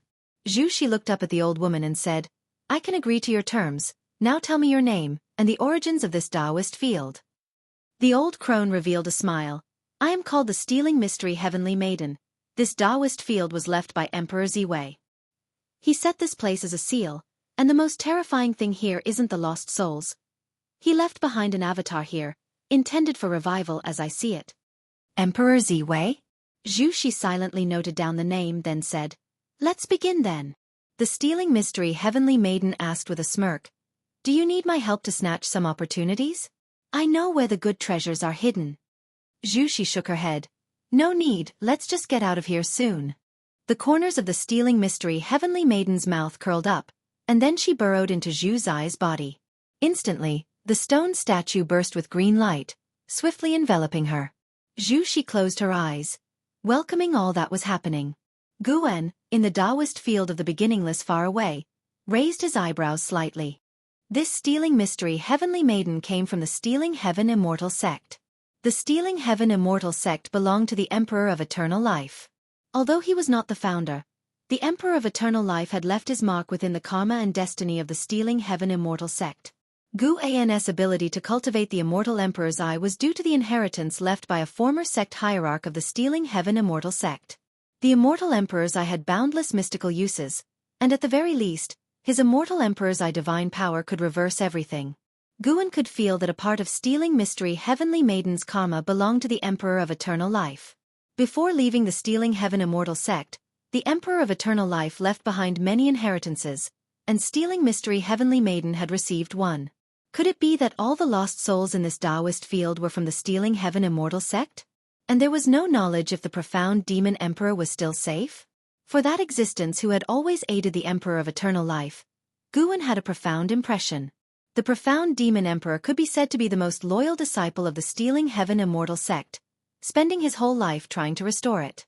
Speaking of which, since the Stealing Heaven Immortal sect offended the Celestial Court, they could only flee all over, and now being suppressed here by Emperor Ziwei, could it be the will of the Celestial Court?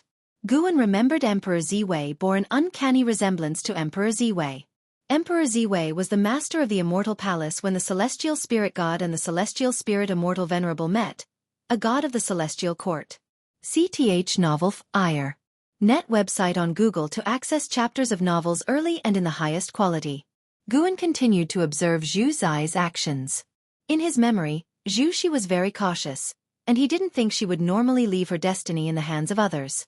After being possessed by the Stealing Mystery Heavenly Maiden, Zhu Shi utilized a unique secret technique to quietly leave the forest. Along the way, she encountered many lost souls, all very powerful, some even of the golden immortal rank, but none noticed her. In the blink of an eye, time shifted to noon the next day, and Shenzhen finally woke up. Guan stood up, not bothering to ask what she had realized, but left after dropping these words. Don't be so fixated all the time. Sometimes, taking a break for a while can be more helpful. By the time Shenzhen came to her senses, she could no longer see his figure. Indeed, I seem to have become quite obsessed lately, always trying to pursue enlightenment. It appears I've been stimulated by that kid, Tian Hao, Shenzhen murmured to herself as she stood up to tidy up the easel. Her mood was still fairly good. Although she hadn't made any breakthroughs, she had all the time in the world to comprehend it. In the Taoist field of the beginningless, she never had to worry about danger and felt as if time was extraordinarily lengthy. As she was wondering whether to write a book or go shopping at the Chenkuan sect, Zhu Shi was in the midst of a life-and-death battle. Suspended in the cosmic void, Zhu Shi stood with a long sword in her hand, her expression blank as she stared at the Stealing Heaven's profound mystery in front of her. The profound mystery had become younger than before, her features bewitchingly beautiful, with only a few dark spots remaining on her face. She glared at Zhu Shi and asked through gritted teeth, "What cultivation technique did you practice? How did it protect your divine soul?" Zhu Shi raised her sword toward her and said, "The Taoist unique venerate skill. Have you ever heard of it?" The color drained from Stealing Heaven's Profound Mystery's face. In an instant, the void around them changed color, and twisting green light appeared in every direction, making the void seem like an illusion realm. Whose disciple are you from the celestial court? Stealing Heaven's Profound Mystery asked in a deep voice, her eyes filled with hatred. Zhu, she snorted coldly. I have nothing to do with the celestial court. I'm just an ordinary person from a mortal realm. If you insist on taking over my flesh, then let's fight to the death. May it be your soul scattering or my body and Tao being annihilated, it's all a matter of skill. When she spoke these words, she exuded the aura of the holy court Shengtian, an aura cultivated from being unmatched for years, fearless in the face of anything. Stealing Heaven's Profound Mystery suddenly opened her arms, and in an instant, numerous figures appeared amidst the twisting green light, like countless arrows raining down on Zhu Xi. Before Zhu Xi could confront these figures, a green beam of light descended from the sky, enveloping her. Everything happened too rapidly, so fast that Zhu Xi couldn't dodge in time. Do you dare to be so audacious in front of me? Stealing Heaven's Profound Mystery said with scorn.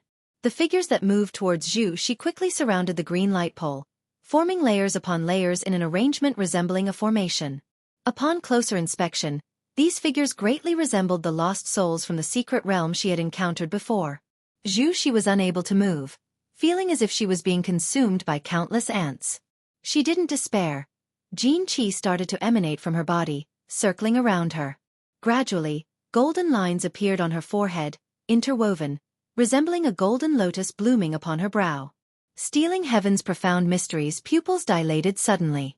Just as she was about to speak, the golden lotus on Zhu Xi's forehead burst forth with dazzling golden light, piercing the green light and annihilating the soul shadows along its path. In a flash, Stealing Heaven's Profound Mystery dodged to the side, appearing in another location.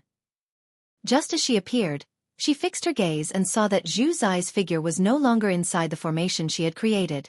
Boom! A sword light suddenly attacked, and Zhu Xi appeared out of nowhere behind her, severing her head with a single strike. The sword light extended infinitely after the cut, eliminating the twisting green light in the void and returning everything to darkness. Stealing Heaven's Profound Mystery's head spun in the void, locking eyes with Zhu Xi's sword-wielding figure. You! Stealing Heaven's Profound Mystery was furious, her alluring face contorting with rage. Just as she attempted to retaliate, a hand suddenly grabbed her head, rendering her motionless. Her eyes widened as she cried out. Who? Zhu Xi stopped, her eyes filled with dread as she saw the figure gripping Stealing Heaven's Profound Mystery's head. It was a man dressed in a dragon-patterned purple robe, wearing an imperial crown with hanging beads. His garments exquisite, and behind him, 18 purple-scaled flood dragons twisted in the air. His face utterly indifferent. Emperor Ziwei! How is this possible? You! Stealing Heaven's Profound Mystery cried out in shock, but before she could finish, Emperor Ziwei crushed her soul head, and her soul body dissipated with it, gone without a trace. After doing all this, Emperor Ziwei's indifferent gaze fell upon Zhu Xi, causing her to shudder in fear. She was horrified to realize she could find no escape, her instinct telling her that if she dared move, she would be immediately annihilated. If you find any errors, ads pop up, ads redirect, broken links, non-standard content, etc., please let us know. Report so we can fix it as soon as possible. Chapter 610. Immortal Emperor's Eye Battles. Emperor Ziwei stared at Zhu Xi, not uttering a word. His gaze was so indifferent, as the murky void fell silent, a suffocating atmosphere spreading to its extremities. Zhu Xi felt the aura of the thief of the profound mystique completely vanish, and her heart rose to her throat. Before her death, the thief of the profound mystique had revealed this person's true identity. Emperor Ziwei, the master of that terrifying dojo from earlier. She knew what being called an emperor represented. She was chasing that very path, but the journey to become a Taoist emperor was incredibly arduous. Those who could claim the title were all possessed of unsurpassed destiny and peerless talent. A fully accomplished Taoist emperor was even more terrifying, possessing the ability to not fear the immortal gods. Who taught you the Taoist unique venerate skill? Asked Emperor Ziwei, his voice icy cold, an endless tide of killing intent overwhelming Zhu Xi. Without control, Zhu Xi blurted out 4 words, Immortal Seeker. Having spoken, her heart was thrown into turmoil. What was going on? Why couldn't she restrain herself from speaking the truth? Emperor Ziwei narrowed his eyes, murmuring to himself, "It's him as unsettled as ever." He continued asking Zhu Shi, "Besides him, do you have another master? What is his name?" He could sense that the immortal seeker's influence on Zhu Shi wasn't significant, and Zhu Shi was burdened with even greater karma. Zhu Zai's complexion changed dramatically. She opened her mouth, trying with all her might to suppress the urge to speak, but she couldn't hold it back. "Yes, he is Gu." Zhu Zai's voice suddenly stopped, as she felt the bindings around her disappear. She reacted swiftly, turning to flee. Her speed was incredible, covering an immense distance in the blink of an eye. However, no matter where she flew in the void, the surroundings looked extremely similar, as if she hadn't moved at all. Emperor Ziwei didn't chase after Zhu Shi but frowned in the direction of her escape. He lifted his right hand, his robe billowing, and the entire void changed color. Zhu Shi, fleeing at full speed, seemed to sense something. She turned her head, her eyes widening in shock. Behind her in the void emerged 18 enormous draconic shadows, as if occupying the whole space, full of visual impact. They writhed freely, bearing fangs and claws, appearing shockingly terrifying. Zhu Shi stopped, not because she didn't want to escape, but because the space around her suddenly solidified, rendering her unable to move. What was most terrifying was an invisible force compelling her to turn around, as if a hand was seizing her, spinning her back. The Zhu Shi of the profound Yuan-free immortal realm had no way to resist this power. Despair filled her eyes. The gap was too great. So vast she couldn't use any secret techniques or divine skills. As the 18 dreadful draconic shadows closed in, Zhu Shi wanted to end her own life but found she was unable to do so. "Since you want to protect her, why not show yourself?" spoke Emperor Ziwei, causing Zhu Shi to be astonished. Someone was protecting her? Was it possible that her earlier escape wasn't because Emperor Ziwei was distracted, but that another force was secretly aiding her? She struggled to turn her head to see what lay behind her. In the corner of her eye, the void remained pitch black, like the abyss, invisible to sight. The more this was true, the more uneasy Zhu Shi became. She was very clear about her own past. What possible backing could she have that could contend with Emperor Ziwei? She felt it was more likely that another terrifying being was maneuvering her. Having left the celestial spirit great world for tens of thousands of years, she indeed had been involved in many karmic consequences which she didn't fully understand. Zhu Shi looked back at Emperor Ziwei, her gaze no longer filled with despair but returning to her usual calmness. If worst came to worst, she would die. Immortal Emperor's eye? Truly a rarity. No wonder you want to protect her. Emperor Ziwei's voice rang out once again, his voice becoming even colder, and the 18 enormous dragon shadows that twisted at will also stopped in their tracks. Hearing this, Zhu Shi turned her head to look again, and this time, her pupils involuntarily dilated. She saw a pair of eyes. A pair of spectacular and terrifying eyes, the visual impact of which was no less than that of Emperor Ziwei's 18 dragon shadows. In these eyes shone dark purple pupils, eerie and mysterious. The eyes were so vast, like the eyes of the universe, that they made Nzin's soul tremble. What kind of eyes were these? Zhu Shi could not imagine the realm of the owner of these eyes. Although this mortal body isn't very powerful, if you want to save her from my grasp, let's see just how capable you are? Emperor Ziwei's voice came from the depths of the void, and as his words ended, the 18 giant dragon shadows moved. They moved like thunder, and the entire void seemed to shatter all at once. The Dao rules stirred up a strong wind that rushed at Zhu Shi, forcing her to close her eyes instinctively, her body and mind in extreme discomfort. At this moment, she felt like a drowning mortal, in pain, suffering, terrified, yet powerless, only able to endure this kind of torture. Fortunately, the torture came suddenly and left just as quickly. The wild force assaulting Zhu Shi disappeared in an instant, and she then felt a warm power enveloping her. Snap! Her shoulder was suddenly patted, startling her into opening her eyes. A new light shone in her eyes as she saw the once invincible dragon shadows starting to obliterate as if being burned by an invisible fire. This scene filled her with surprise. She instinctively turned her head to look but saw no one else. The feeling of her shoulder being patted seemed to have been an illusion. However, those mysterious giant eyes known as the Immortal Emperor's eyes remained. They were so calm, silently watching Emperor Ziwei's dragon shadows become undone. Looking at the Immortal Emperor's eyes again, Zhu Shi unexpectedly felt a sense of familiarity. It seemed she had seen these eyes somewhere before. Wait. Could it be? Zhu Zai's eyes widened with excitement, her body trembling uncontrollably. It was her mentor. Long ago in the celestial spirit great world, she had never been able to see through Gu An's cultivation level. She had always thought her mentor came from another great thousand world, but she could never have imagined her mentor was so powerful, and moreover, that he could come to rescue her. An immense surprise overwhelmed her, making her feel as though she was in a dream. Until the dragon's shadows vanished, Emperor Ziwei's voice did not rise again. She didn't understand what had happened, but it was clear that her mentor had won. Run away. Continue chasing the path of the great Tao. Gu An's voice entered Zhu Zai's ears, rousing her, and she immediately flew towards the immortal emperor's eyes. Along the way, the view was dazzling, with star nebulae surging like dragons, the scenery before her eyes enchanting. She found that even flying at full speed, she still couldn't get close to the immortal emperor's eyes. The distance between them seemed eternally insurmountable. Sir the Oval Fire. Net website on Google to access chapters of novels early and in the highest quality. She didn't feel lost. Instead, she felt her mentor was guiding her. Looking at the majestic immortal emperor's eyes in the distance, Zhu Zai's eyes were filled with longing. How many years would she need to cultivate to reach such a realm? Meanwhile, far away at Human World Peak, Guan stood at the edge of a cliff, gazing at the horizon, his eyes reflecting the image of Zhu Xi. This time, he had not personally intervened, but it was enough to deal with Emperor Ziwei.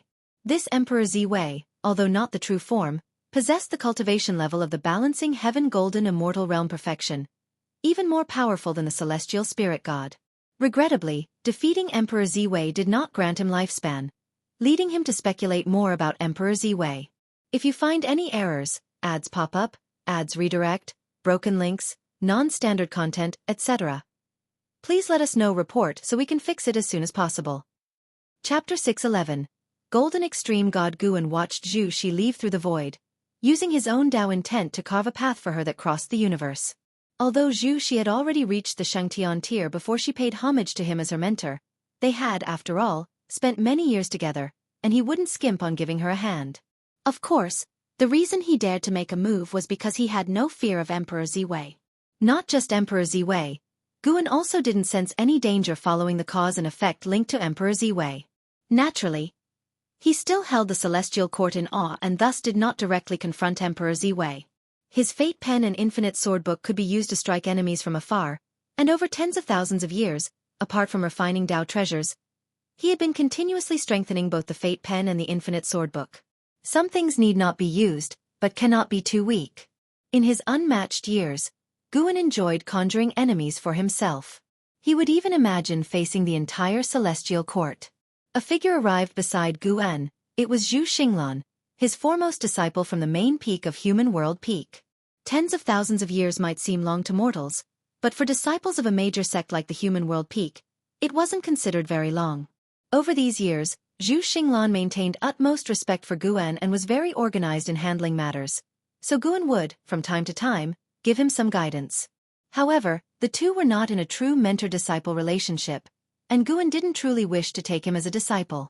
Master, Tao Court has invited Human World Peak for a second discourse on the Tao, and the main peak would like you to attend as well, Zhu Xinglan said respectfully. Guan had always maintained the cultivation level of the first tier of Human World Peak.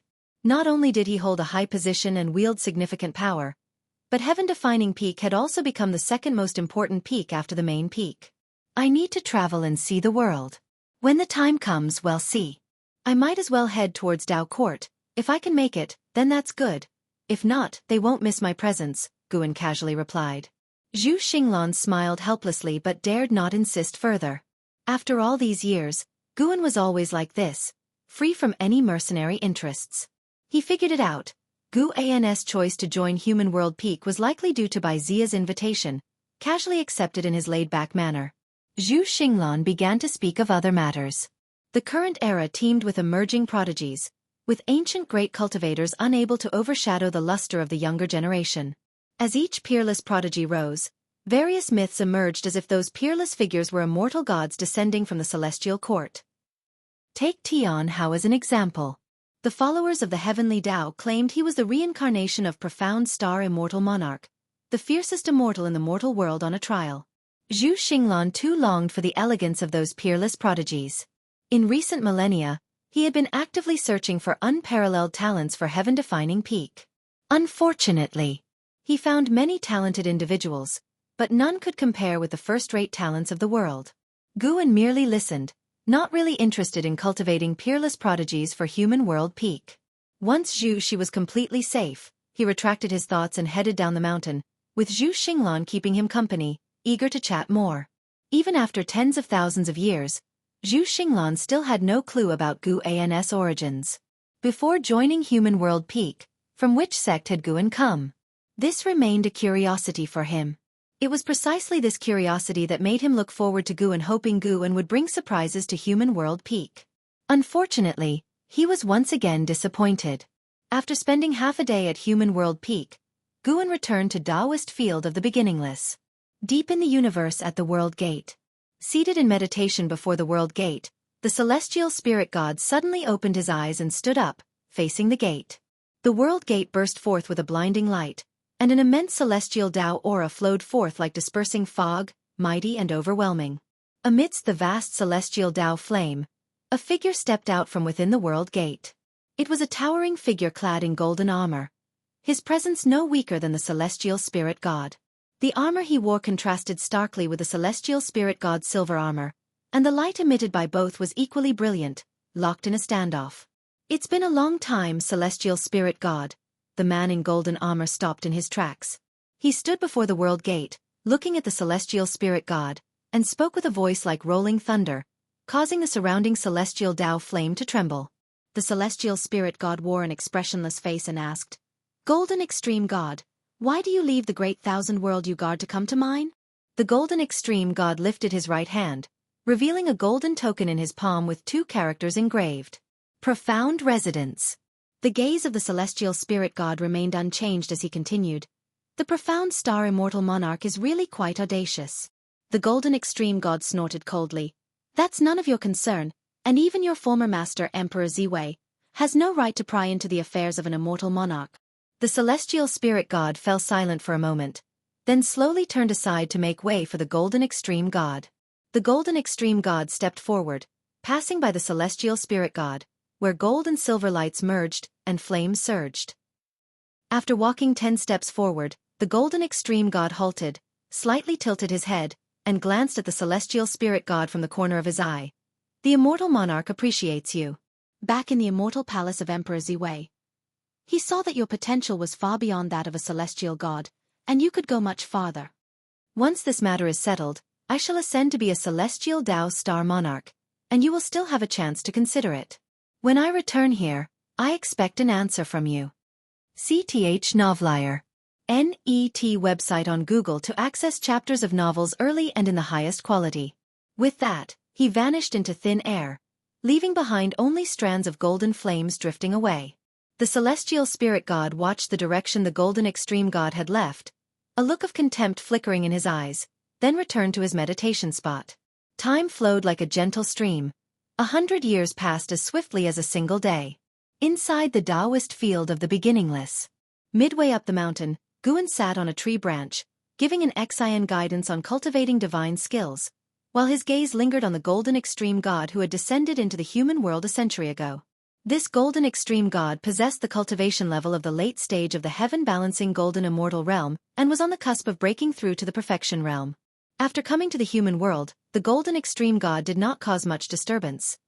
He wandered the human world, created secret realms, divine statues, and left behind legacies, even offering guidance to some beings with exceptional talent, causing these beings to acquire the celestial Tao destiny. Since the Golden Extreme God was not committing evil deeds, Guan naturally had no reason to oppose him. Perhaps there was some scheme of the celestial court behind this, but for these beings, it indeed represented a significant chance, even altering their lives. The profound star immortal monarch seemed to want to make the celestial spirit great world a world that worships him. The reason for not showing himself was probably fear of the celestial court's dissatisfaction. Do the immortal gods of the celestial court also need the masses to bolster their destiny? Guan found this quite amusing. The way of destiny has existed since ancient times. Gathering a group of people's fortunes together can foster a greater power of protection. Guan had seen into the Golden Extreme God's future. If he did not intervene, the Golden Extreme God, due to arrogance, would face the challenge of the champion of this realm. After being suppressed repeatedly, the Golden Extreme God would grow increasingly impatient, becoming brutal in his interactions, thus tarnishing his image in the hearts of all beings and affecting the profound star immortal monarch as well. In the end, the Golden Extreme God would be captured by a force from beyond the skies, serving as a resolution for the beings. The Golden Extreme God, Emperor Ziwei, profound star immortal monarch. Guan felt the mystique of the celestial court gradually revealing itself to him, yet he still couldn't fathom just how powerful the celestial court truly was.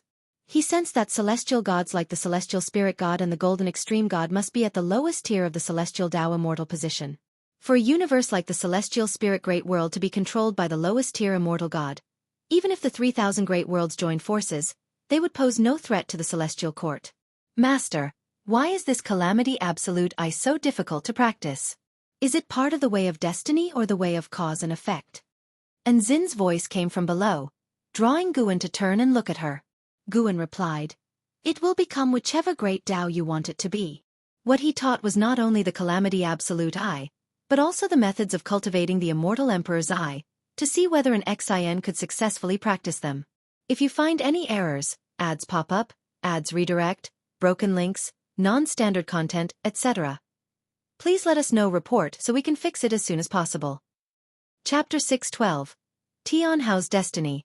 The rise of the immortal emperor's Ian Xin had taken a profound interest in the calamity absolute I since she began cultivating it. She believed that the divine power had infinite mystical uses, not just limited to calamities, and she cherished the opportunity to be mentored individually by Guan. Guan felt that an Xin indeed held the potential to master the immortal emperor's I. He chose to impart the immortal emperor's I only to an Xin because her comprehension was continuously improving at a pace unmatched by others. She was growing into another and how. While Guan watched the Golden Extreme God instructing the geniuses of the human world, he preached to an Xin, helping her to better enter the state of enlightenment required for the immortal emperor's I. At the same time, he pondered when to make his breakthrough.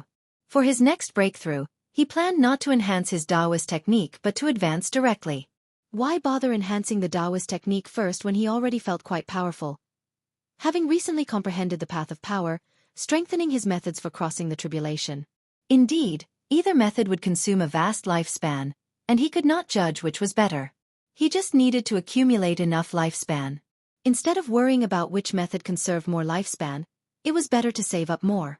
Using 2 trillion years of lifespan should likely stabilize the breakthrough.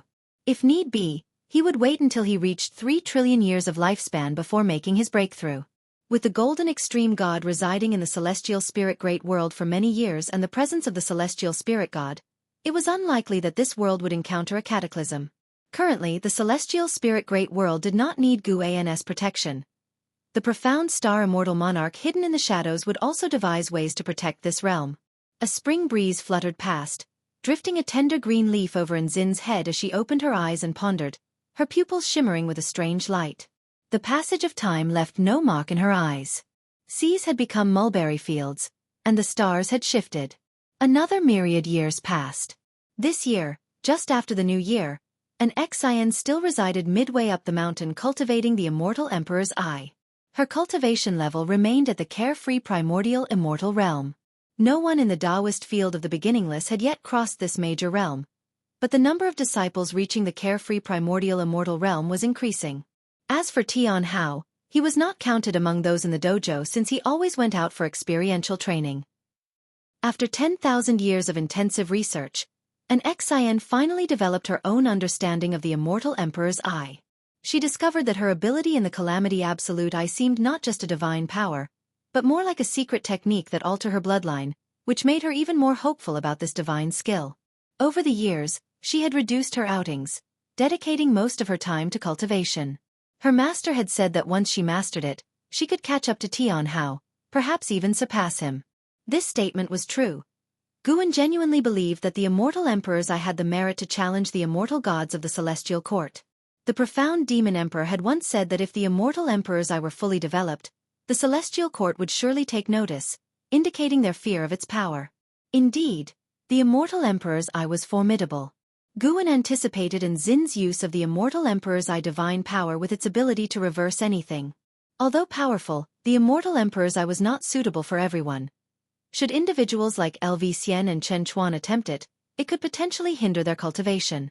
Even though an Xin had the strongest comprehension within the dojo, after 10,000 years of cultivating the Immortal Emperor's Eye, she had grasped only a fraction of its essence, demonstrating the difficulty of mastering it. Senior sister. A voice thundered across the celestial vault, startling the birds in the forest and capturing Nzin's attention.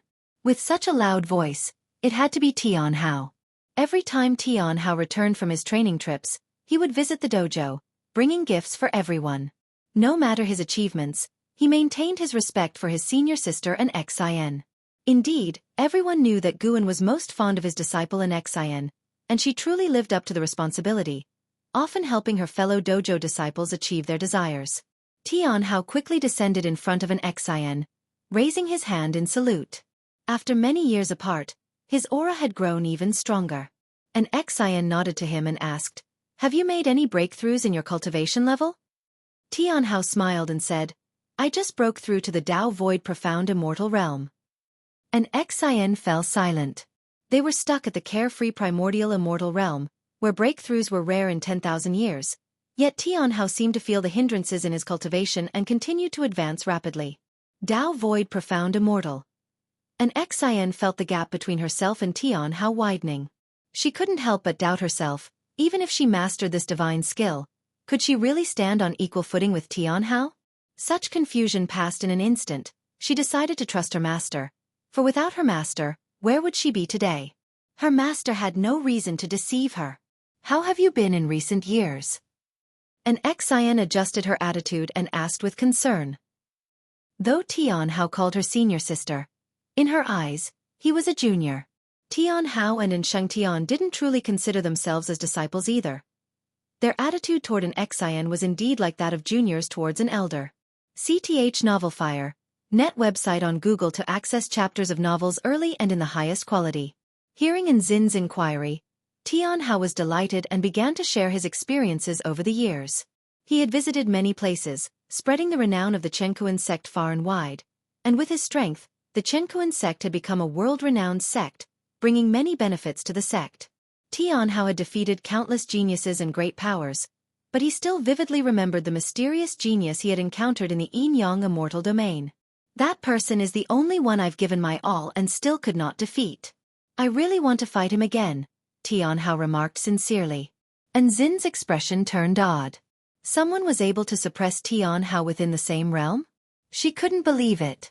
Could it be that Master was disguising himself to play with Tian Hao, to prevent this young man from becoming arrogant? The more she thought about it, the more it seemed possible.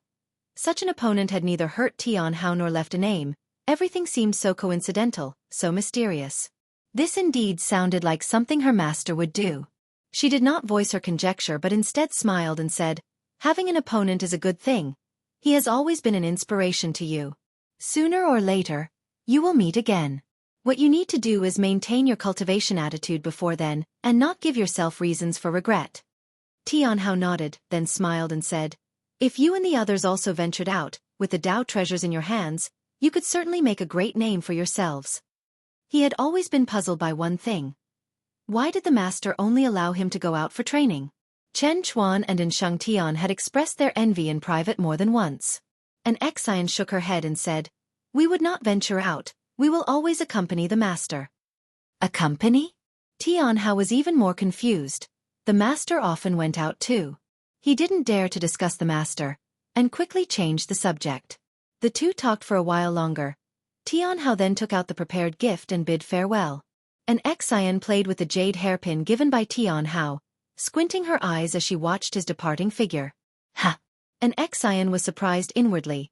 She saw a peculiar kind of destiny around Tian Hao, entwining him like a dragon, radiating scorching light. What was that destiny? Curious, an Xin pondered. Then, her face showed delight. She raised her hand to touch her eyes, feeling a mysterious power surging within them. If you find any errors, ads pop up, ads redirect, broken links, non-standard content, etc. Please let us know report so we can fix it as soon as possible. Chapter 613, Hongmeng Great World reuniting with Tian Hao, and Xian unexpectedly felt the power of the immortal emperor's eye. She closed her eyes, deeply immersing herself in understanding. Far away, within the Chenkuan sect, drinking, Guan also sensed the occurrence. Perception between immortal emperor's eyes was exceptionally sharp. He felt both relieved and curious. Could it be the destiny of innate immortal gods that stimulates the immortal emperor's eye? Wait. Could the immortal emperor's eye be the pathway to innate immortal gods? Is this also why the celestial court fears the immortal emperor's eye? Guan speculated thus, but he couldn't be sure. After all, he hadn't yet seen the celestial court. Brother Gu, what are you thinking about? Why aren't you drinking? The cultivator sitting opposite Guan asked with a smile. He was a good friend Guan had made in the Chenkuan sect in recent years, named Guan Qiu. The two were fair-weather friends, not concerns for each other's cultivation progress. If they met, they would simply enjoy wine and meat, and chat about the pleasures of life. Guan Qiu's appearance wasn't handsome, but his cheerful personality, combined with his bright smile, easily closed the distance with others. Guan revealed a smile saying, "I was just wondering when the geishas you spoke of would appear in the city." Guan Qiu laughed, shaking his head in amusement. "This is the Chenkuan sect, how could there be such a place of song and dance? If you're interested, I'll take you to the imperial city later, where the noble officials of the human world know how to enjoy." The two chatted on this topic for quite some time. Eventually, Guan Qiu was the first to stand up and say goodbye, lamenting, "I've got to go out on another mission, to alleviate suffering and difficulty. I fear it may be years before I can return." He was just an ordinary lower-level disciple of the Chenkuan sect, so for him, a few years was quite long. Guan offered him a blessing, then watched him depart. When Guan Qiu had left, Guan drank alone, his gaze passing through the window, appreciating the scenery on the street. Even within a major sect like the Chenkuan sect, cultivators of all realms were striving for their own destiny. Guan had already seen while drinking that Guan Qiu would encounter hardships on his journey, even be tortured by demon cultivators to the point of preferring death, but he did not intervene. Guan Qiu would meet the golden extreme god during the most desperate moment of his life, marking a turning point. The drinking buddies Guan had made in the Chenkuan sect long exceeded 10,000. Many had entered reincarnation, and others had forgotten him. Among these friends, Guan Qiu was very ordinary, but due to the arrival of the golden extreme god, he would embark on an extraordinary legendary path. Brother Guan, while the path ahead is perilous, the night will always pass. Guan picked up a bowl of wine, muttering to himself before tossing it down the building. This action signified the end of their cause and effect relationship. It wasn't that Guan intentionally wanted to sever ties. Rather, Guan Qiu would no longer be his drinking buddy, and he wouldn't retain his current radiant smile. "Who's there? Why are you throwing wine downstairs?" A beautiful female disciple shouted angrily, covering her head, looking up, but no longer able to see Guan's figure. The cultivators passing by on the street glanced at her, yet no one approached to strike up a conversation. Elsewhere, Guan walked through the forest, humming a tune, and started his lifespan breakthrough as he walked. It was time to break through. As the thought settled, a series of prompts popped up before his eyes. You have initiated the lifespan breakthrough function.